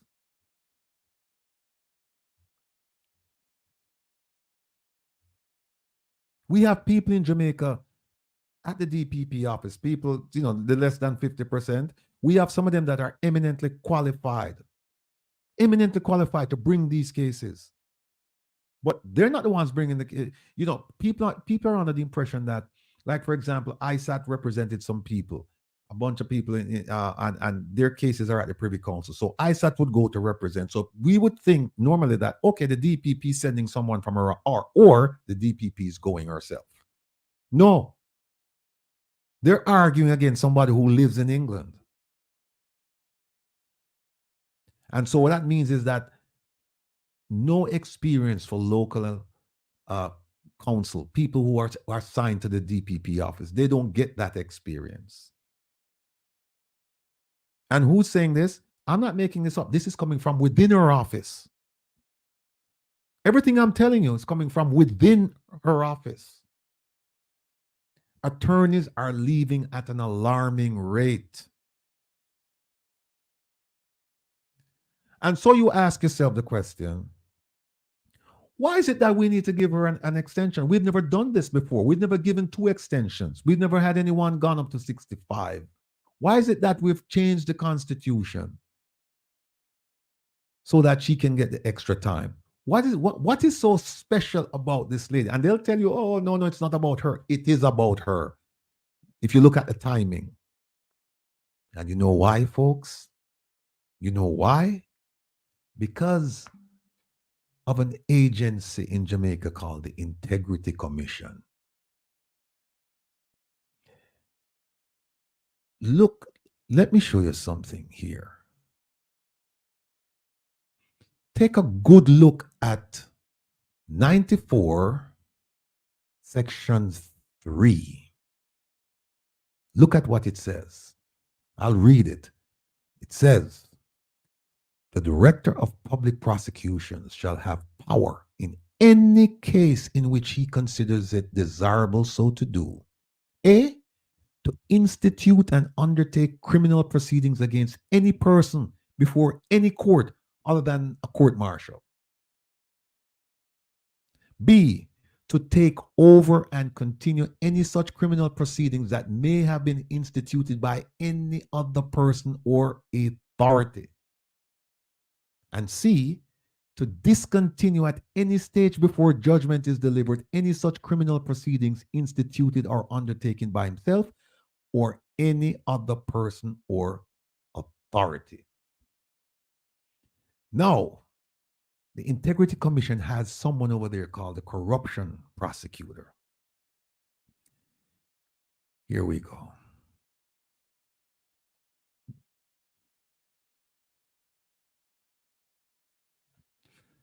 Hope you can see it. Look at this. Well, first of all, what I just read to you basically said that the DPP is the supreme prosecutor in Jamaica. The DPP can take over case, can start case, can discontinue case. Even cases that the DPP started, the DPP office started, a new DPP could come in and discontinue that prosecution. Ultimate prosecutor. Now, we have the Director of Corruption Prosecutor over at the Integrity Commission. Now, look at 34A. Look at what it says. Subject to the powers conferred on the Director of Public Prosecutions by Section 94 of the Constitution. That's what I just read to you.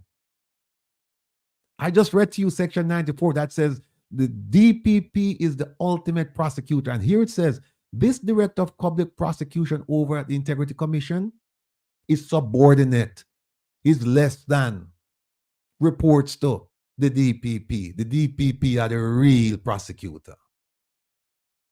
Look at this. Look at two. Look at number 2. The Director of Corruption Prosecution shall conduct all criminal proceedings in relation to this act or any other enactment in accordance with any prosecutorial code of practice that may be implemented by whom? The Director of Public Prosecutions, the DPP.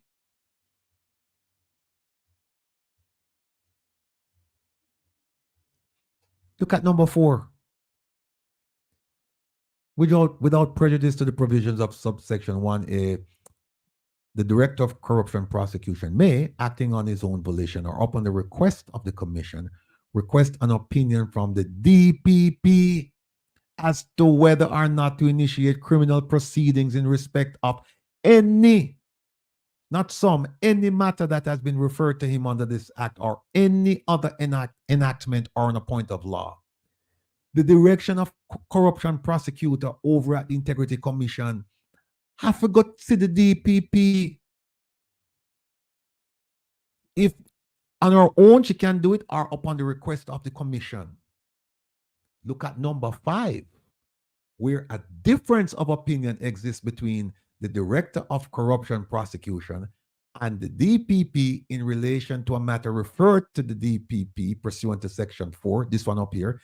The opinion of the DPP shall prevail and be binding. We don't need to send out more people. We don't need to send out more. The DPP has the ability to discontinue any prosecution started by the Integrity Commission. No questions asked. Hold on.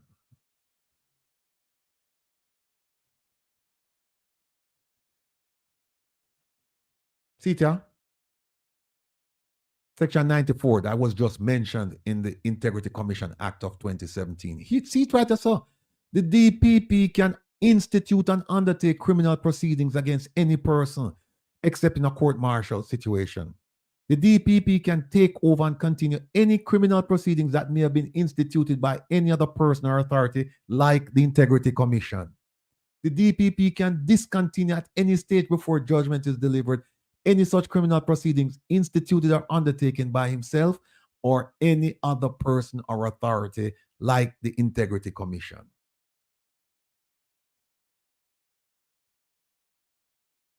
So there it is, folks. If you're looking for a reason as to why the government is so firmly behind the position that we have to have an extension of the term, the tenure of the DPP. If you're looking for a reason as to why are they so caught up in just extending this, look, they have a constitutional reform committee meet right now, Constitutional Reform our commission, and they're meeting all over the island talking about, entrenched parts of the Constitution that they need to get rid of, like get rid of the Queen. And they're doing all of that stuff. And yet, while they're discussing that, because they're not making any decisions, they're just formulating opinions so that they can pass it on to the lawmakers to make a decision. While all of that is going on, and we're focused on the shiny object. This is the real object right here. We're focused on the shiny object, which is, them are go around and them are change the Constitution and blah blah blah. Meanwhile, we don't realize that the Constitution is being changed while we're looking over there. They change it over on this side. People, that's why I'm telling you, you have to pay attention to what's going on. You must pay attention. Don't follow the shiny object. The shiny object was the Constitutional Reform Commission or committee, whatever they want to call them name. And they're going around the island doing all this nonsense. And while they're doing that and we're following them and we're criticizing them, behind our backs, what them do? Them change the Constitution. And them think them smart. Them change it for the Auditor General and the DPP. Because they don't want to make it look like it's just the Auditor, just the DPP. So them change it for both of them. And if this DP, and then, Minister Chuck, I heard him say that they didn't do it for a particular person. And so what will happen is that she can apply to get the extension. Well, we know what Shaka do. Shaka apply. And then when she apply, guess what? She go and get it. And when she get it, guess what? The 6, what would they talk about and I carry on? They will never, look, it's unlikely that they, put it this way, it's possible, yes, Kev, I see you. It's possible that they will never be prosecuted. It's possible that they will never be prosecuted, people. Because the DPP has the ultimate power to come in and say, hey, no prosecution under Section 94. And I have the power under, what is? I have the power under Section 94, subsection 3A, B, C. To do that. And guess what? She's right. She's right. And that's why I make the argument that as much as my brethren, my dear friend, my attorney, until them the same is no longer my attorney, as much as him like the Constitution, him like Section 3, fundamental rights and the duties, privileges, whatever they want to call it. He likes that section.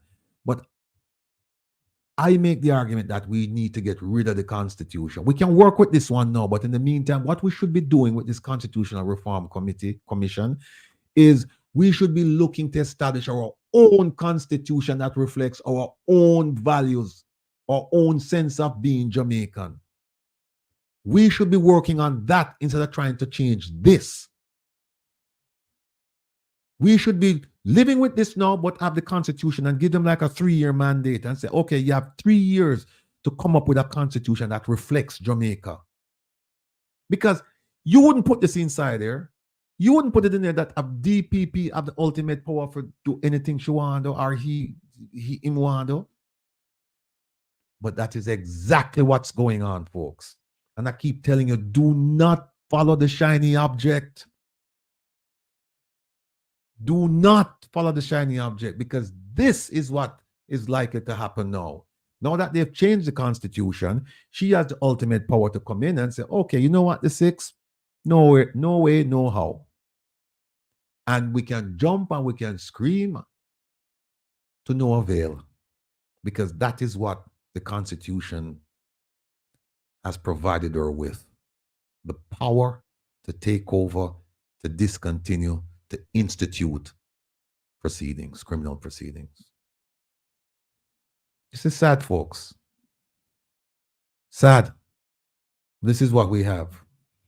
So what will happen now is I won't have Isat come into this. We have one more segment to do, and we're going to do it on Isat.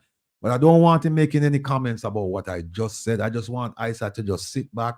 And I was hoping he would have a basket, what, 6-piece basket or something like that, so he could just kick back and just feed him face and just listen to what me and Herb are going to talk about now. Herb Concord. Herb gone. The medication get to him. Anyway. All right, Herb soon come back. Herb is on that. Just so everybody. Oh, I'm back. Okay, all right. Herb on some serious medication because remember, folks, he had back surgery like a week ago. And he's still feeling the effects. He's in excruciating pain and he has to take painkillers. So sometimes, but yeah, I think not because him still finding. I tell you what. I need some of that KFC. I want down the road. I'll get you the international number. Just dial them up. The show nice. All right, Herb. What do you think about everything I just said, sir? Look, we have been dealing with this question on this particular lady for the longest. We know she has been around for quite a while. And the fact that they've chosen not to select another DPP, but to keep her on, it's very clear to those of us who follow her that she is a favorite of theirs and that they know that she will continue to bless them with non-prosecutions. Right? That has been a problem with her from the get-go. She needs to go. She really needs to keep her self-respect intact and to go out the door, because she's doing more damage sitting around waiting and listening to these people connive and do all of the stuff that they're doing right now to tear down Jamaica and tear down the justice system in Jamaica. Justice system is not going to come any cleaner. It's not going to improve. There's nothing at all that she can do for the country other than pack her bags. And as my good friend KD said, what's his name again? KD Knight. KD Knight. Pack your bags and go. Yeah.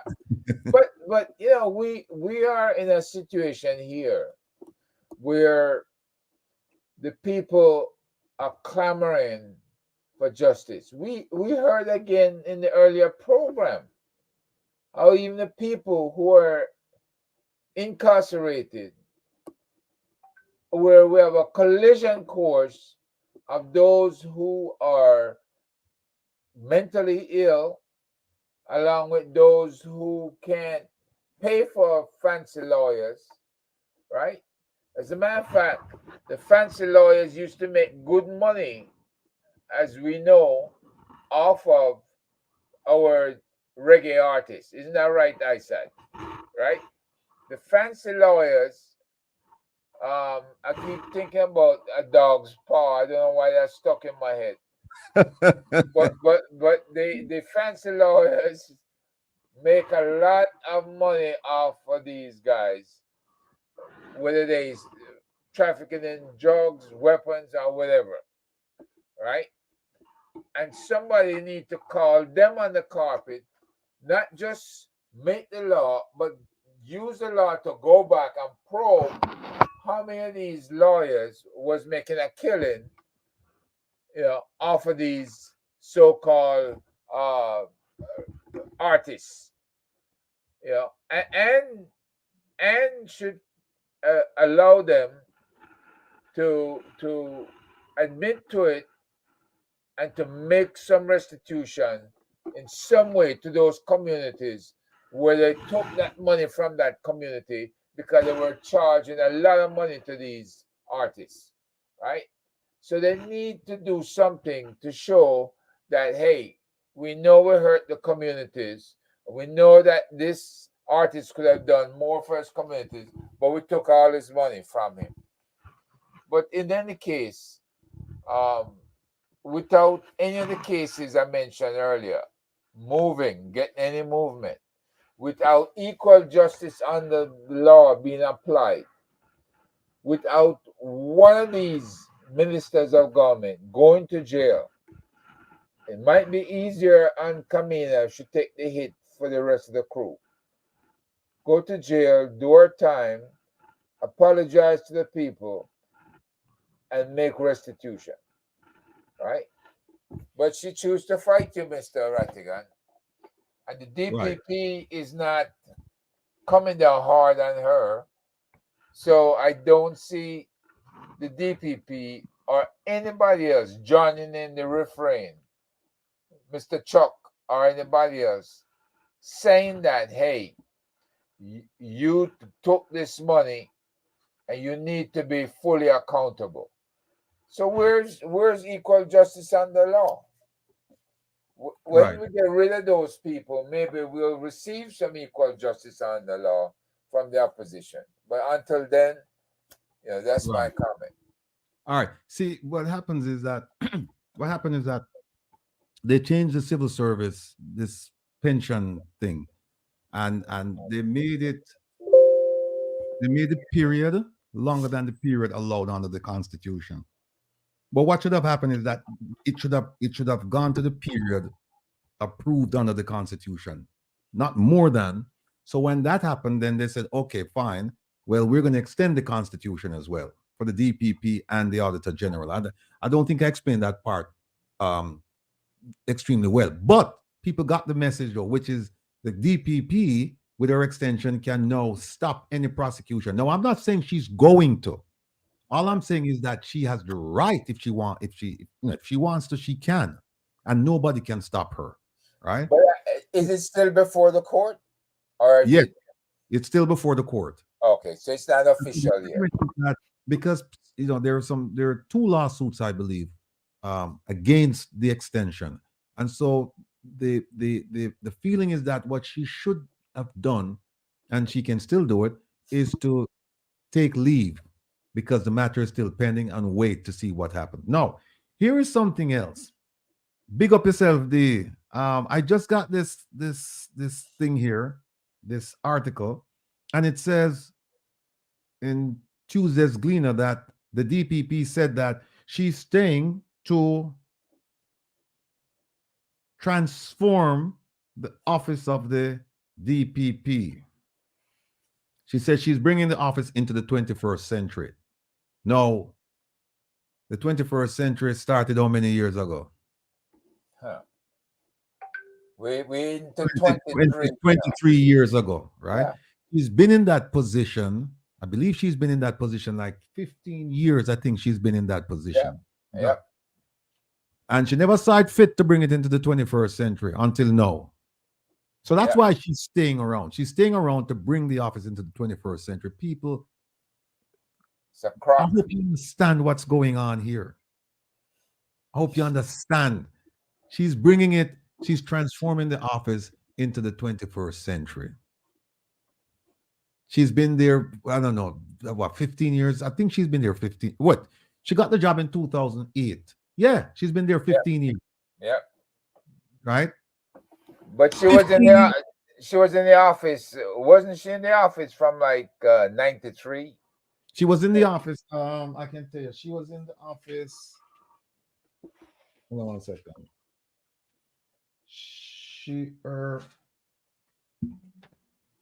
All right. She was in the office 1986, I think. Yeah, 1986. 86. Okay. Yeah, she became Crown Counsel in the office of the DPP. Yeah. 1986. She's been there. So she's been there and watching all of these changes that needed to be made. It's not like somebody who just got in the office and they said, "Oh, I need to transform the office." She's been there since 1986, and she's been the DPP for the last 15 years. And it's only now she's saying, "Oh, I'm going to transform the office into the 21st century." Come on. So she's a part of the problem and has never been a part of the solution. And Right. so, She became DPP in somebody says 2009, but I believe it's 2008. but you see, Ratty, if I'm seeing problems from 1986 till now, and I say one day I'm gonna run this ship, and we're gonna be ship. We're gonna clean all of this mess up, and nobody is gonna be taking advantage of the law anymore. Right. You think that would have been their attitude, but no. Mhm. You know, no, she have religion. No, she won't do it. No, Yeah, and then also we have to keep in mind that there are some outstanding. When I say outstanding, I don't mean like good. I mean they're pending laws, pending criminal thing. Like for example, Royal Reed, former minister of she can come in and dismiss it. She can just say no, and she can do it when she's walking out the door, and there's nothing. If she's allowed to stay there for until she's 65 or whatever period she wants, 65, because she wants another 2 years, right? And at that point, if while walking out the door she says, I'm going to drop these charges against former minister Royal Reed, there's nothing anyone can do. She can just say, I'm going to dismiss the case. That's a problem. That's a big problem. So, folks, we soon open up the phone lines. You know, what we're gonna do now is, and I have something else here that I could show you. This is one where the Bar Association, they complained about it. They complained about this extension, 65 years. The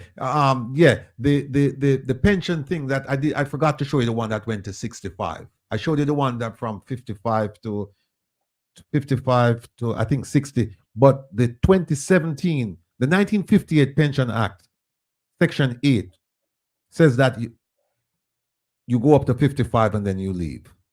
The 2017 Pension Act, Section 21, says you go to 65. I didn't show that one.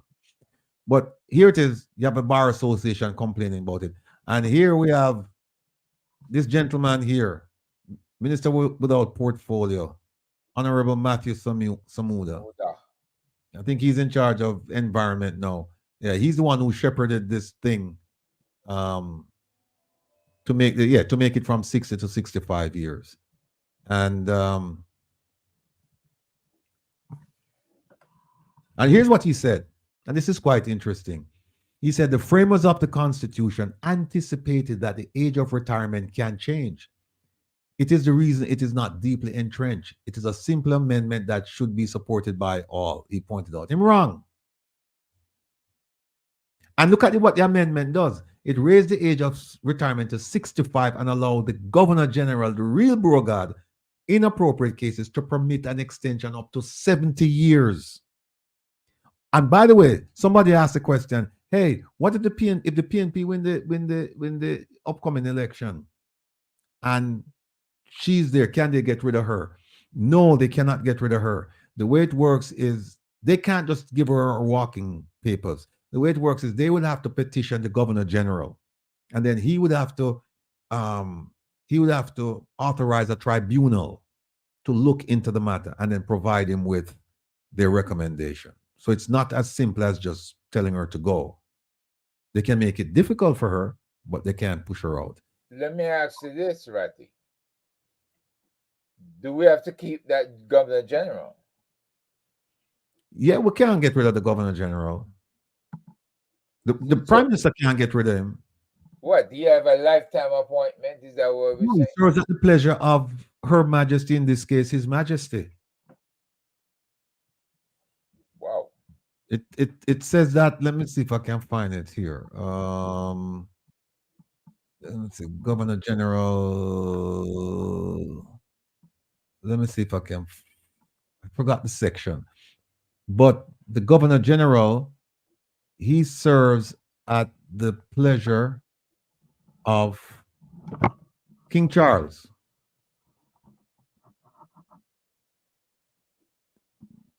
You know, Let me see if I can find it.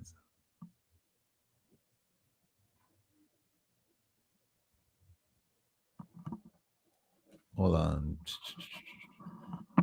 It seems to me that we need to put out those email addresses for King Charles and his secretary, so that people write directly to them and complain about these people. Because I mean, they shouldn't. All right, here it is. Okay. It is right here.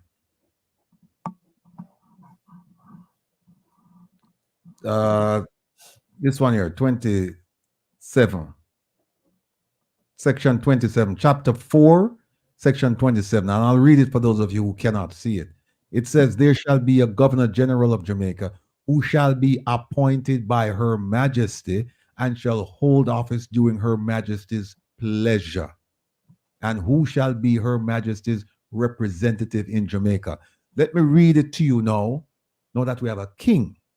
There shall be a governor general of Jamaica who shall be appointed by His Majesty and shall hold office during His Majesty's pleasure, and who shall be His Majesty's representative in Jamaica.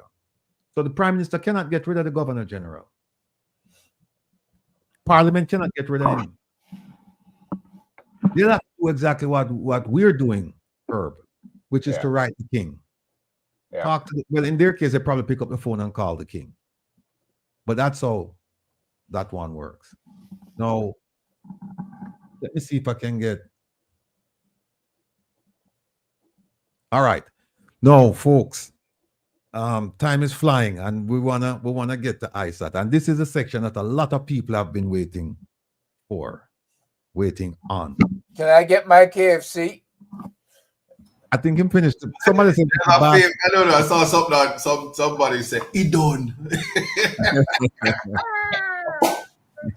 No, I'm gonna read this. I'm gonna play this. And Isat, this is for you, and this is for me, and this is for Herb, and this is for all of us people. This is for all of us who believe that Jamaica should be one. I'm not talking about political party. I'm talking about one in terms of what our relationship is like with the government. That we should not be afraid of taking on the government, because if you think about it, we are the government. We put them there. They're our representatives, and we can't move them. But lately we've been afraid. Let me just play this. And by the way, this is an excerpt from a speech given by Julius Malema, who's a South African politician. I don't agree with a lot of the things that he says, but this, I agree with this. Here we go. Whoops. Maybe I spoke too. A second, let me take it back down. And Kevin Gahn left me, Oh, wait a minute.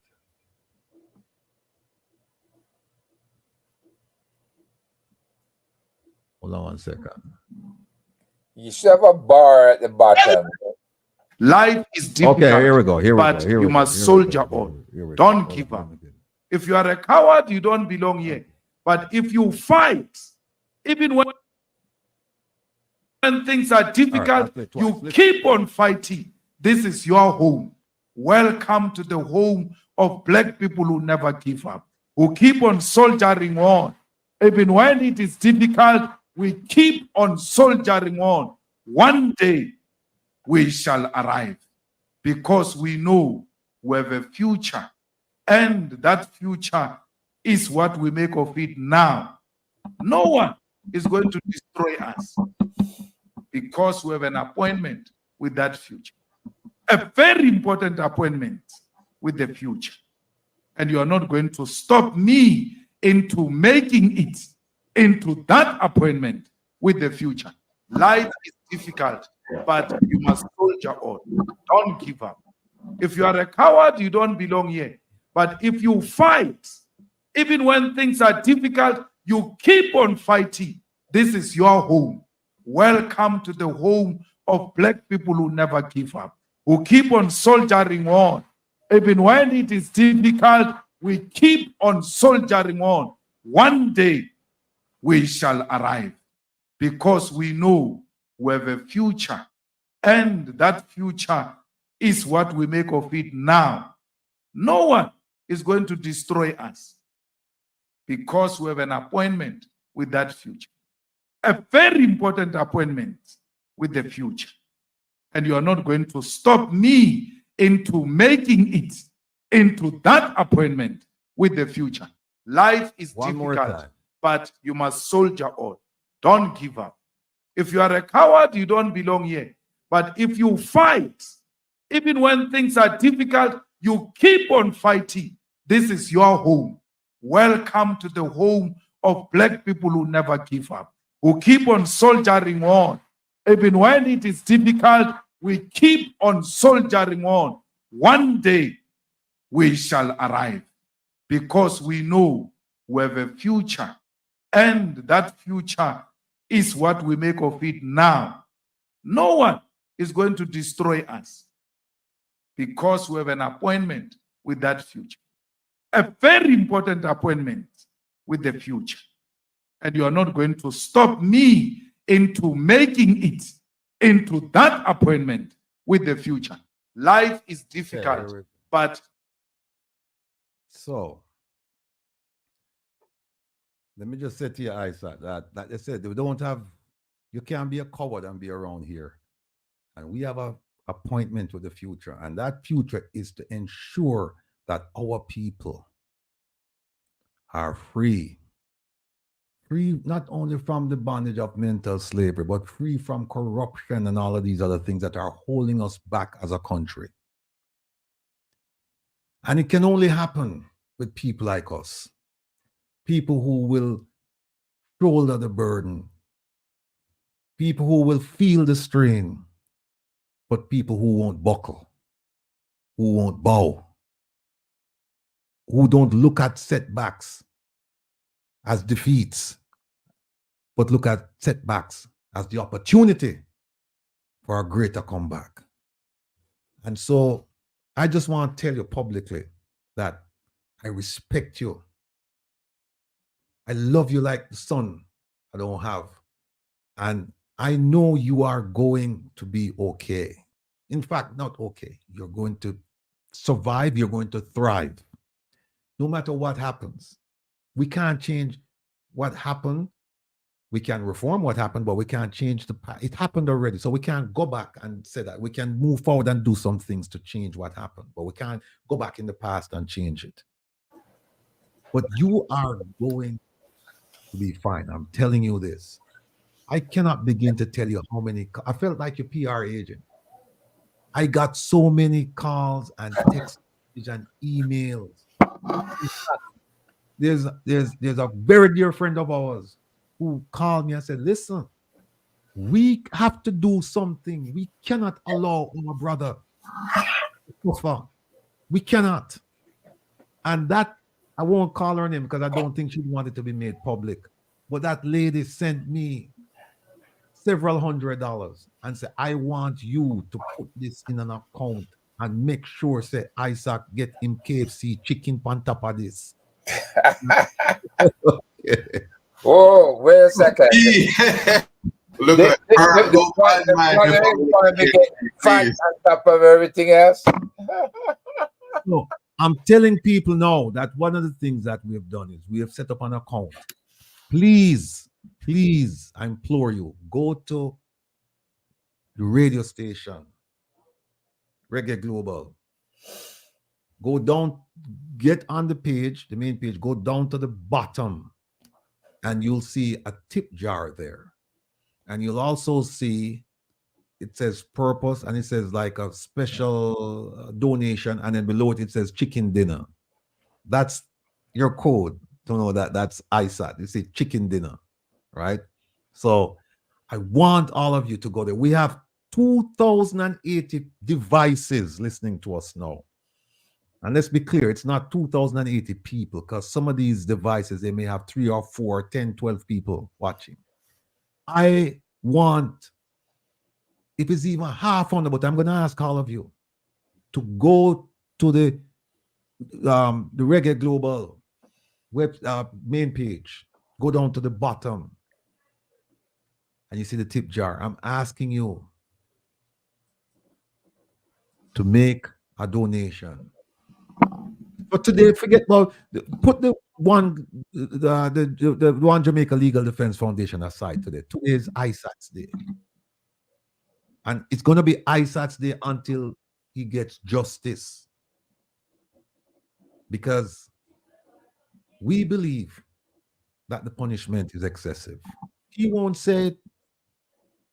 Maybe he shouldn't say it, but I'll say it. And I'll say it on behalf of all of you who have reached out to me, including who have reached out to me to say, yeah, it's excessive. Somebody said, I'm going to know, because I'm going to know, I start KC money ready. So I'm asking you folks, go to the radio station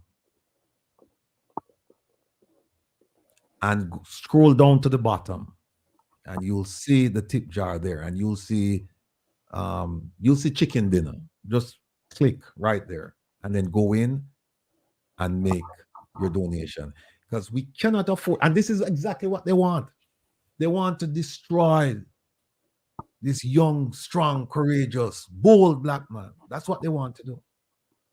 And by extension, they're doing it to us. Because think about it. Think about the message you're sending to anybody in Jamaica who would dare to take them on. Those people are not saying, look what them do. If them can do that to Isat, what do you think them all do to me? We cannot allow that thought to be pervasive. We have to trample that thought. We cannot allow it. That's not in our psyche. We are Jamaicans. We are bold. We're decisive. We not take talk. Okay, Valerie, I see that. Yeah, them say me not have to ask no more, because, yeah. That's what they want. And in fact, Isat and I spoke, because as all of you know, Isat is the attorney of record for the appeal in the Minister Kamina Johnson-Smith case. And so by getting rid of Isat, that's why we see headlines like, the ones coming out of Nationwide Radio, where they said that the case is in jeopardy and I'm running around looking for an attorney. But you see, as I said earlier, Mama no raise no fool. And so Isat and I, we talked about this long time. And we're not running around looking for no attorney. Everything is fine, people. Everything is fine. Everything is going to be fine. Just trust us. Everything is going to be fine.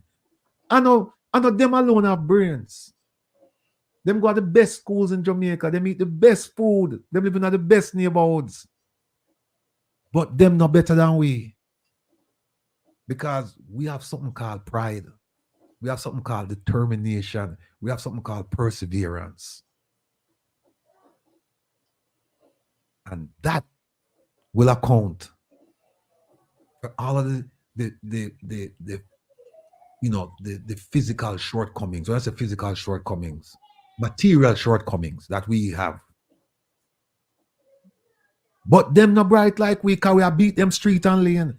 Because who would have think some man who come from the place behind me would have be able to file something against a minister and hold her, and even when a judge respectfully rule against me still appeal and I go, because I know me have a case. And when I say me, at the plural me, at the royal me, at the whole away. Because when judgment is meted out, in the final stanza, when judgment is meted out, that victory will be for all of us. Because my brethren lie and even tell me, say, Ratty, you don't know what you create. Because now even handcat man I tell people, say them are gonna sue them. Them never know them could have sue people. Them never know. And that's why I encourage you people to just come around this corner on a Saturday and just listen to what we have to say.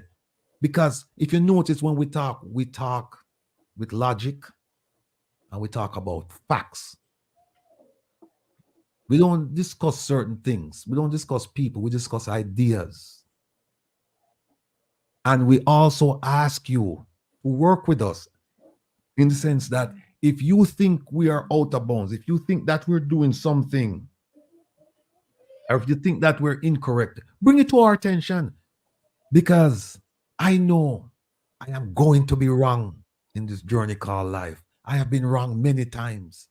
And I know until I take my last breath, I will continue to make mistakes. And so I'm depending on you, family, to keep me on the straight and narrow. Tell me when I go wrong. Don't make fun of me. Tell me when I go wrong and bring me back on the straight and narrow. Likewise, I'll do the same. That's my pledge. That is my pledge. So I'm all worked up now because all week long I want to talk on this subject. You know, I don't want to go back and relitigate the case, but I just want to say that what's been done to this man, I believe to be an injustice. I believe to be excessive. Look, here are the things that he did. He made a statement. Whether you consider it right or wrong, he made a statement about some words that he attributed to somebody else.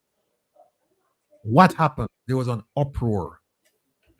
And he said, okay, fine. You want me to resign from the position of human rights chair for the PNP? I will. He did that. You want me to resign from my teaching job? I will. And he did that. You want me to apologize? I will. And he did that. You want me to plead guilty? I will. And he did that. And this is how you treat this man. Yet you have people who don't apologize, show no remorse, who equally said things that about another member of the fraternity, and that person get a more lenient sentence. And look at when they do it. They were supposed to do this in February when the man come back from him trial, representing his client in before the Privy Council. And then all of a sudden, they sent him a letter on Monday saying your hearing is Tuesday. The next day.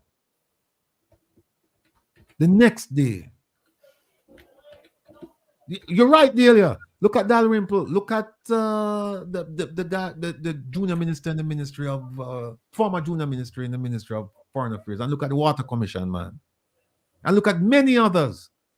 There's an attorney who allegedly stole millions running around now, and people are wondering whether or not she's sane or she's faking it.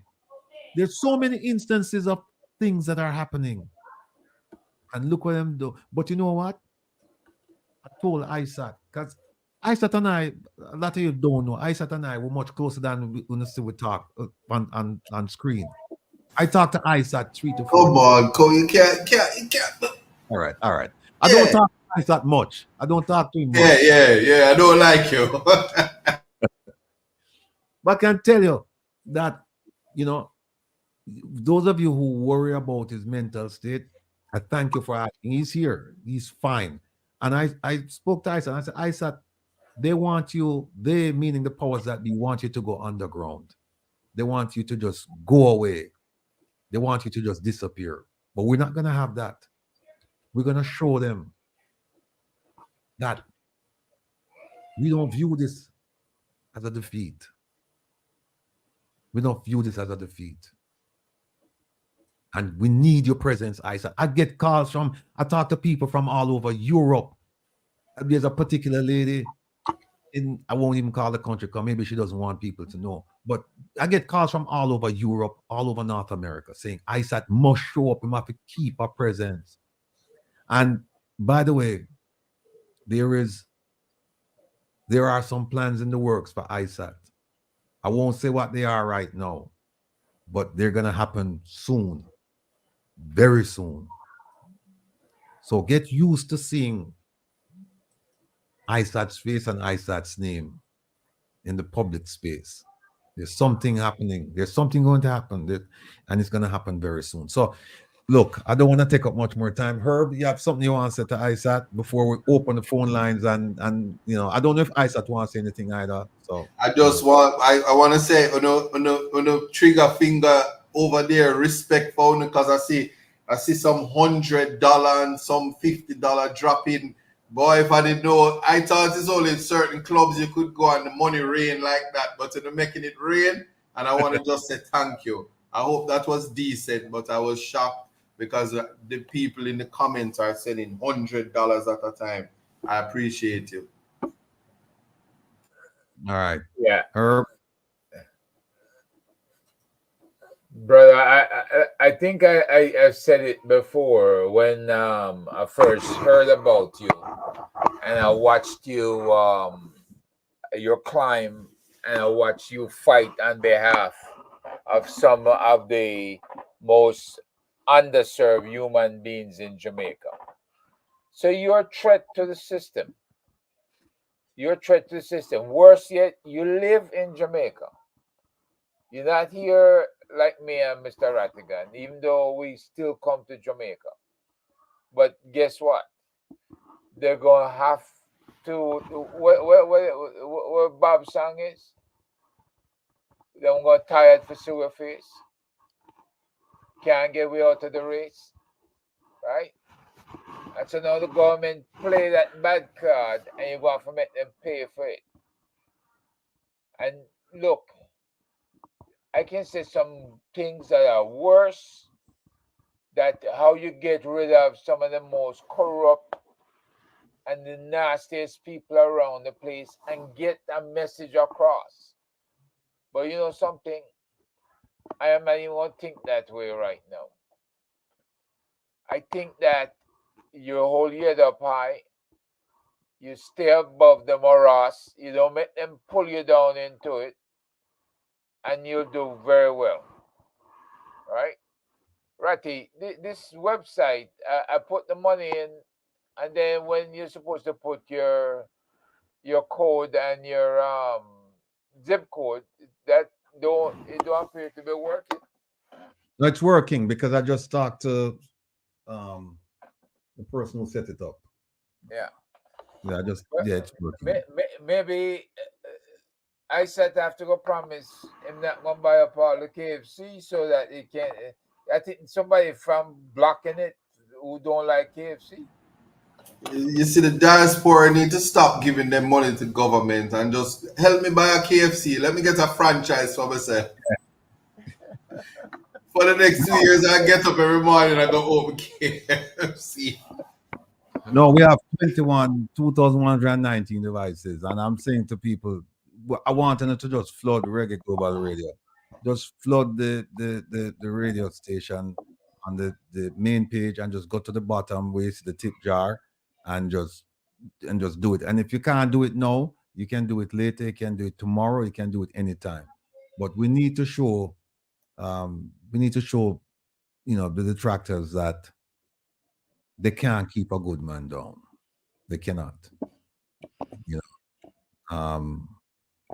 Isat has his scars to show that he's fought. He's fought for himself in life. He not get anything easy. Fight like crazy. Now we have to respect that. And so here we are. We're looking at unreasonable action taken against some, one of us. And we just can't sit back and just say, okay, all right, fine, no problem. Because who's next? Who is next? And that's why people in Jamaica are afraid to talk out now. A lot of people want to talk, but they're afraid to speak. Afraid to speak. Because either them will get dragged with, in a police station and have to make an apology, or they get disciplined in certain ways that you shake your head and in disbelief, and you say, what's the basis for this? And people have said part of it is because, Isat is on the show, and and then also they found out that he's the attorney of record. And so by doing that, they're hoping that the case will go away. People have said that to me. Is it true? I don't know. It's something to think about. But no, we are going to deal with the thing proper. We'll deal with the thing proper. Oh, let me just open the phone line now and see if we can take some calls before we call it a day. I call it a night. All right. Let me put up the phone number. There you go. So, Mr. Rattigan, they're saying they're having difficulty with the link. So I don't know if they're repeating what Herb had said earlier. a lot of people going in. Hold on. Yeah. Let me make a phone call. Okay. Hello, welcome to. Hello, caller. Hold on, let me make a phone call.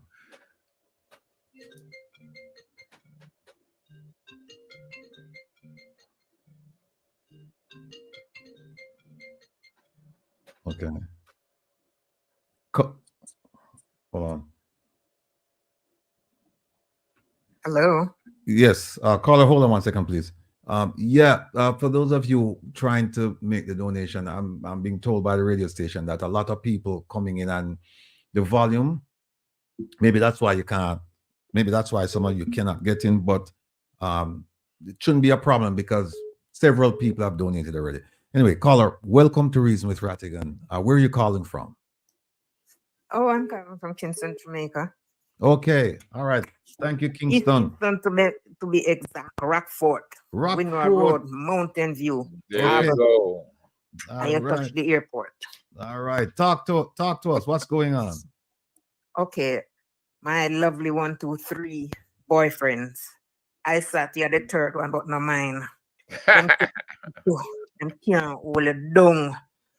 Can't keep a good man down. As Mr. Rattigan say, them a got tired 50 with this. Can't get me out of the race. I said we stand behind you. No worry yourself. Herb, yes. Your back that healing. No worry yourself, Mr. Rattigan. We're there. What did they do? So. All right. Yeah. All right. Thanks. So you have a fired up audience there. Welcome to See that. Come on, good evening to your panel, to Isat. And as I've said before, justice will prevail, my brethren, Isat. So don't worry yourself. Justice will prevail, and we out in the world and know better. But no, say you ever come out on top. But I wanted to come in from the last segment though, with respect to the minister and his position about the sexual predator register. I have an advice to give him, because I know, and probably you all, the panelists know, that if it was only low society people were on that registry, it would be published long time. We would probably see the names who are on it now. And here what my suggestion to him. He is not concerned about the victim as far as I am concerned. Because, and I hear Mr. Buchanan is repeating his justification. But can you imagine, these people were convicted of crime. So the victims know them. And I do not see all of these victims going around and telling people to harm the predators. That is one thing I look at. They are still there.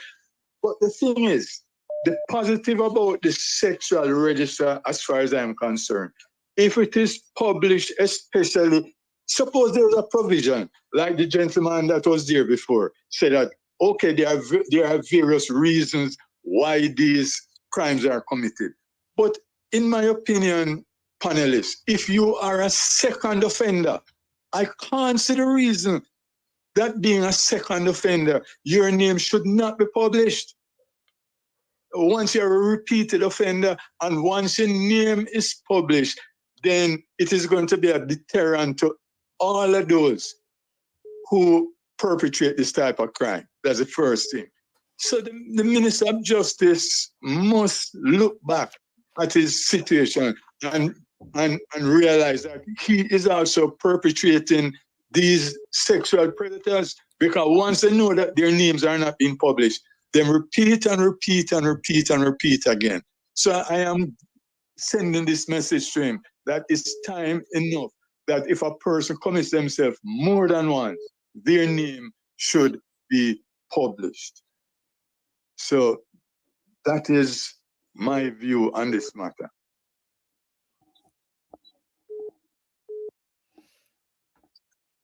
You know, Ratty. Hello? Yes, caller, go ahead, please. Oh, yes. I just want to let you know that I'm calling from Brooklyn and I made a donation and it went through. So it is working. And that's really what I really want to say. I'm sorry, what was that? I made a donation. And it's working. It's working. And I'm calling from Brooklyn. Oh, okay. Okay. Thank you so much. Okay. Is that Anne Marie? All right. Caller, welcome to Reason with Rattigan. Good evening. Where are you calling from? I am calling from somewhere in the world. Somewhere in the world. Okay. Hi, good evening, Rattigan, Herb. Oh, I know this voice. I got you. I got the voice too. Yeah. Yeah. My brother, listen. You know, you didn't come this far to turn back now, and God didn't bring you this far to drop you, you know? And I was thinking, in listening to Rattigan talk and reading all that has been unfolding about this situation, I am reminded of a quote from late Dr. Martin Luther King, and it says, "Injustice anywhere is a threat to justice everywhere." And if anyone think it doesn't apply to your situation, they need to think again.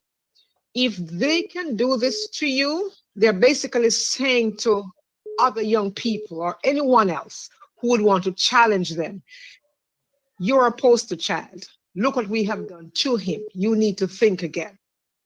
And what I'd love for Jamaicans to understand and realize is that, but for the grace of God goes one of them.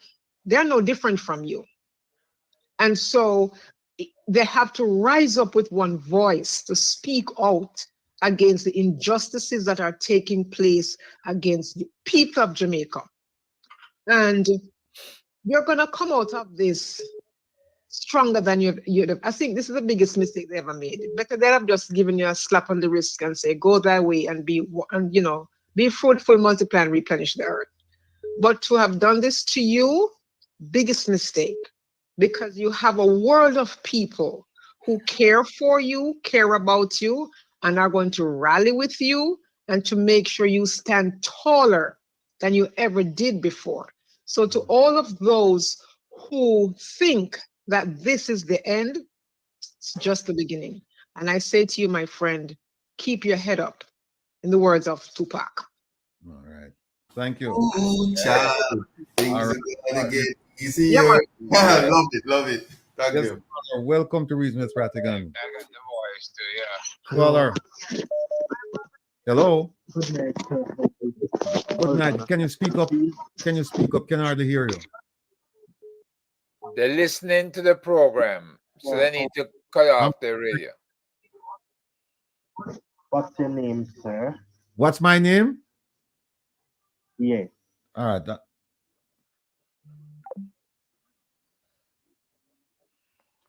Yes, caller. Welcome to Reason with Rattigan. Good night. Where are you calling from? Good night, Rattigan, and the rest of the panel, Mr. Isat and Mr. Herb. Yes. I'm calling from the US. I watch the program weekly. Thank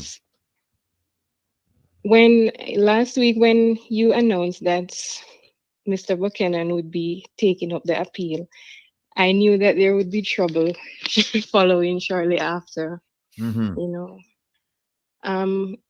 For years, we have parliamentarians who have been very disrespectful, grossly disrespectful to everyone. And what they do, they applaud those behaviors. And those people have never apologized.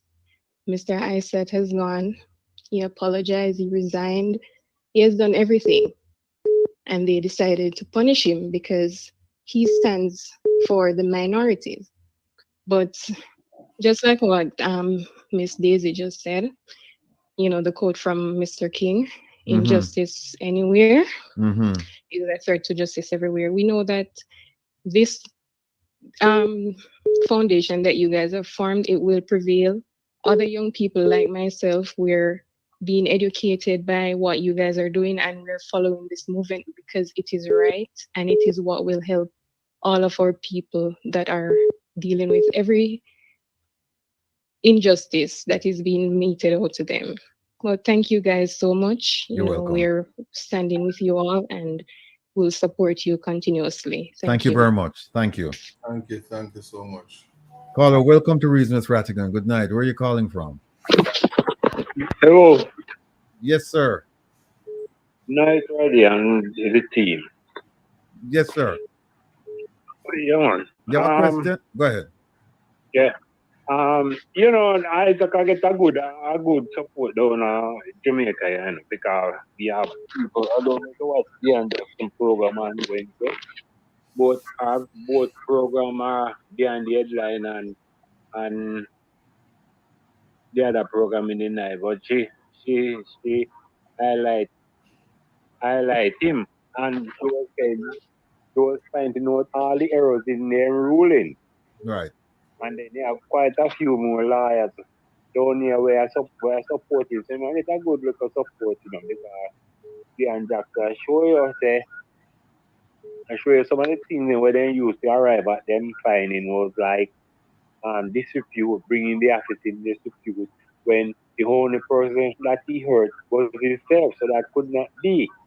So, you know, so it's a whole little bag of foolishness because when you remember when the government decided they was going to extend our time, when the deputy DPP came out and make a big problem about it, right? You remember that? I remember. That is disrepute because it's between the deputy and the leader of a office. And she write a big article against the DPP and how she run the office, and you know. So me think if I use the word disrepute, that was something that could cause the whole office to mash up, and you don't hear nothing about that. Right. The next one where Michelle Charles stuffed the towel underneath the lady, she's also a liar, and that wasn't verbal, you know, that was physical. Okay. All right. And those things don't reach nowhere. So it's just how them out to get Isaac. Well, we know that. Anyway, I'm gonna grab another call. So thanks for the call. Yeah. All right. My brother. Cool. One love.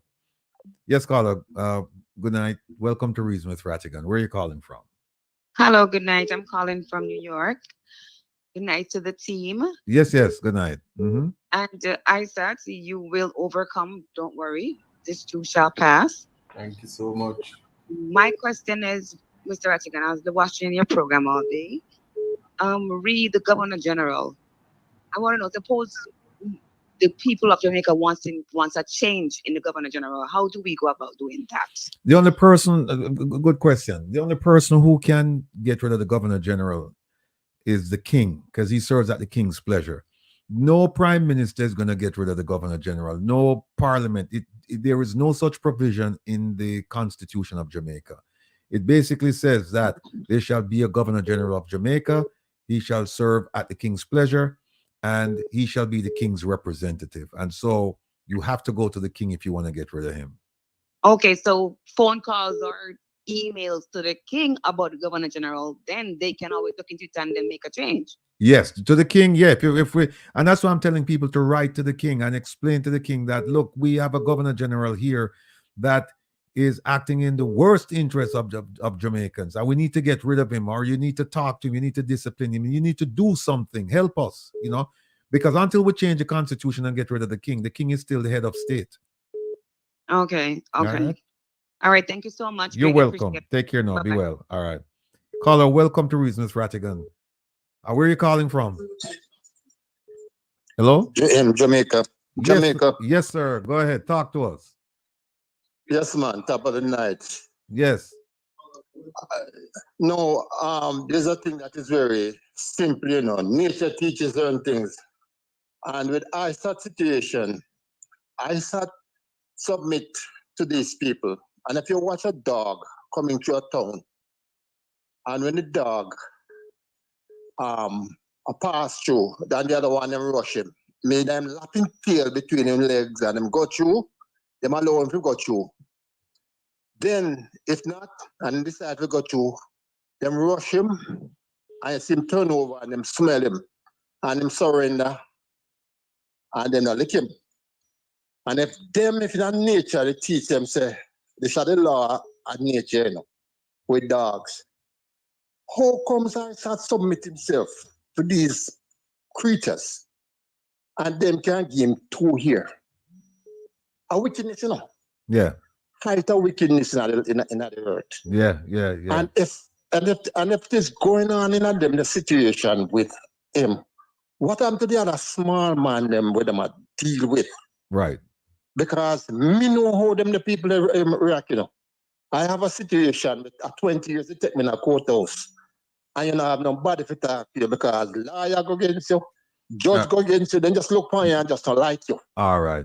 I understand that. I understand that. I mean, no, the same thing them I deal with them do this Yeah. hurt, man. Them are wicked. Right. Anyway, I'm gonna run now, Height of but wickedness. thanks for the call No here, problem. son. Yeah, all right, my brother. Take care of yourself. Caller, welcome to Reasons Rattigan. Good evening. Where you calling from? Good evening, Ratty. Yes, sir. Mr. Sir Herb and Big Isaac. You know, calling from Florida, man. Yes, sir. Anyhow, you know, when I was reading when we read the Bible, it talk about 2 people: Jesus crucified the cross, and Barabbas, the thief. I saw it go. Them crucified the good man, Jesus, and the old Barabbas. That's why you have so much thief. See, because they hold on upon the thief, and the thief still are going until now. My brother, hold your head up high. It's one thing in my life, A first man robbed me, I was a Rasta man, and I never respect Rasta man. You see, you make me think different about Rasta man. I All right. respect you. And All right. such is it. Keep your head up high, my brother. All right. Thanks, caller. Thank you, respect. I tried to tell him it's a KFC, but the rest of Caller, welcome to Reasons Rattigan. Good evening. Where are you calling from? Hey, good evening. Beg your pardon? I can't hear you. Good evening. Can you hear me now? Yes. Okay, I'm calling from the United States, New Jersey to be exact. Yes, Good ma'am. evening to each and every one of you. Yes, ma'am. And Herb, I wish you a speedy recovery.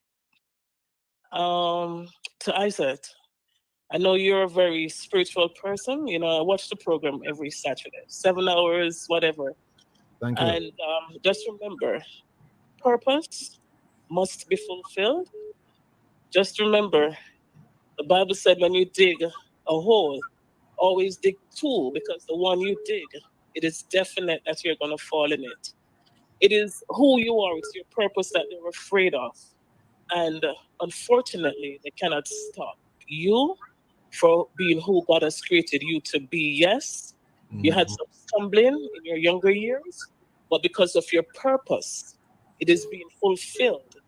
And unfortunately, as a public officer or prime minister, he's too thin-skinned for the office, because in this office, you will be criticized. You know, not everybody's gonna love you. Not everybody, you know, you will be criticized.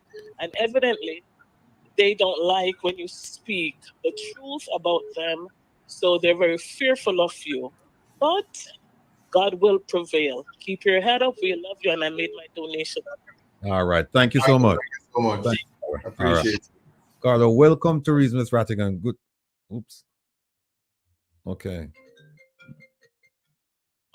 Yes, caller. Good evening. Welcome to Reasons Rattigan. Where are you calling from? I'm calling from Boston, Massachusetts. Yes, Boston in the house. Talk to us. You're talking to me now? Yeah, you're on. You're live. Go ahead. All right. Oh, hi, Mr. Rattigan. I'm Master Herb.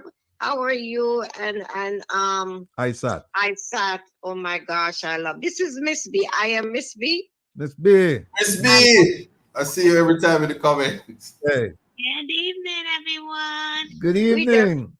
We just called and said we love your show. Tell Isaac, hang in there. We love you so much. I love you guys so much. I'm just over the moon. All right. Thanks so much, Miss B.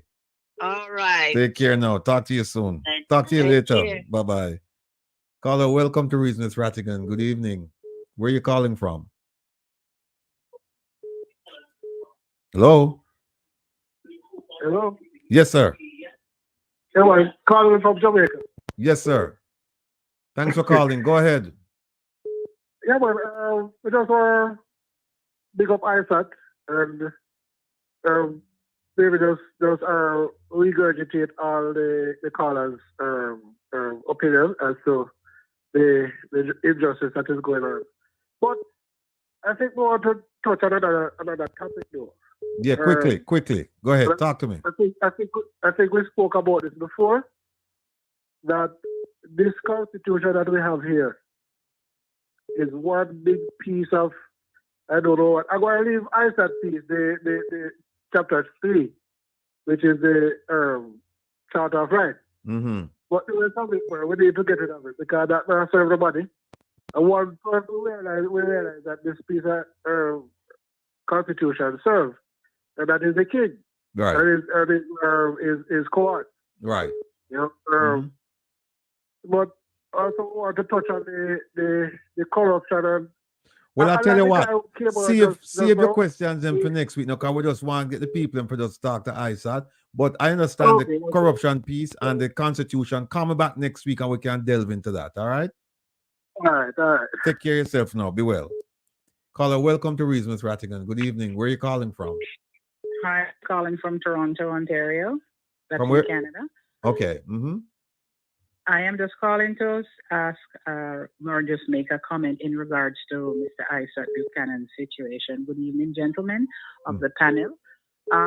With the ruling that was done, when they were doing this ruling, did they think of the fact that they have now taken away the tools that this young man earns his living? They don't care. They have basically taken away his tools. It's like a carpenter whose tools have been removed. How can he earn? What do they expect him to do? I mean, those are good questions, but you know, and they're reasonable questions. But I mean, we don't know. I don't think that those things were factored into the decision. The law is supposed to be just, to be fair, to be just. Mm-hmm. And to me, that's unjust. Mm-hmm. He's resigned from the positions that he has held. He's apologized, but that was not sufficient. A 2-year suspension is quite harsh. I agree with you. Quite harsh. I agree. And then for 2 years, is he not supposed to earn? How is he going to earn? Have they thought about it? Are they? What are they trying to do to this young man? Ruin him? Destroy him. Yeah. But yes, they want to destroy him. Yeah. That's the intent. Yep.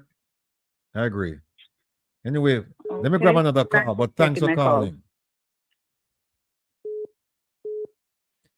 Caller, welcome to Reason with Rattigan. Good evening. Where are you calling from? Hello? Hello?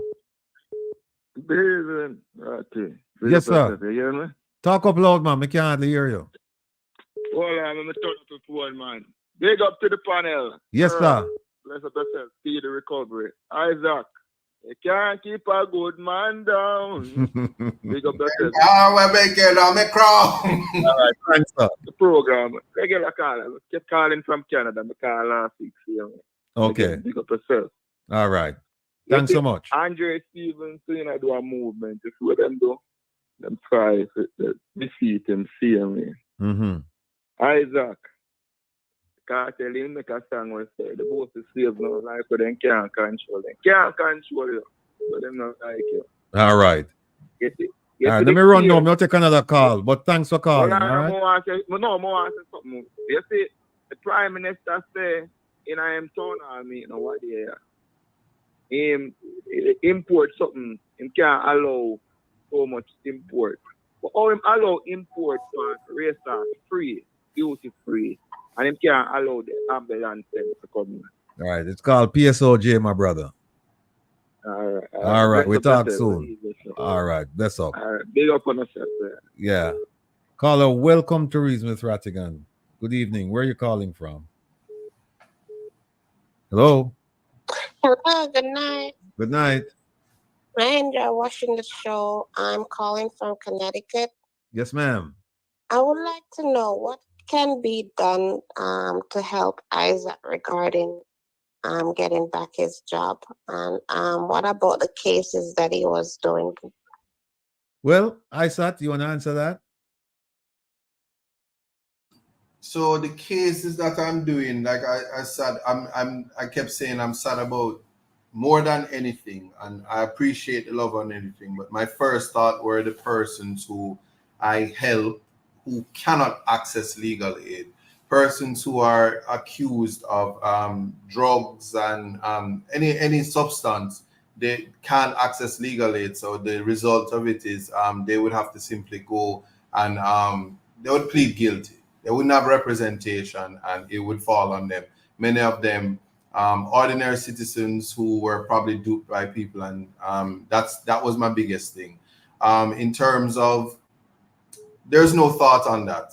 To be honest with you, this week was very interesting. But my friend who I don't talk to, he was there to ensure that I could focus a certain way, because we, along with the suspension, came a $500,000 fine and a $20,000 cost order.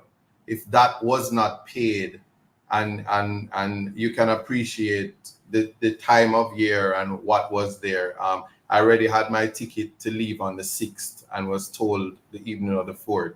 So I had to change that ticket. But if that fine wasn't paid and I left, I had gone, and the 60 days run out, when I come back from England, the result is I would have a nice arrest warrant, because believe me, they would enforce the order, and it was designed to ensure that I return in handcuffs and put into prison. So I take it in strides. I apologize to the people who would have lost their jobs, especially in the time of season. They closed my office with no notice, without no warning. I was not allowed to go into the prisons to indicate to some of the persons, some who have trial this week, their trials will be delayed as they have to find attorneys. So, I mean, the impact is a lot. Ironically, the only case that mattered to the media was Rattigan's case, and they were happy to put it that Rattigan was searching for attorneys, but poor people aren't.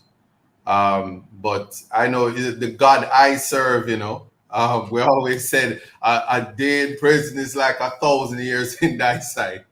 So right now, 100 days, we will very well see the work and the hand of God. And I know people are gonna say that I'm joking up the situation out. But listen, I'm from a third world country, and nothing surprises me. I would not have expected anything less from out of many one.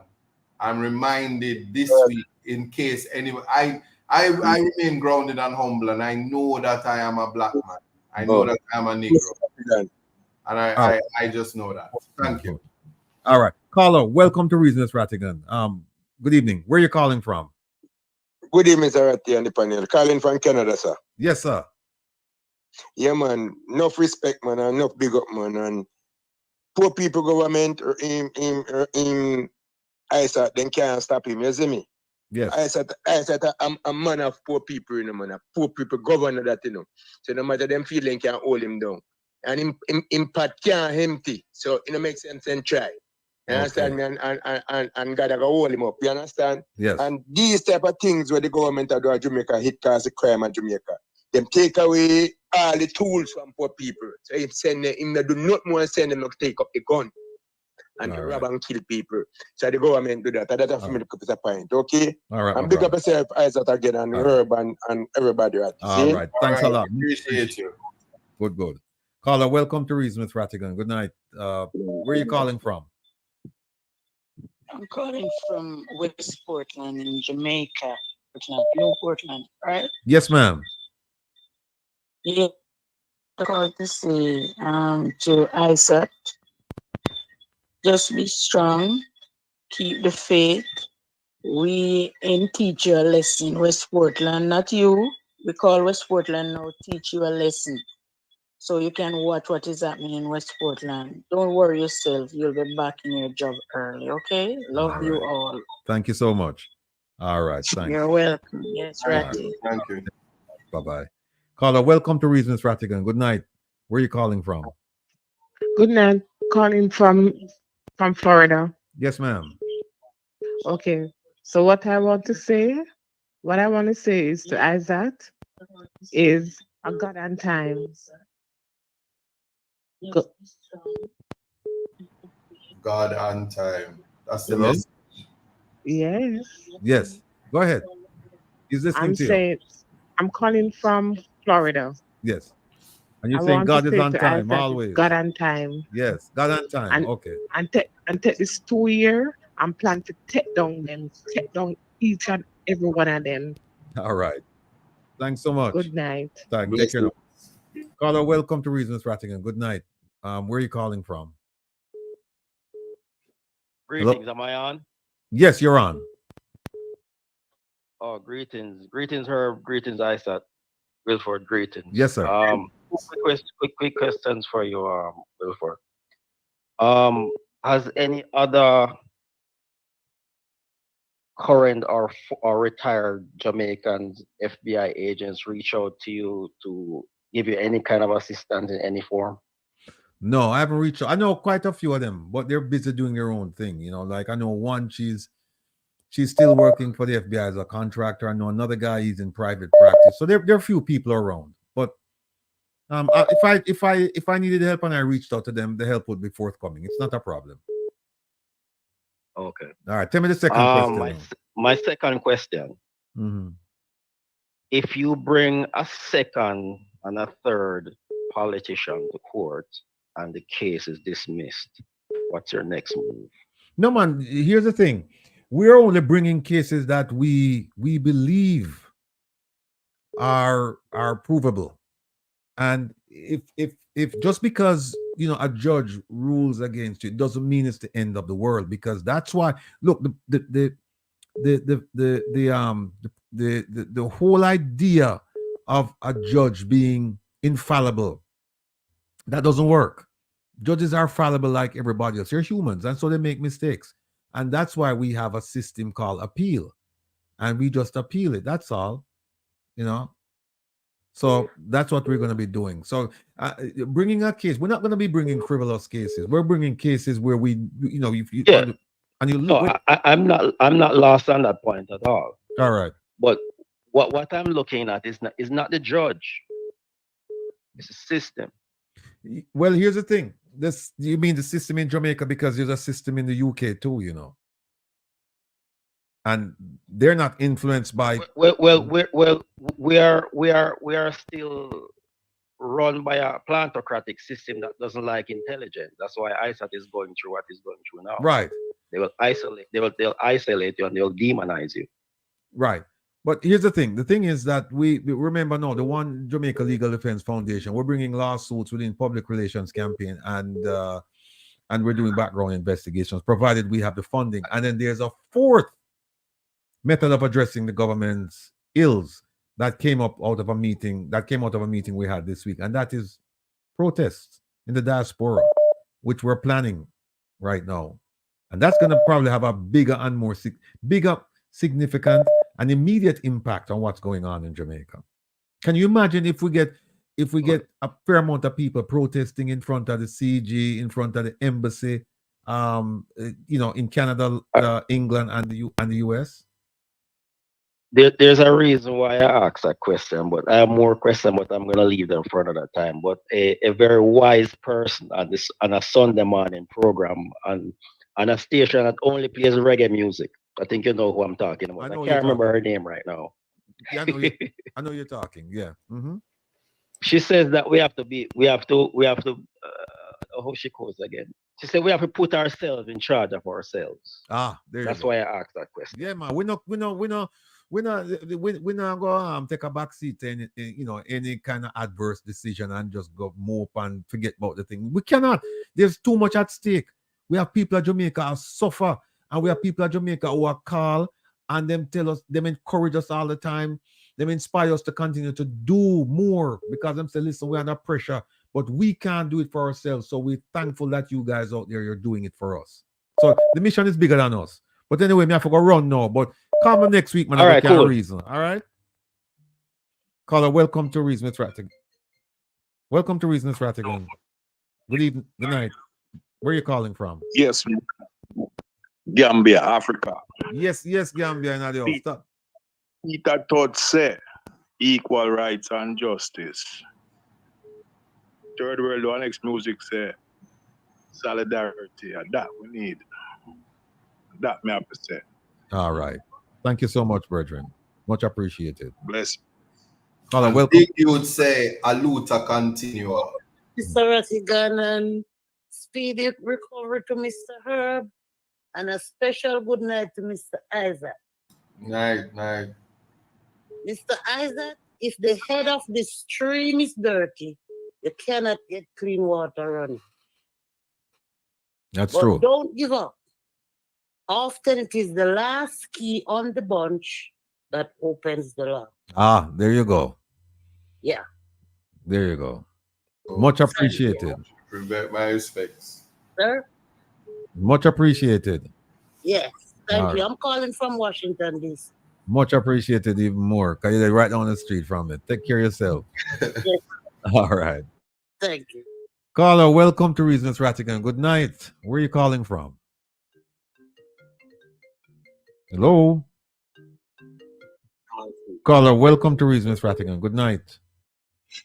Where are you Good calling night, from? beautiful panels. Listen, I gotta say, you guys are doing a phenomenal job. Herb, man, you are the stud on the show, you know. Because with that the surgery there, you're standing strong. I appreciate you, Herb. I love you. Thanks for opening up our eyes, all of you guys. Isaac, them can't hold you again, no matter what they try, they can't hold you. We love them. They're from Boston. Your KFC money, turn up. You know you're in a league by yourself. This is Tisa calling from Boston. We watch you alone, so me love on the guy. Keep on use back their word from them. Radam them. Radam. Because the lady just say it. The stream is corrupt from the head. They come to Washington and go out like them pretty and them flashy and dirty. Like, we look like a puppet out there. And kudos to you guys who are opening up our eyes to see how corrupt our little beautiful country is. All we want our country if you dip on another level where people now look down upon we as corruption in the man. And we barely have born, we tired of it. Or then go to bed and sleep. When them are let you go outside for 2 years, then think about the people that were in your office. Then think about the other family, them with food that come up on the table. Them lock down your office. Do they say how you're gonna eat? I'm gonna tell them they can't stop your KFC. The money I gonna keep coming. You see me, I put marathon $1 million for you. And you don't know because if we not defend Uno, what they open with eye. Oh you go. The PM and his wife, look what you let them do to the poor woman. A cut off your land. Is that moral and ethical? Is that moral and ethical? Right? Because I'm going to talk to you, hold back some of the things and where you tell them, you give them too much. Because the DPP they need to go. No, man. You are. When I'm going to tell you something. I love you. I appreciate all your hard work. Yeah. Just hold up your head. You still. General. Hold I on. love your smile. And Yeah. hold up your head. I'm going to call KFC headquarters and tell them so they better send you some money. All right. All right. Caller, welcome. Good night. Where are you calling from? Me again, East Kingston. Yes, East Kingston. Yeah, me again. Let me ask a question. And my question is, I thought they close your office, right? You are out of work and your workers are out of work. And SSL still up until then take up laptop with them lied self and make them lie so. See there? See there? You make the connection. You make the connection. You make the connection. Listen to me. No laptop not take up. You fool some people sometimes, but you can't fool everybody at all the time. You cannot do it, right? It's the other day they said they have to spend $15 million a month to keep workers. Regularly, when you have a crime scene, police put up yellow tape and cordon it off and what have you. Oh, you have to go. You are go in and out until you say, "Look here, now, man, the blood of Jesus against them. Pull up and come again." See him so. Take care. All right. Caller, welcome to Reasons Rattigan. Good night. Where are you calling from? Hello?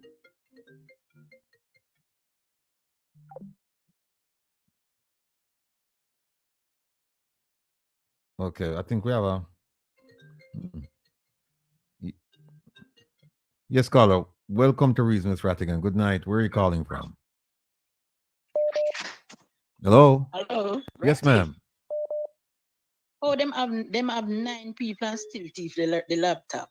The man say he paid 9 people. That's a same word that he can get information and they still thief the laptop. No man. Something Them wrong, pussy right? really something wrong. Them Mm. pussy is it a flying cat? Something wrong. Something wrong. All Something right. wrong. Bye. Thanks. Bye-bye. Caller, welcome to Reasons Rattigan. Good night. Where are you calling from? Well, I'm coming from another side of the world. Okay. Talk to Yes, us. good night to you and you gentlemen. Yes. I look at this as tyranny, dictatorship 101, and I can say there's certain things, if they can do this to Isaac, they can do this to anyone. I called your show before and I says to you, there's certain rules that travel rules I think should have exempt from corrupt country. Like you're traveling to Jamaica now, and you are someone who speak out against the government. And now you have to report traveling back to the country. They know when you're coming. True. You can just imagine what happened when you go to the airport and they pinpoint you and take you out for whatever reason. True. This is total dictatorship. True. You know, and country like Jamaica should exempt from those travel rules. All right. No, I agree with you. You're right. You know. So, but let me grab another call. But thanks Go for ahead, thanks for your remarks. Much appreciated. Yes, sir. All right. Thanks. Caller, welcome to Reason with Rattigan.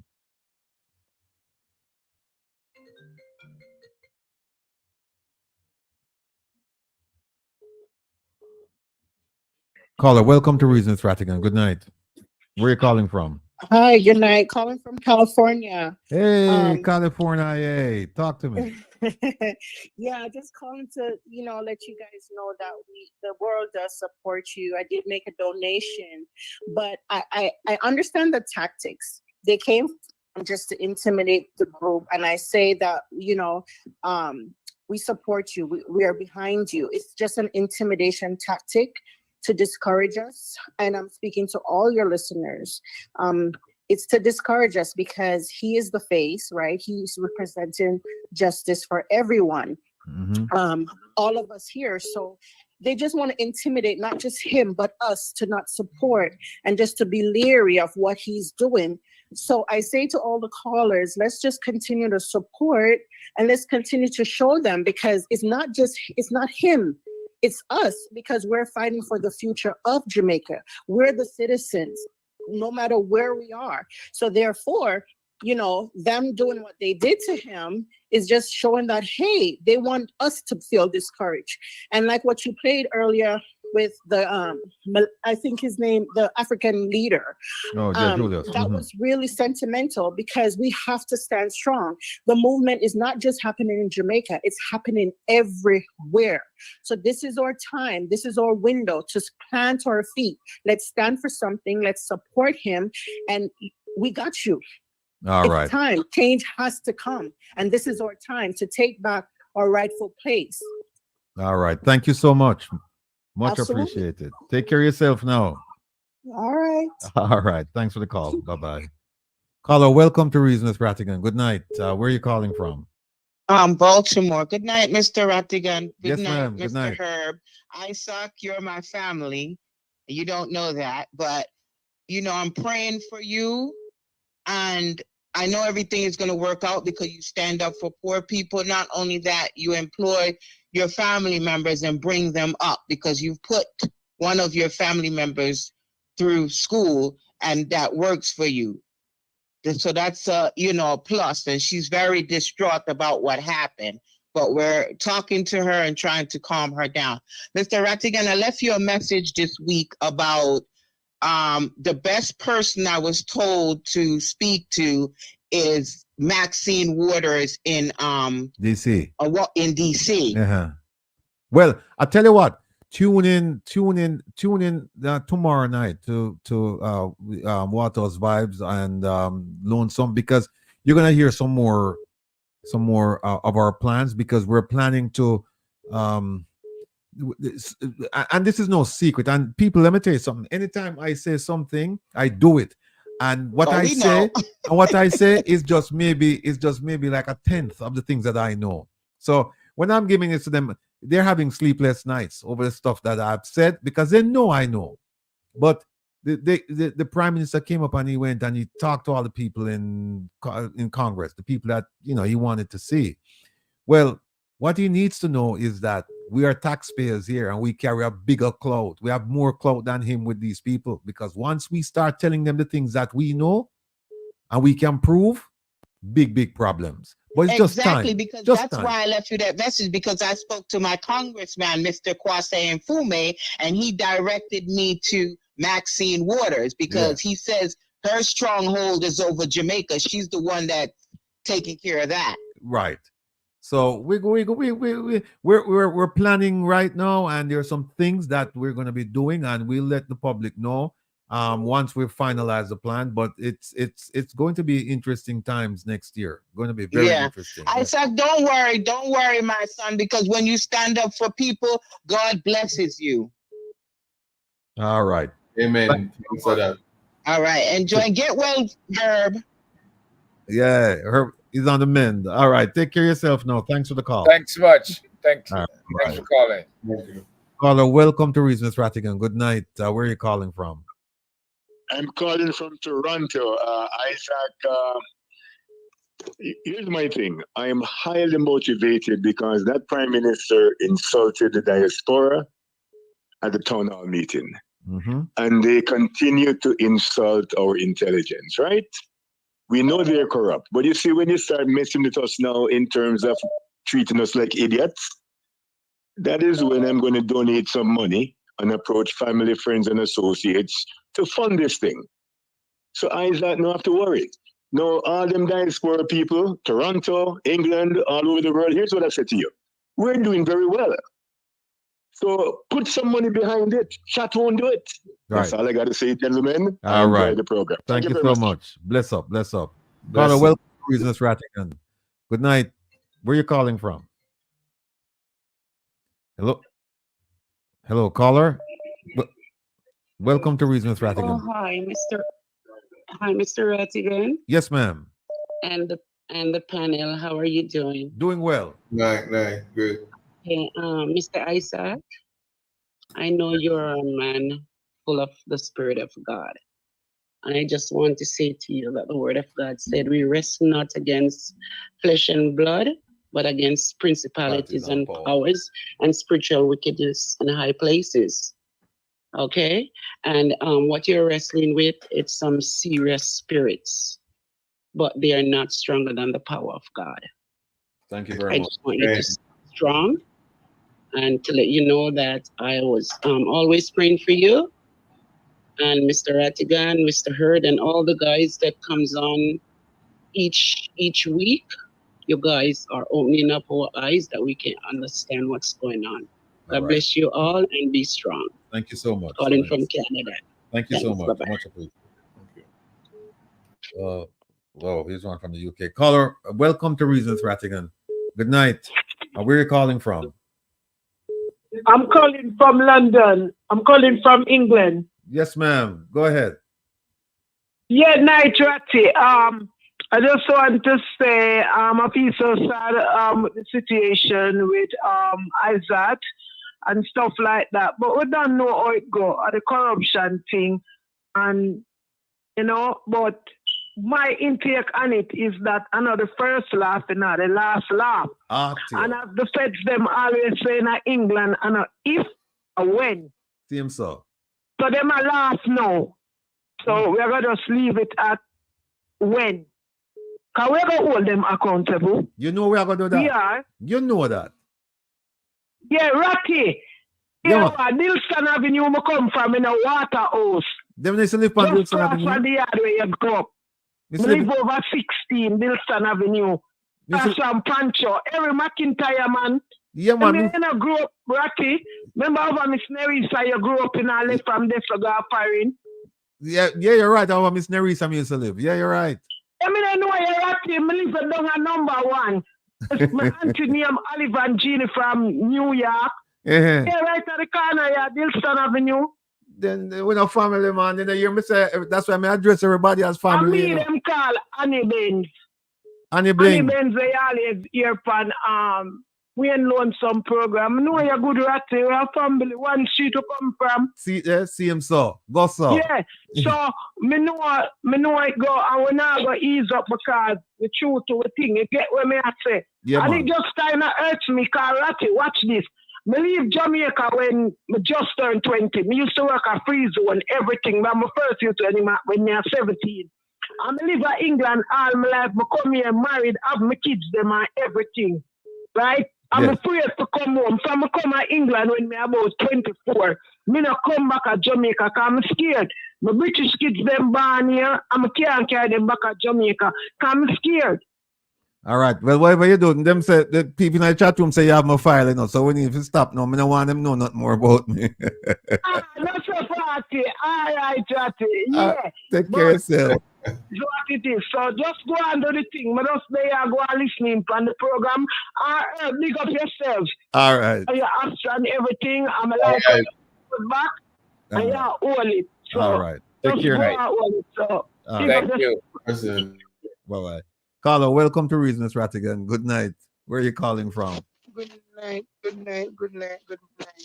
First and foremost, I love to say I applaud the work that you guys are doing.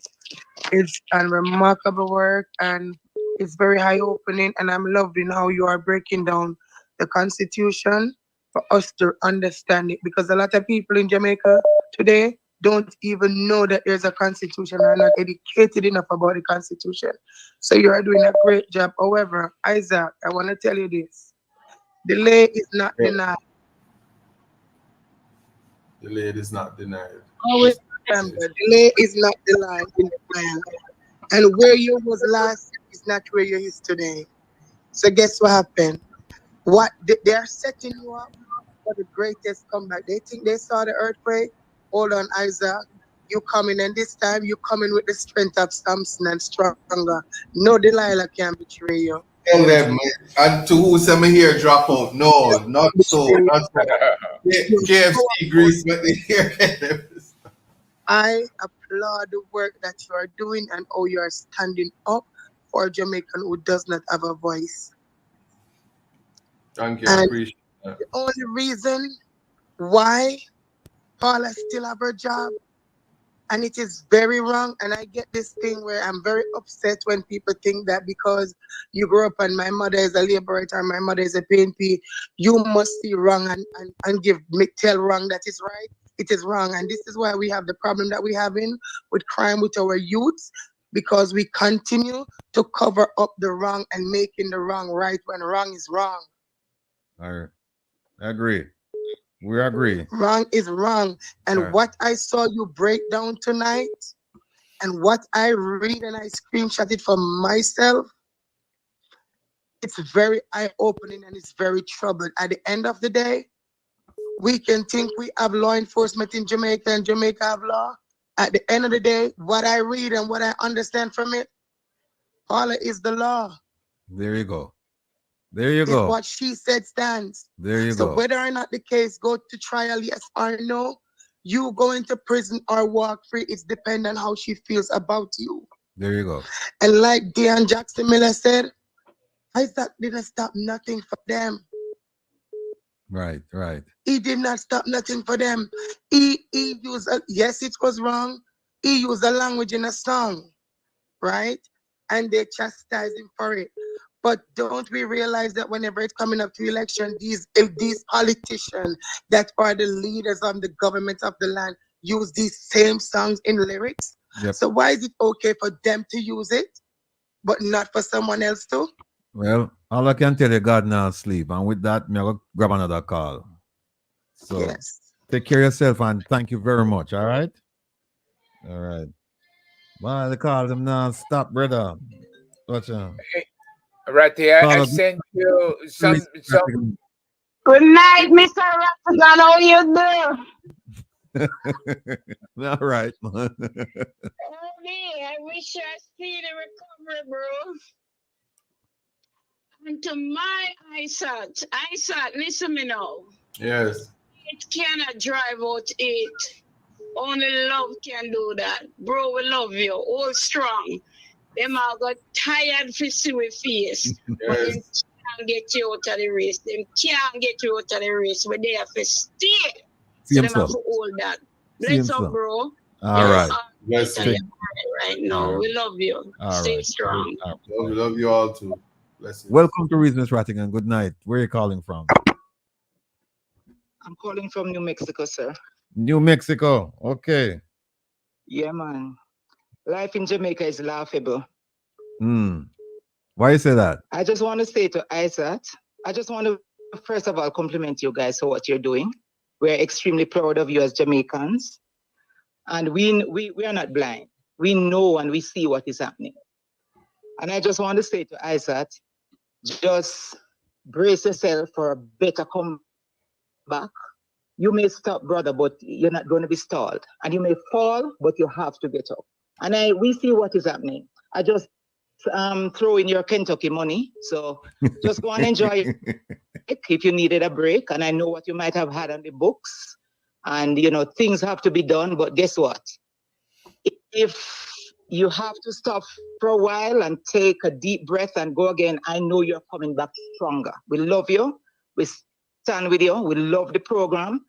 And to be honest, I hope, and I'm just hoping for that day when I see the back active, wicked, biased government along with Paula Llewellyn. The views I express is not the views of anybody on the All right. These are my views. All right. I see what is happening, and I know that it's not going to be. It's everybody's views, good lady. So, all right. Thank you so much, New Mexico. We'll talk soon. Yeah, man. All right. And hold the faith, no? Likewise. Yeah, cool. Same stuff. Hello, welcome to Reasons Rattigan. Good night. Where are you calling from? New York. Yes, sir. Yes, good night, sir Rattigan. Yes, sir. Good night, Good night. Isaac and the crew. Yeah.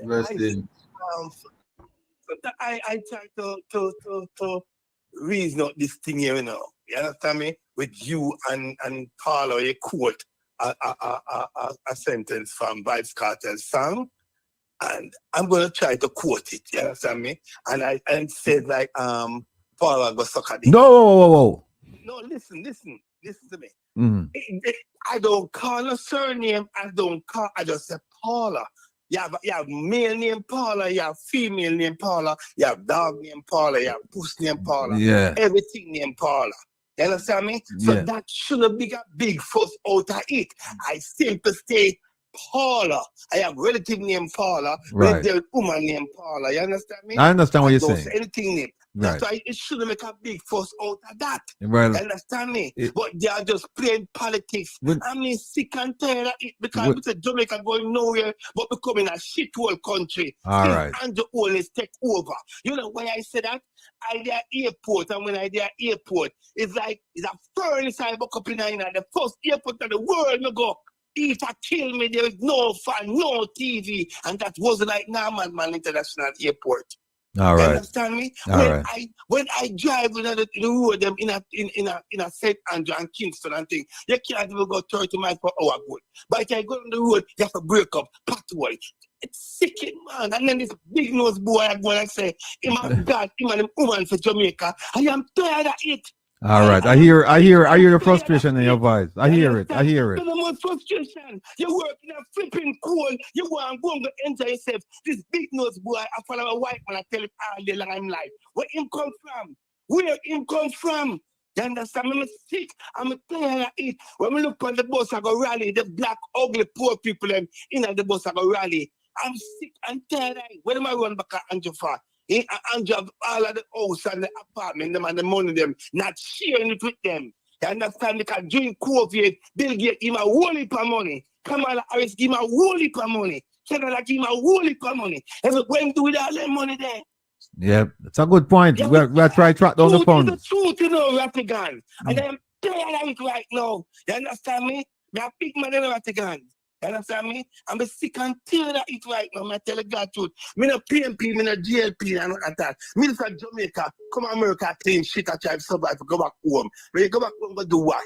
Eh? You can't go up on the beach them like one time. Which beach you can go up on the Jamaica comfortable right now? You understand me? Right. Yeah? Right. I'm still about dig up the road around cable. The cable is far when them go, what name? The white boy them country, I said Jew, you understand me? And him sign a deal with them for them run cable for pipe on every Jamaica with the free Wi-Fi. Pipe on every Jamaica, pick you up on the corner if it's something bad and all them things there. And that's my deal, you know, Rattigan. Yeah. And them things, until I begin at Jamaica, you know. You understand me? Some Well. poor thing like say, he must feel say, my God in a Jamaica, you know. Andrew, let me tell you something. Andrew, always, let me tell you something. You look a boy, you know, to respect people in Jamaica, you know. Respect people, such as the elder. I want your mother to sit down and talk to you. See from thy virgin is bitter to thy belly. Your mother never tell you that. You're not every top thief now. You understand me? And eat up of our poor people. You understand me? Share your wealth. All Share right. the wealth to the white man I give you. And don't take it to yourself. You All understand me? Hey, actually, I'm like, hey, sometimes say, Rattigan, Isaac, now worry yourself. That good over evil, you know. And you don't do Always. nothing wrong. Always. Mark Blessing, blessing. and not at all. You You know. understand me? No, go Because grab you a. never say Paula Llewellyn. You say Paula. All And right. nothing wrong with Paula. Because you have dog and puss and junk named Paula. All You right. understand me? Okay. Well, all right, my brother. I hear it. I hear it. I hear it. I hear the fire. One love years. Yeah, man. We are going to talk. I am one sick people alone. I get money from Jamaica. I push out poor people. I am sick and I am tired of it. You understand me?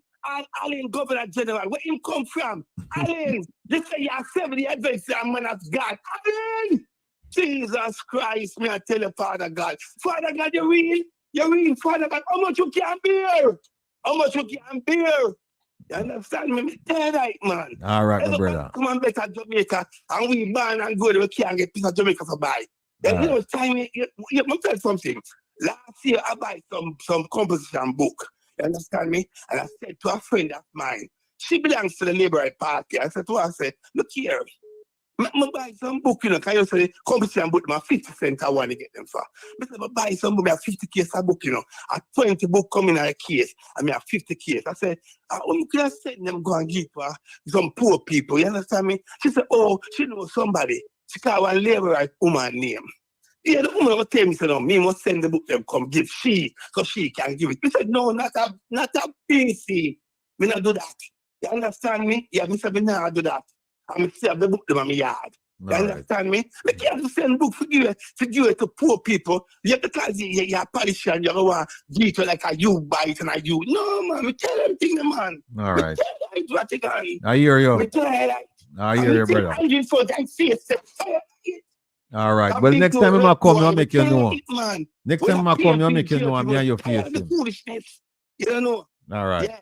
Everybody at thief, I get rid of poor people. Well, look at poor people now, man. All right. Real poor people.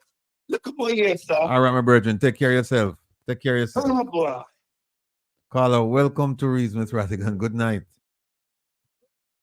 Hello.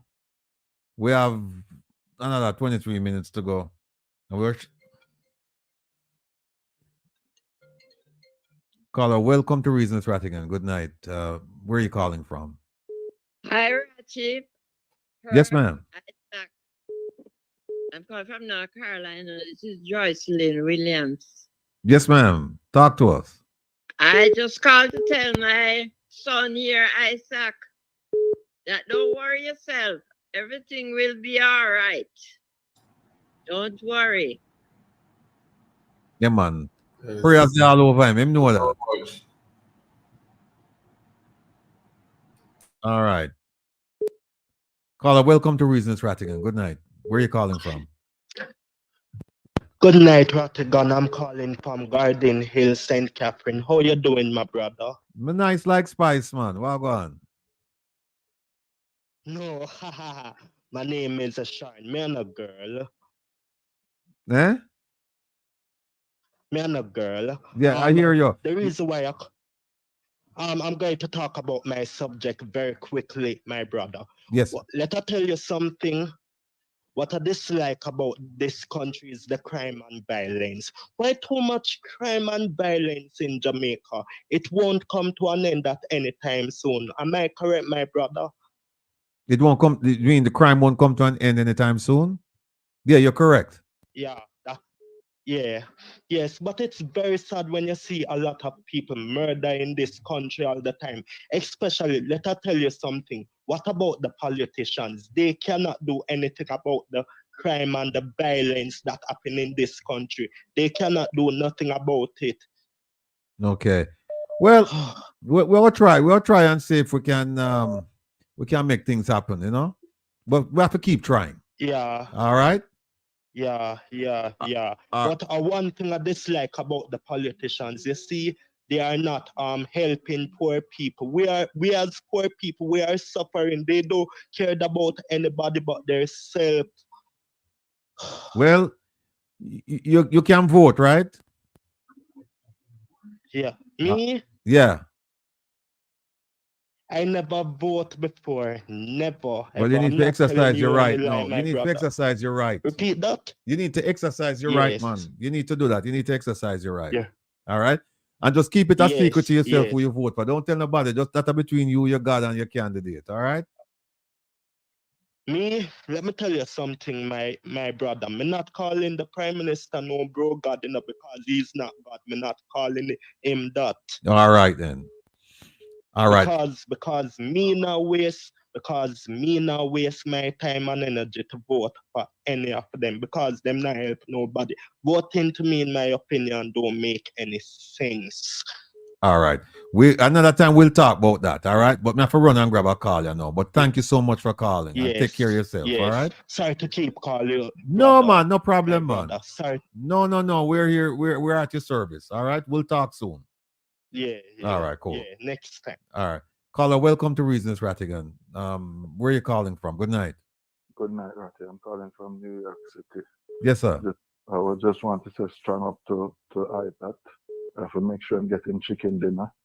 And then this other thing, I don't know if it actually came up from the first reading of the amendment to the Constitution to the point where them said the motion has carried or whatever the term them use. That is less than 1 hour now. If you go back and check the video from the introduction of the bill to the passing of the bill, it's less than 1 hour. Which means that any rights that we have in the Constitution that is not deeply entrenched, that requires a referendum, these people can take away those rights within an hour. Yep.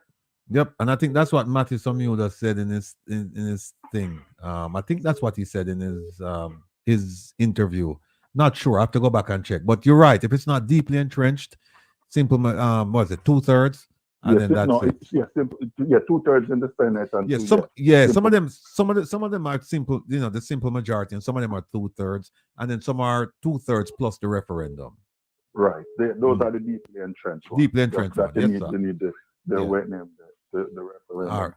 1 hour at it. They change the Constitution in 1 hour. All right, we have to take note of that. People to be upset.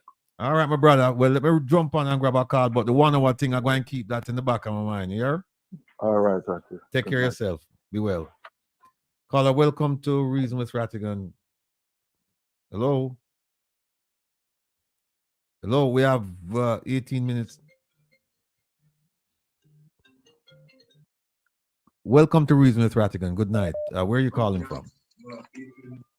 Hello, good evening. Good evening. How are you? I'm good, Isaac. I'm sorry for what happening to you, and I lost all trust in the system in Jamaica with law. Well, I said you want to respond to that? I will respond. I just needed to know that the justice system, I never lose faith in the justice system. The judges who sit on the bench are separate from lawyers. And although lawyers become judges, just please don't conflate the two. And our judges go right up to the last court in the land, which is the Privy Council. People will say that I sound like a scared, beaten Negro, but I maintain in the name of the King in all his whiteness, God bless his Privy Council. There's a reason why we say that. We are a young nation. We still need a lot of checks and balances, and the judges are the protecting the Constitution. Don't worry about it, and don't lose faith in the justice system, as it works for many. And I work in the legal system, and I can tell you that the legal system works. Thank you. All right, caller. Thank you so much. Keep in touch. You're all right. welcome. All right. Big up Yes, yourself. All right. Caller, welcome to Reason with Rattigan. Good night. Where are you calling from? Yes, Rattigan. I'm calling from Tennessee. Tennessee. Tennessee, my brother. Yeah, talk to me. Me sorry, say them a make an example out of my brother Isat, you know, cause you know, say let them a do, you know. They might try to make an example out of him and say, if you stand up for black people, this is what we are gonna do to you.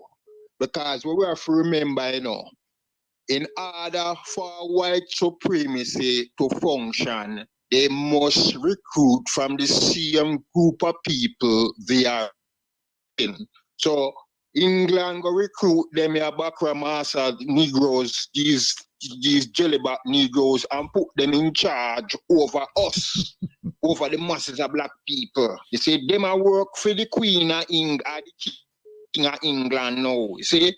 So, you know, it's just a shame and a disgrace, because you see the world, you see how Africa moving forward, and we in the West, so this is the set of black people here, so them still stuck in a medieval backwardness, Right. you know. But it a change though. It change is slow, but it must change, and that's why the lady will come out to talk about mental illness from one upon the issue there with mental illness, because that is our problem. One of our biggest problems as black people is we have serious economical issues and serious psychological issues. But if we solve the psychological issues, we can address the economic issue. See what I'm saying? But we must address the psychological issues, psychological damage that's been done to us that was never corrected. All See? right. That's why we there, so I speak English. Me and you I speak English, Ratty. We are England, but we are speak English. That is a leftover from the experience of slavery and donism. Anyway, All right. keep on keeping on, my brother. All right, my brother. Take care of yourself. You love the vibe. You too. Take Hey, care. All Ratty, right. look, you need to put up the email addresses I send you. But Hold on a second. you can look in the private chat. You see them there. All right. Caller, welcome to Reason with Rattigan. Where are you calling from? Tennessee. Good night. How you doing? Hello? Yeah, calling from Tennessee. Yes, Tennessee. Go ahead.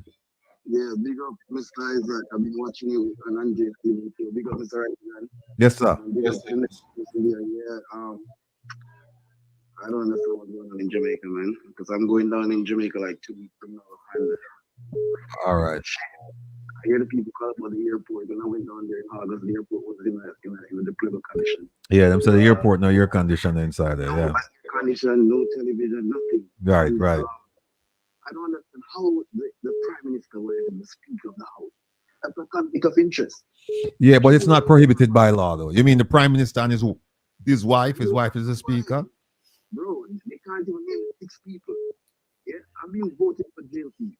I've been working for JLP in your agent. Because I did great stuff for Jamaica. You understand? I would never vote back for the Jamaican party. All right. I'm going to make sure that people get my vote. The other party. It's a great and people watching all over the world. All right. When I see what they done to Isaac, I'm telling you, tears come to my eye because the justice system in Jamaica, I love it, but I've said still. Yeah. Yeah, that's my final word. Have a good night, man. God bless you all. All right. Thanks a lot, man. Take care of yourself. Caller, welcome to Reason with Rattigan. Good night. Where are you calling from?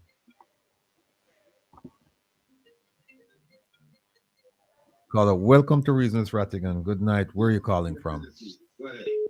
Hey, Ratty, how you doing? I'm fine, thanks, man. What's happening? Hey, not much, man. Greetings to you, Herb and Isat. Greetings. Yeah, so now I'm wondering, since Isat he had conceded the situation pertaining to the judgment against him by the those people. So my question is, can he appeal? The decision is too harsh. 2 years is just too long. So can he appeal the decision too harsh? So maybe he will be able to come back, take care of his family, and do his thing in less than 2 years. And also the next thing is, yeah, can you also provide us with the email address for the king? Yeah, Herb just put it up, put something. You just put something here. If you don't get it today, because look, I don't want to, if I start touching this thing, I'm telling you, we're gonna go blank. So I don't know how to do it. I don't want to touch it, but it will go up. If not the website, then it will go up. Definitely go up on the website, and then it will be also. We'll put it on the other platforms as well, with the other. Right. Yeah. The website is pretty good. I will pay attention to your website. You send up an email, letter, and whatever. Yeah. Yeah, because it's out of control, and All it's right. definitely out of control. I have some other issues. Now is not the time. I'll call back and we talk more. Okay. Okay. All right. No problem. Nice talking to you, bud. Take care of yourself, man. Well. Okay. All right. Thank you. All right. Bye now. Caller, welcome to Reasons Rattigan. Good night. Where are you calling from? I'm calling from Nigger, Jamaica. I was calling a while now because of my point is the corruption. I've never known, I've never taken note of it before until my son was murdered in July by Condolences. the police. Huh? No, I said my condolences, our condolences. Thank you. My son is a UTech student, inherited a business from his dad. In 2020, I lost his dad and lost my father also. And then he took a break from his studies to come and help me with the family business, and was doing the family business when police murdered him. I have never known that this system was set up this way, and I am 53. I've always tell them, I have 2 sons, and I've always tell them to get a good education, help who they can help. My son, if anybody can tell you, when he's at UTech, his room is always full with people from this sector, doesn't have anywhere to stay. He would take them in and let them stay with him. Helps out in the community, any old people you see, we don't have anybody, that little boy would take food to them, go and sit and talk with them because he's an old soul. He's 26, but he acts like he's 100 because he's fascinated by hearing what like people used to do for money back in the days, what where they used to party, he's just fascinated by those stuff. Mm-hmm. So he has a lot of old people friends. Okay. And these people murdered my child. He just got approved by FLA, a fire. And everybody in Jamaica know how it goes. They have to know where you sleep, where you eat, food for a 6 months straight or 8 months straight before they grant it. And they granted him. Okay. And these police that call themselves police come and murdered my child cold-blooded. I couldn't have an open casket because my son got about maybe like 20 shots in his upper body. He was sitting in the car. There was people in their houses, etc. It's because this happened at 6:40. They said that they pull over. He was a passenger in the car.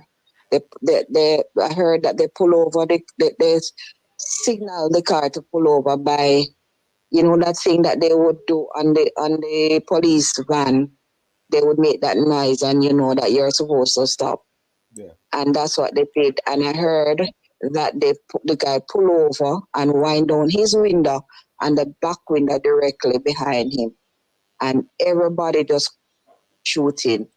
There was a person that lives in the USA that called me and said, "Mom, your son was assassinated."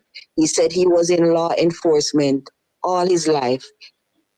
Dad was in law enforcement, and he has never seen anything like that. Well, Mommy, People stop.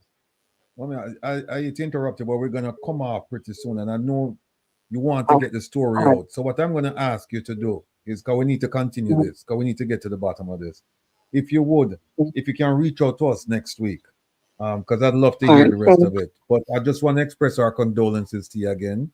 And we have I can't promise you anything except to say that we will try to figure out what really happened so that you can get some closure to how it happened, because you know you're saying that he was assassinated and we don't know what the other side is saying, but give us a chance to look into it. All right, no problem. All right, so look, you take care of yourself, enjoy the rest of the weekend, and please, I'm asking you to reach out to us next week. All right. All right, I will. Thanks. All right, take care of yourself now. Bye bye. All right, bye bye. Caller, welcome to Reasons, Rattigan. Good night. Where are you calling from? Hey, good night. Calling from Jamdong. Isaac, don't worry yourself. We tell us something, God have a plan. Here, just a matter of time. Them have to come down. God have a plan. And you name David. You hear? Got you. God on time. I hear Yeah? Yes. Remember, you're stronger than them. I'm sorry for them. I'm sorry for them, you know. They don't know what them do or what them touch. Touch not the Lord anointed and appointed. Same, sir. Here? Yeah, man. Blessings. Andrew and him Jezebel wife. All right. All right. Man, bless upon yourself. Take care of yourself. All right. Bless up. Yeah, man. Caller, welcome to Reasons, Rattigan. Good night. Where are you calling from? Ratty, Minister of Airport, cannot put in TV and so no, you know, because him constituency in problem. He's supposed to have been watching what is happening in that side of the woods. Okay? Bye. All right. Take care now. Caller, welcome to Reasons, Rattigan. Good night. Where are you calling from? I'm calling from Fort Lauderdale, Florida. Yes. I'm calling to say good night to Isat and the rest of the panel. Good night. Good night. Your enemies. Because when God moves, like I said, when God moves, he's going to move big and strong. And I'm going to leave with you Isaiah 53:17 and Jeremiah 20:11. Those two Psalms, you read it for your enemy and God will move for you. God bless you. And no man that come against you will ever prosper. So God be with you all and have a good night. Thank you. Amen. Thank you so much. I received those words. Caller, welcome to Reasons, Rattigan. Good night. Where are you calling from? Hello? Good. Caller, good night. Welcome to Reasons, Rattigan. Where are you calling from? I'm calling from Arizona. Good night. Good night. Good night. How are you doing? I'm fine, thanks. Everybody's doing well. Enjoying your program, and I just want to say to Mr. Herb, I want him to get well, so he must go near the promised land until he gets well. And Thank you. Remember the Lord said, he will never leave you nor forsake you. And anywhere you are, I'll be with you. We are praying for you, Isat. We love you. We care for you. And remember, Psalms 121 says, I will lift up mine eyes onto the hill from whence cometh my help. My help cometh from the Lord. Praying for you, Lord. Tears are not Amen. God bless you. There you go. That is the message. God on time. Caller, welcome to Reasons, Rattigan. Where are you calling from?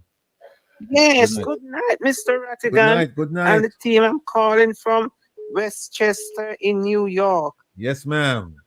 I listen to your program every week. I don't miss it, but this week is my first time I'm calling. What they have done to Mr. Isaac, let me tell you this. God not sleep, and So, they going and going until they touch the wrong man. Isaac is blessed. Remember, Jade, Abraham would take his one son to crucify him, and God said, "There is a lamb." This what the DPP do with the corruption team behind her. Just put them further into destruction. And let me tell you this: God left no sin unturned. thank you. Thank And you. Isaac is blessed. Isaac is a blessed man from God. Isaac come from God. And I just want to go right now, but I want to tell you this right now. They are not sleeping because they don't know what's coming next. And this thing put them into more destruction than what they are in. Amen. Believe you. Yes, Believe and you. let me tell you, Mr. Isaac is going to overcome because this is going to bring them down into destruction. And Mr. Rattigan, I want you to put it on the international news. Put Okay. it in the 52 states all over the world for them to open the corruption what's going on in Jamaica. Isaac did not kill a man. Isaac has done nothing. I hear the passion in your voice. Yeah, and we all support Isat. Okay. All right. Thank you. Thank you so much. Bye. But isn't that something? You have a lawyer who kill a man, or who had him killed in his vicinity, and him don't serve a day. Not even under questioning. I know. Hold on a second, Herb. Welcome to Reasons Rattigan. Good night. Where are you calling from? Good night, Mr. Ratty. I call from Snellville, Georgia. Good night to your George. panel. Yes, sir. Jamaicans are everywhere, you know. Good night. The Bible says there are more with you than those who are against you. You see me, I say? Hold the faith, brethren. Hold the faith. God is with you. And no matter what them do, watch the result. Look for the result. Start rejoice, man. Start rejoice in the name of the Lord. God bless you. All right. Thank Amen. you, sir. Thank you so much. All right. Caller, welcome to Reasons Rattigan. Where are you calling from? Good night. Good night. Calling from Jamaica. Yes, ma'am. Yes. Good night, everyone on the panel. Yes. I just want to say to Isat, stay strong. You know, the hotter the battle, the sweeter the victory. But what I want to ask, what is the international connection in terms of politics between Jamaica and the international community? Because the United Nations General Secretary came here and called Andrew the champion boy. How them see him as a champion boy? Andrew is the worst thing that ever happened to Jamaica. What is going on? Called politics. Called politics. And you had a newspaper article that talked about how successful he was around the same time. Oh, So the one you out of know- Miami, the Miami Herald? Miami Herald, yes. Yeah, yeah. So you know this is coming from the right-leaning side here in the US, as well as up there at the UN. And they are just showing the true colors that they're supporting him come what may. Because he's doing things that they want, not what the people of Jamaica want. Exactly. Exactly. Caller, welcome to Reasons Rattigan. Good night. Where are you calling from? Good night, Isaac. Ratty. Yes, sir. And Earth and the world panel. God bless you, man. Isaac, if you did famous and now you're famous, you see the bad what them mean for you, God make the whole world know you know. Jeez, I know what to say. Go buy my album. My new single is coming out on Tuesday, All in Life. And check out my radio station program, 5 to 7 p.m. on Reggae Global Radio. I'm famous. You know that I'm famous. You'll get paid for the next 5 years. Okay.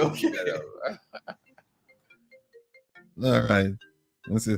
Caller, welcome to Reasons Rattigan. Good night. Where are you calling from? I'm calling from Elmont, New York. From where? Elmont, New Oh, York. Elmont, New York. Yeah, one of my favorite places. Go ahead, please. Yeah. I'm calling because in regards to Mr. Isat. Yes. During the time he was waiting on a decision, was he able to practice during that time? And when does this goes into effect? Isat? This ban. The ban. That's a good question. So it says as of the 5th, which is it is an immediate suspension. We are appealing and hoping for a stay. And I don't talk much about it, but as it is, it's in effect now because the authorities, like I said, I would have gone to visit my clients and I'm barred from entering the institutions. Majority of my clients are incarcerated, especially from the appellate section, the appellate side of it. And so as it is right now, as far as I'm concerned, as how the country is operating, albeit they operate by what is in the media. So the media has says I'm suspended, so people have taken that route. That's the best answer that I can give you right now. And Mr. Rattigan, yes, ma'am. He was appealing your case for you, so I hope you definitely get somebody else. You don't just let go like that. No, Because, no, we can't.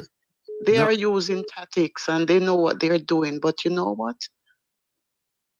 By the time you count 1, 2, 3, you're going to see all of them from the Prime Minister, Governor General, DPP, or whatever you call her. They're all going to turn around on each other.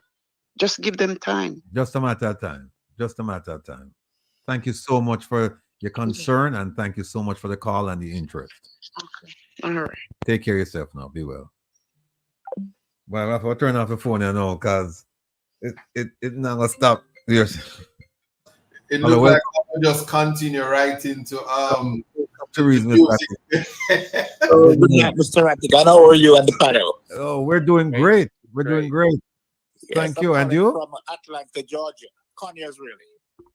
Oh, you're calling from Georgia, Conyers, from Atlanta. Conyers, Okay. Yes, yeah. I used to live down there.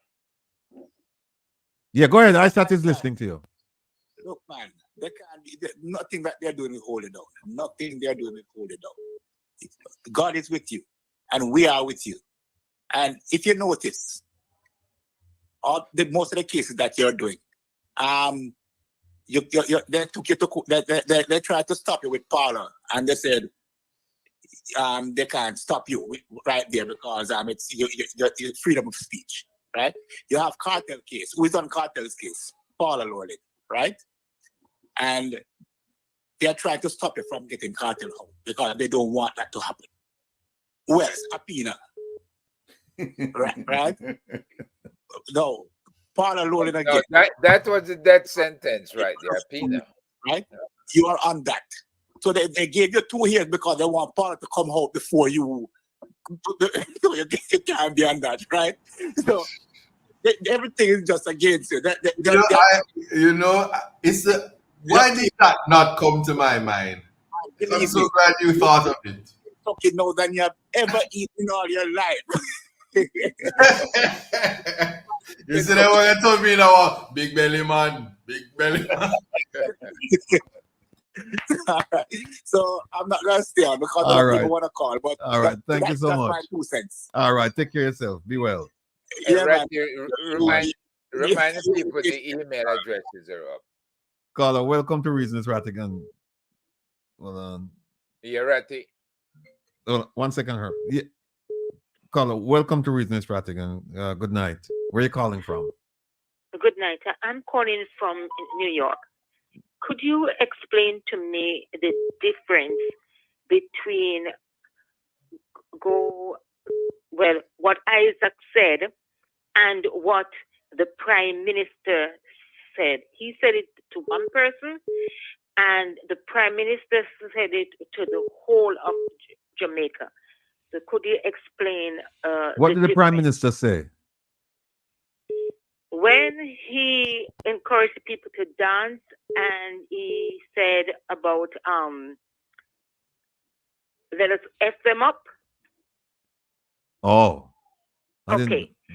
So I would like to know the difference between an individual saying to the DPP, go, you know what, Right, right. Mhm. and him saying to his party, let's go F them up. Who were them that needed to be F'd up? And could you explain the morality between the lesser or greater morality? Thank you. Okay, thanks. You know anything about that, Isat? No, I know that prominent people have used language that it doesn't bother. As I said, I am there are two Jamaicas. I represent one class, and so it is selective. Freedom of speech is by the virtue of decision is selective. But the prime minister is the head of state. So he gets deference in terms of how he speaks, and he's on a political platform. He's not an attorney.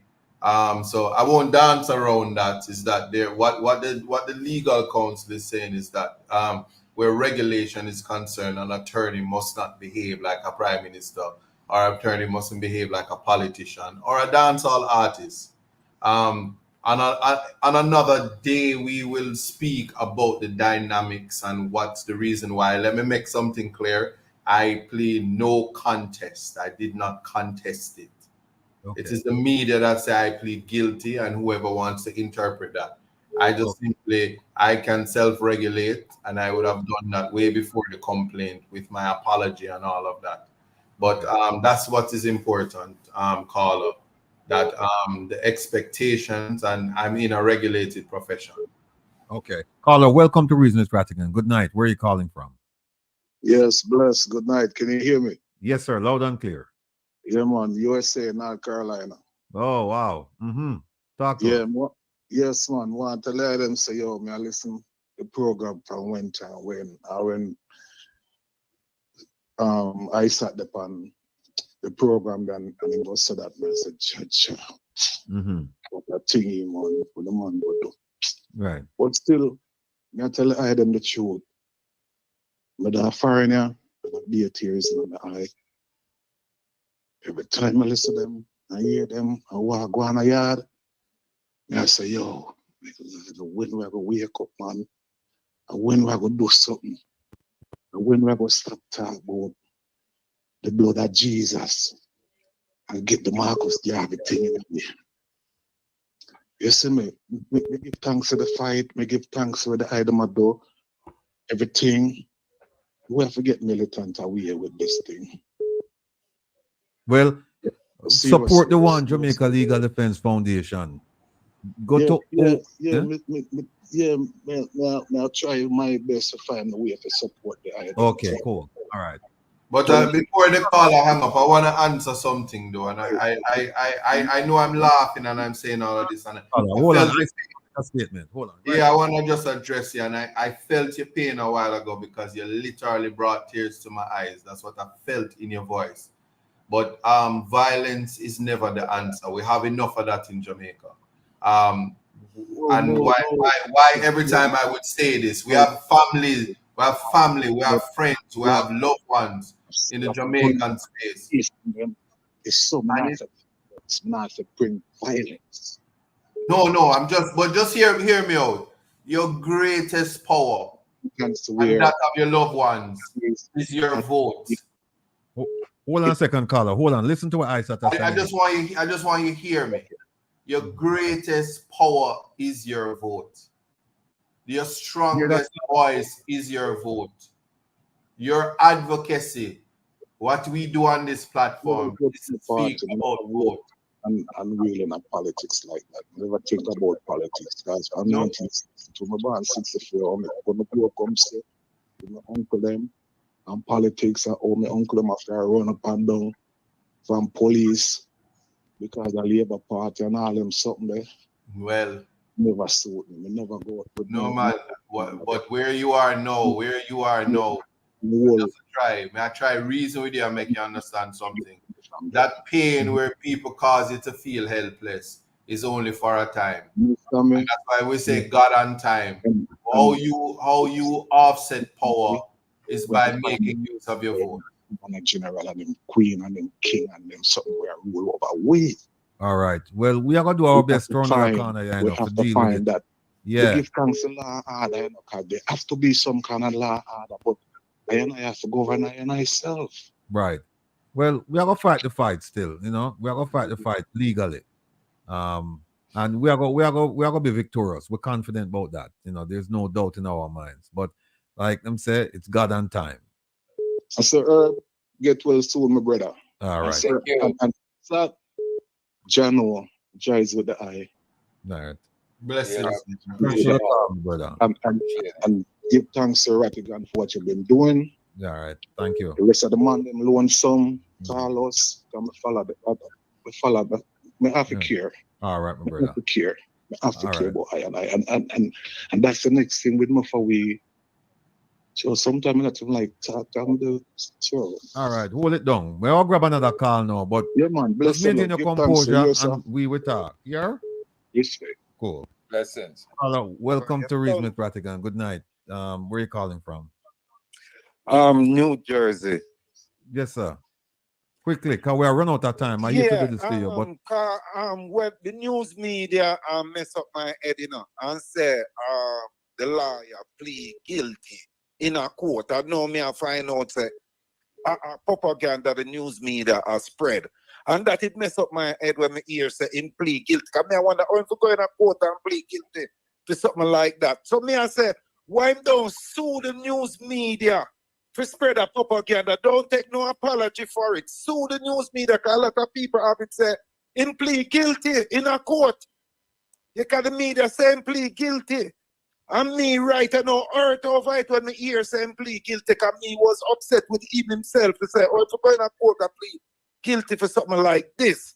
So right. one thing me I say, sue the media, sue the TV station, and sue the man who said it. The man who said it, announce it, sue him.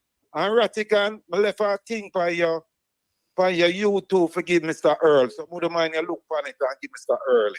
all right, So no that's problem. all me I said to Mr. Isat. Sue All the right. media.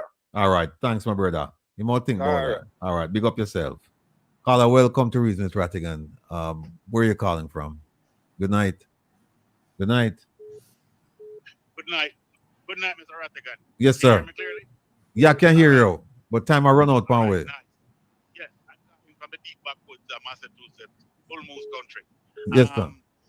Real quick, Isat, stay strong. I salute you.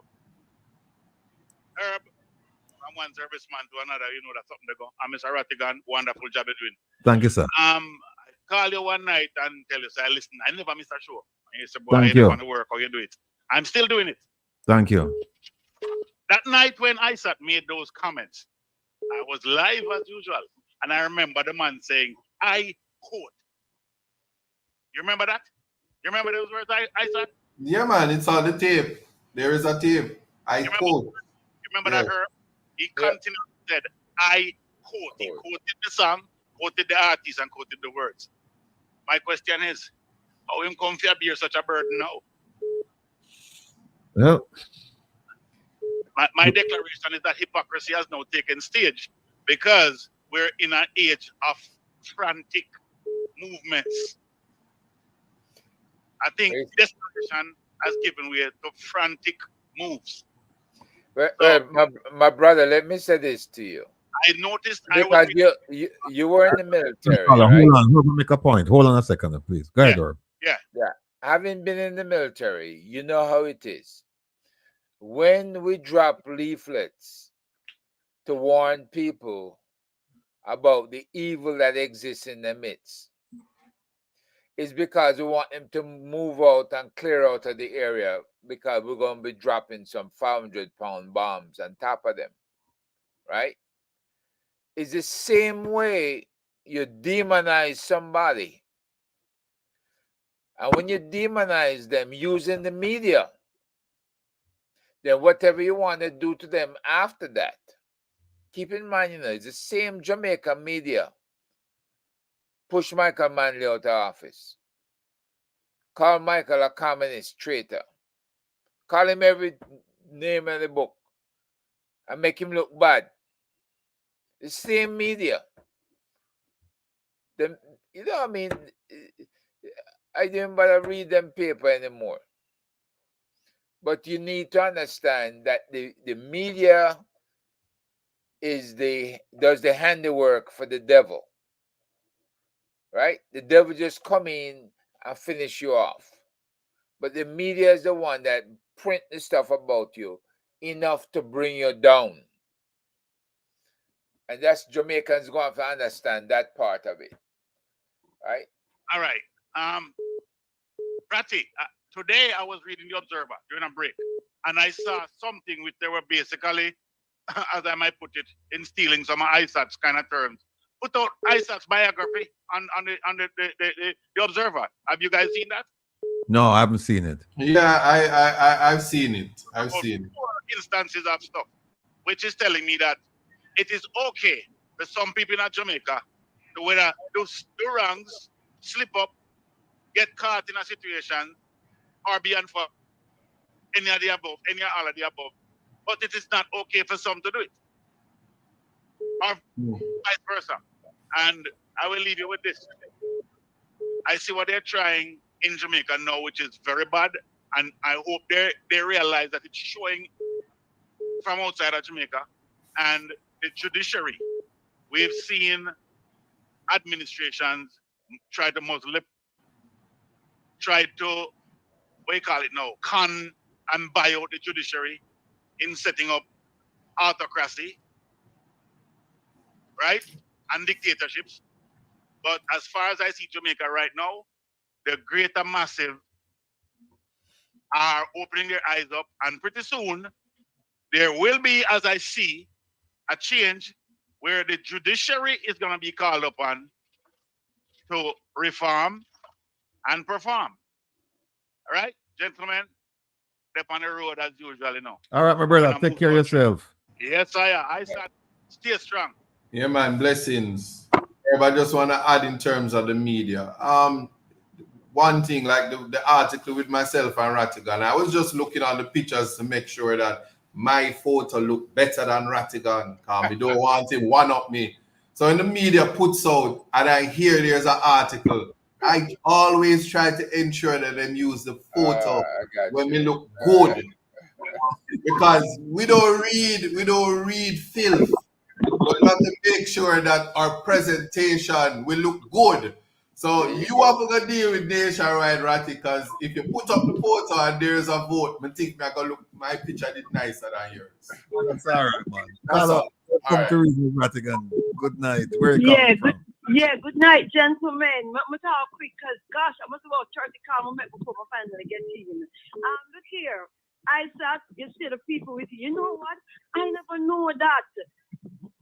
I know that when Jamaicans are abroad, right? That's the time we feel this affinity with a country, and only when Olympics time. But this has stirred the sensibility of Jamaicans. What has happened to Mr. Buchanan?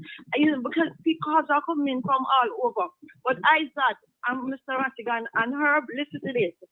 When a clown moves into a palace, it doesn't become a king. The palace becomes a circus. See him so. All right? See him so.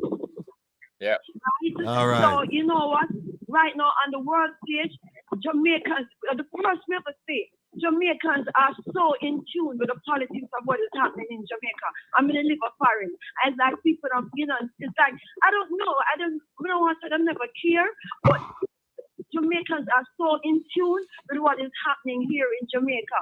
And I don't think they like the direction where they see this animal farm is going. Because like Jamaica turn an animal farm where some pigs, all pigs are equal, but them say some more equal. You understand me? Because a man like Rattigan said, a man was killed in a house, no forced entry, sole occupancy, You understand me? And that man, he was exonerated before, and put for even bed rest.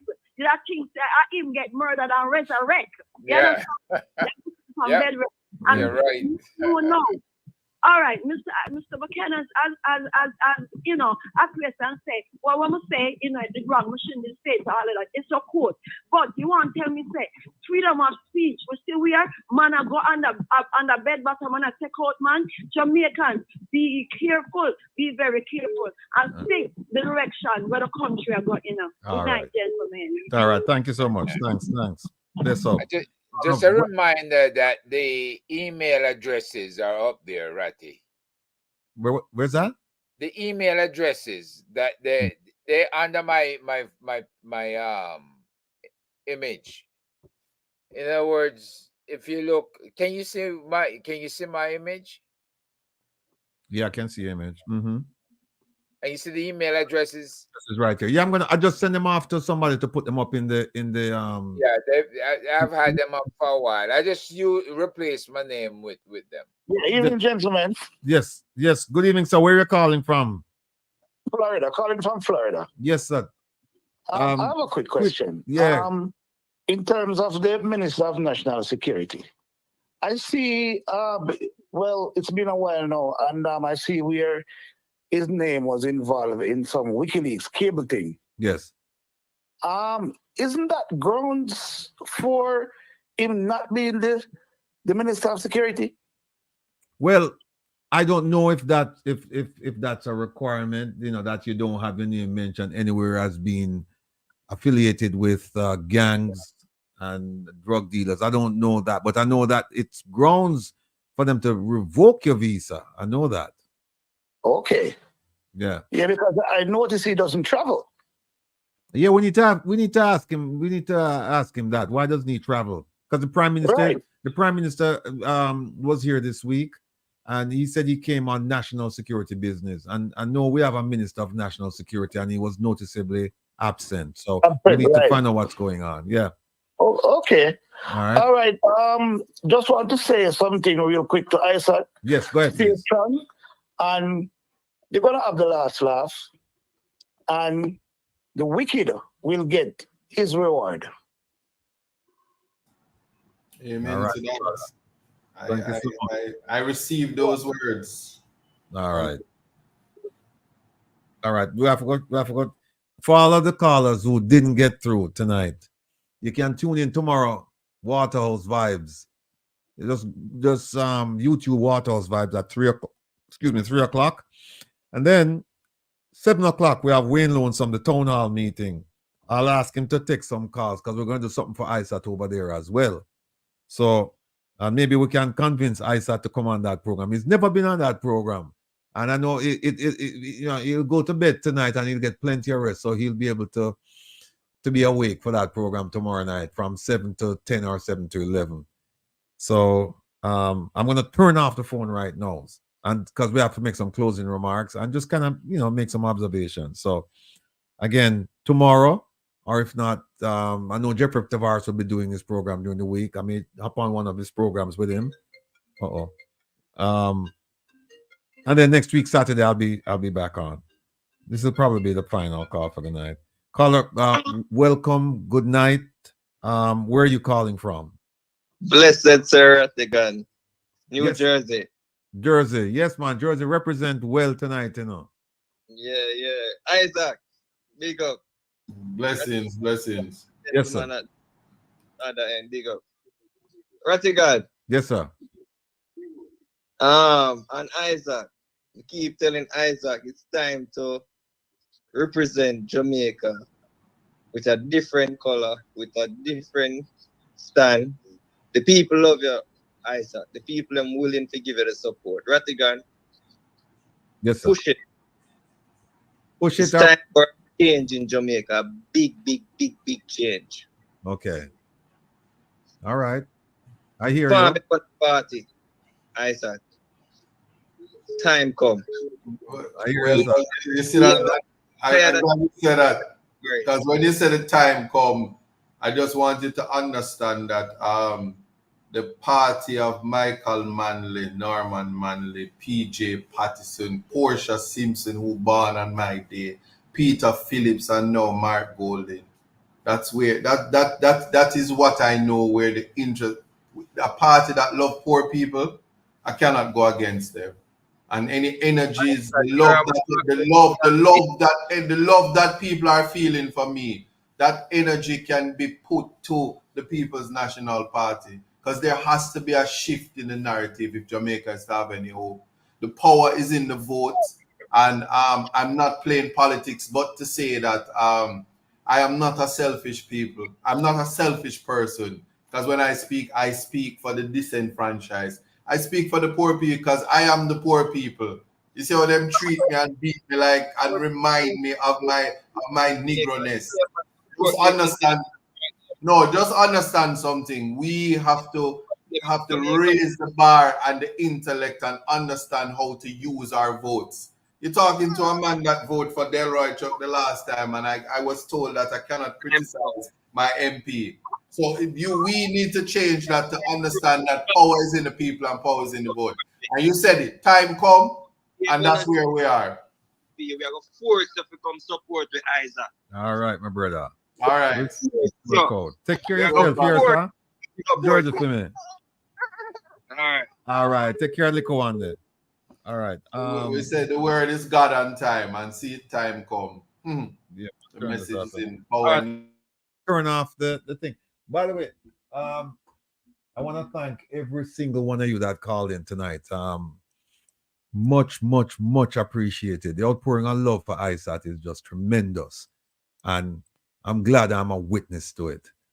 If you look on the screen, you'll see an email underneath Herb's video, his image. You'll see it right there. That's the email for Buckingham Palace to write. If you want to write to King's, if you want to send King Charles a message regarding the Governor General, because I don't think you can send him any message regarding the Prime Minister. He probably won't pay attention to that. But the Governor General, I think he'll pay attention to that, because the Governor General reports to him. So take a look at the website there underneath Herb, and you can send your emails to that.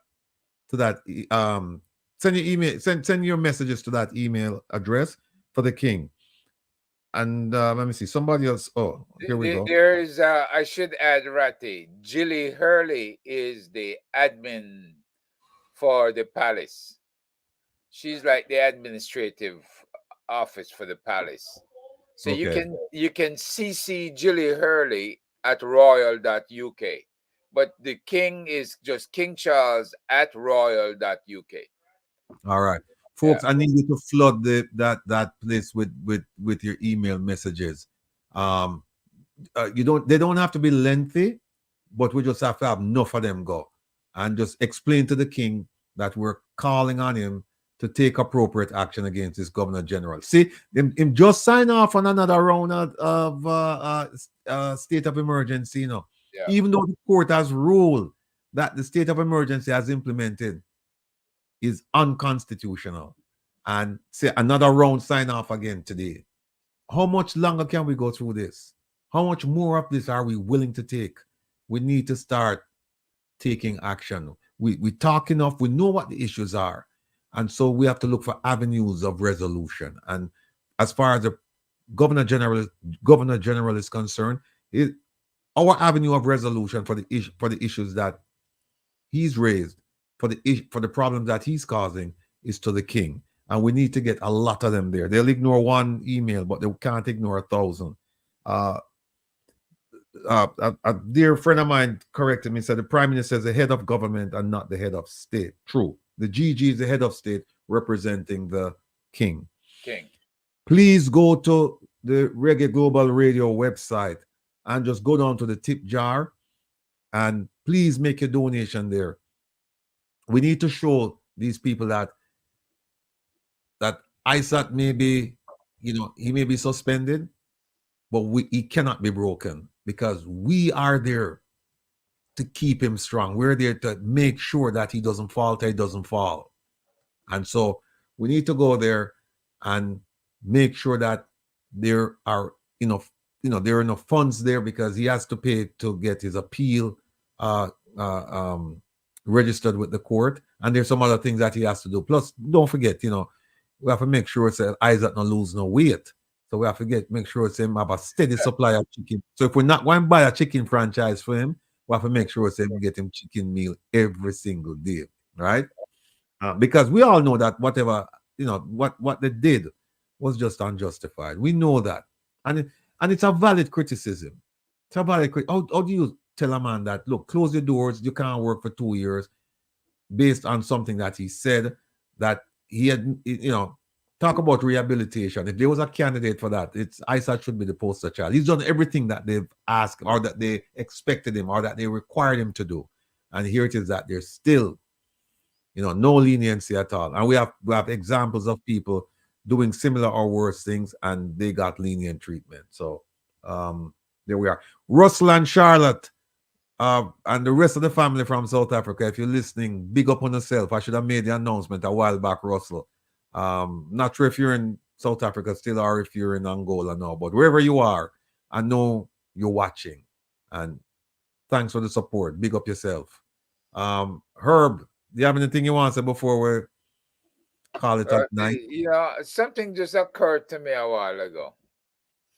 Maybe if Patrick Bailey were to write a letter on your behalf, I said, to the Prime Minister, saying that you have stood up for justice, honor, and everything that's good about Jamaica. Coming from Patrick Bailey, it might shake him up. Who knows? I will say this, and the Prime Minister is powerless in this one. Well, he is. Yeah, man. Yeah. So the real powers then is operating in Jamaica, you're telling me. The real bad guys have the knives out and nobody can stop them. There are two Jamaicans. So we're seeing the upper Vumba V go to work here, as Jeffrey would say. I don't even, I can't repeat, Herb. I don't know. That's all like bad word. And I'll make you mash up my KFC. You would not do that. I would just say that there's a big number of people in Jamaica who actually, they support Isat. But they've told me directly and they've told me indirectly that they cannot openly support him. They cannot. They said, we support him, but we can't make people know we support him because this government is so oppressive that you don't know what. In fact, there are some business people who have told me, they said, we can't support him because we don't know what will happen to our business. We don't know. I'll say this much, Ratty. If you are a strong person and you have certain convictions, the thing that I grew up in Jamaica on that kept me for almost 40 years in the U.S. Army and in the intelligence services, the thing that kept me going was my Jamaican values and Likewise. the strength it gave me. Likewise. So I don't know what them talking about down there. They mean Jamaica. And when I was in Jamaica, I was raised in hell the same way. I was writing about the evil in Tivoli Gardens, in Western Kingston, rather, and what was going on with the people being misled. So I don't know what in the world they can be talking about. If I can write that at age 15, they can write it and they can go stand up and protest. And as a private sector, they can urge the PSOJ to stand up and say something, right? This man should not be doing a quote and be penalized for it. I'll tell you something, Herb. What's interesting is that in 2016, when the Prime Minister won, the next day, I forgot the date, but the next day, he had a meeting, early morning meeting. One of the first groups he met with, PSOJ. And in that group, you had Zan, you had Dr. Nigel Clark was there. He was in the private sector at the time, and a few other people. They wield a lot of power in Jamaica. Yeah. They wield a lot of power. Actually, they dictate to the government how things should be done. And I'm kind of, you know, I was hoping that they would come out this time and they would say, no. This is unforgivable. This is gonna cause issues. And so we're asking you to, you know, retract. We're asking you to, you know, reform. We're asking you to do whatever you need to do to make sure that this penalty is not implemented. But we haven't heard from them yet. And there are certain issues right now in Jamaica that I was hoping that we would have heard from them on it. We still haven't heard from them. The six unnamed parliamentarians on the investigation, or maybe the investigation is concluded already. The PSOJ, they have the power to say to the government, listen, you need to release the names. You need to finish up, do whatever you need to do and release the names. In the same vein as they told the former speaker, Marissa Dalrymple Philibert, that, look, you need to go home. You know, you just need to go home. When they're ready, they'll issue orders.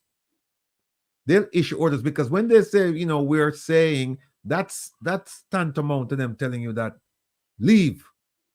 And we haven't seen them do a lot of things that we anticipated or we hoped that they would have done. But we're not losing hope.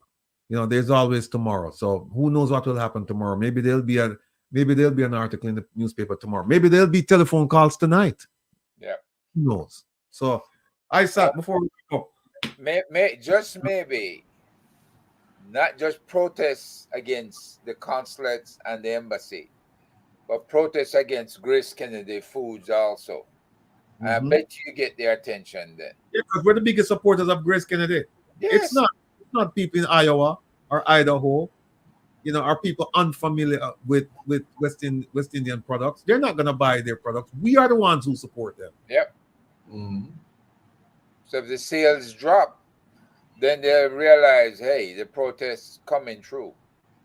Right. We need to make that point.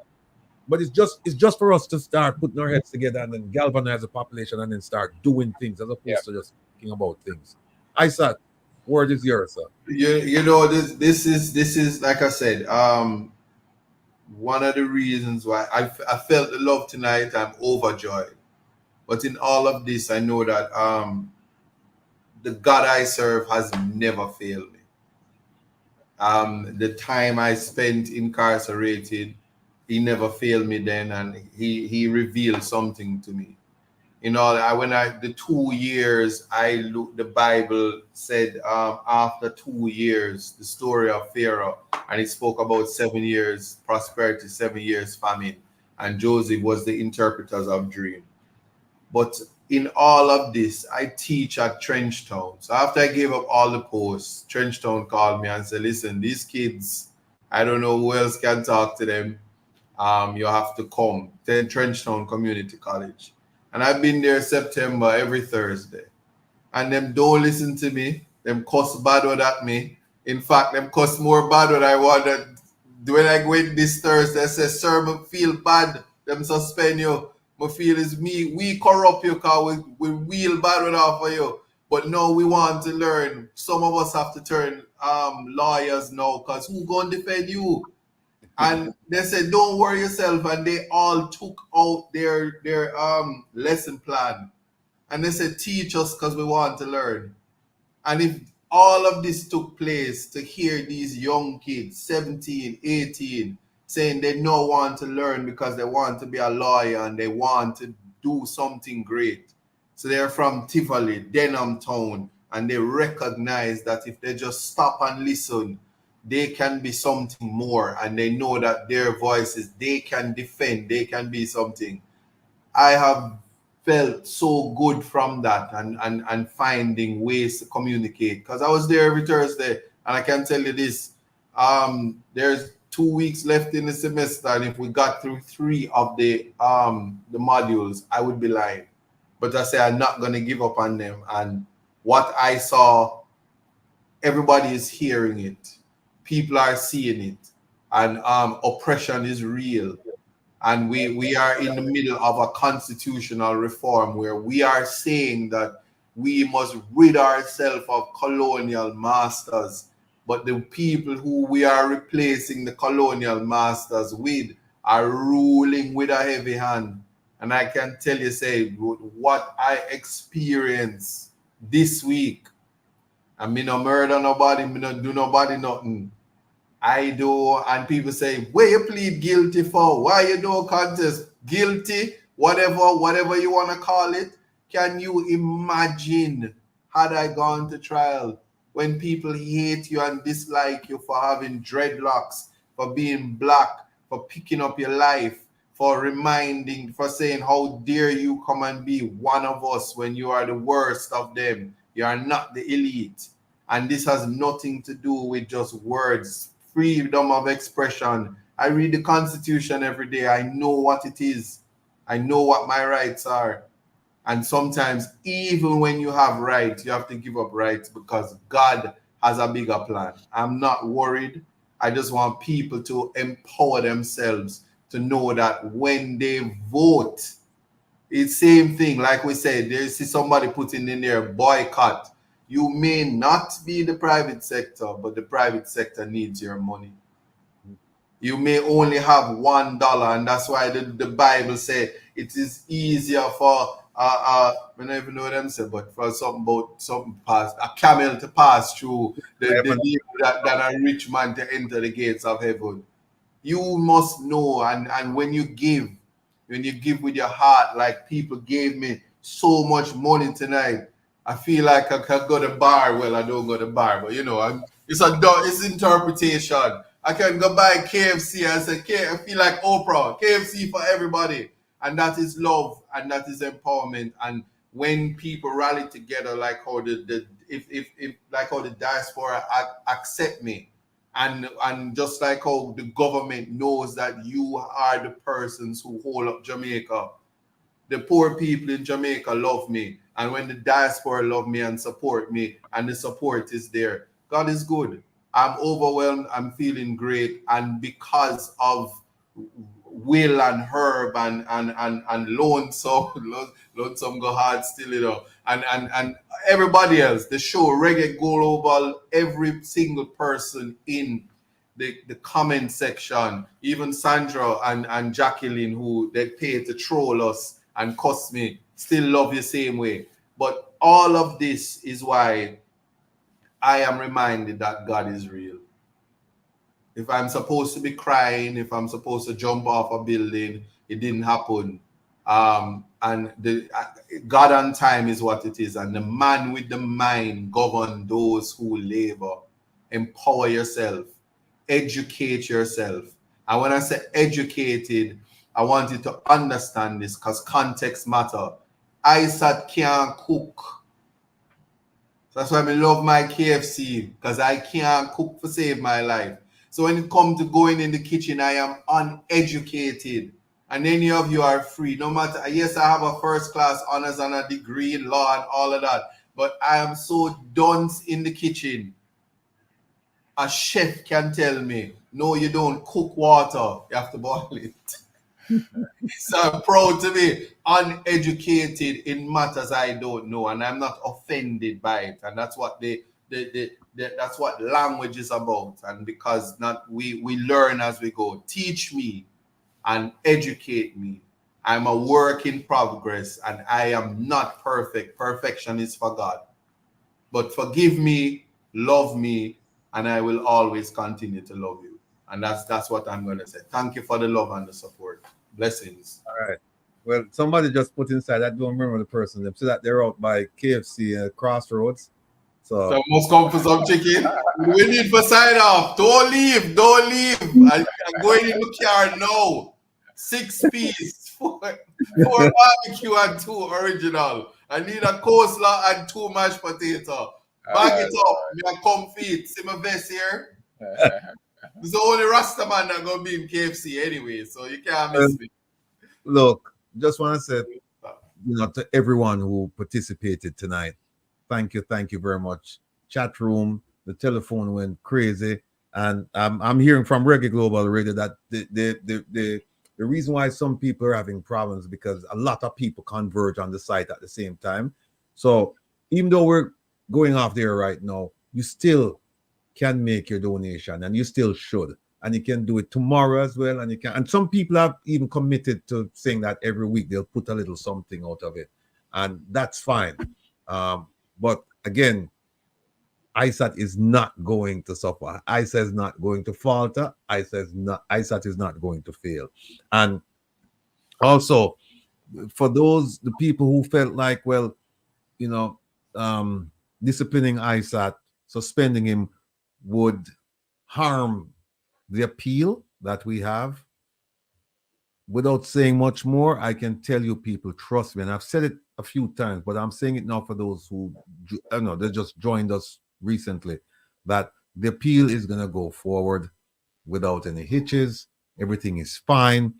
Because we had a plan B, we had a plan C, we had a plan D. We planned for all of the eventualities. So this is not going to stop the case from moving forward. So that's all I have to say. So look, folks, thank you so much. You've made us, you really, really made tonight special for all of us. I felt the outpouring of love, and I anticipated it, but it turned out to be a lot more than I thought. And I, again, want to thank Herb, because Herb is a real trooper, because this man you're looking at here, he had surgery a week ago on his back. He shouldn't even be up. And what did Herb do? He's committed to the cause so much that last week he joined us a day after back surgery. And then he joined us the day after that. On Sunday, he joined us as well. And here he is again tonight. So, Herb, big up yourself. Much love to you and your wife. And we'll talk soon. I'll see you. Isaac, you can join us tomorrow at 7 o'clock, sir. I'm going to touch base with you later. All right. Once I get the link, and we'll talk. People, blessings. Tomorrow, 3 o'clock, Waterhouse Vibes. 7 o'clock, Wayne Lonesome. Talk to you soon. Take care. All right. Blessings. All right.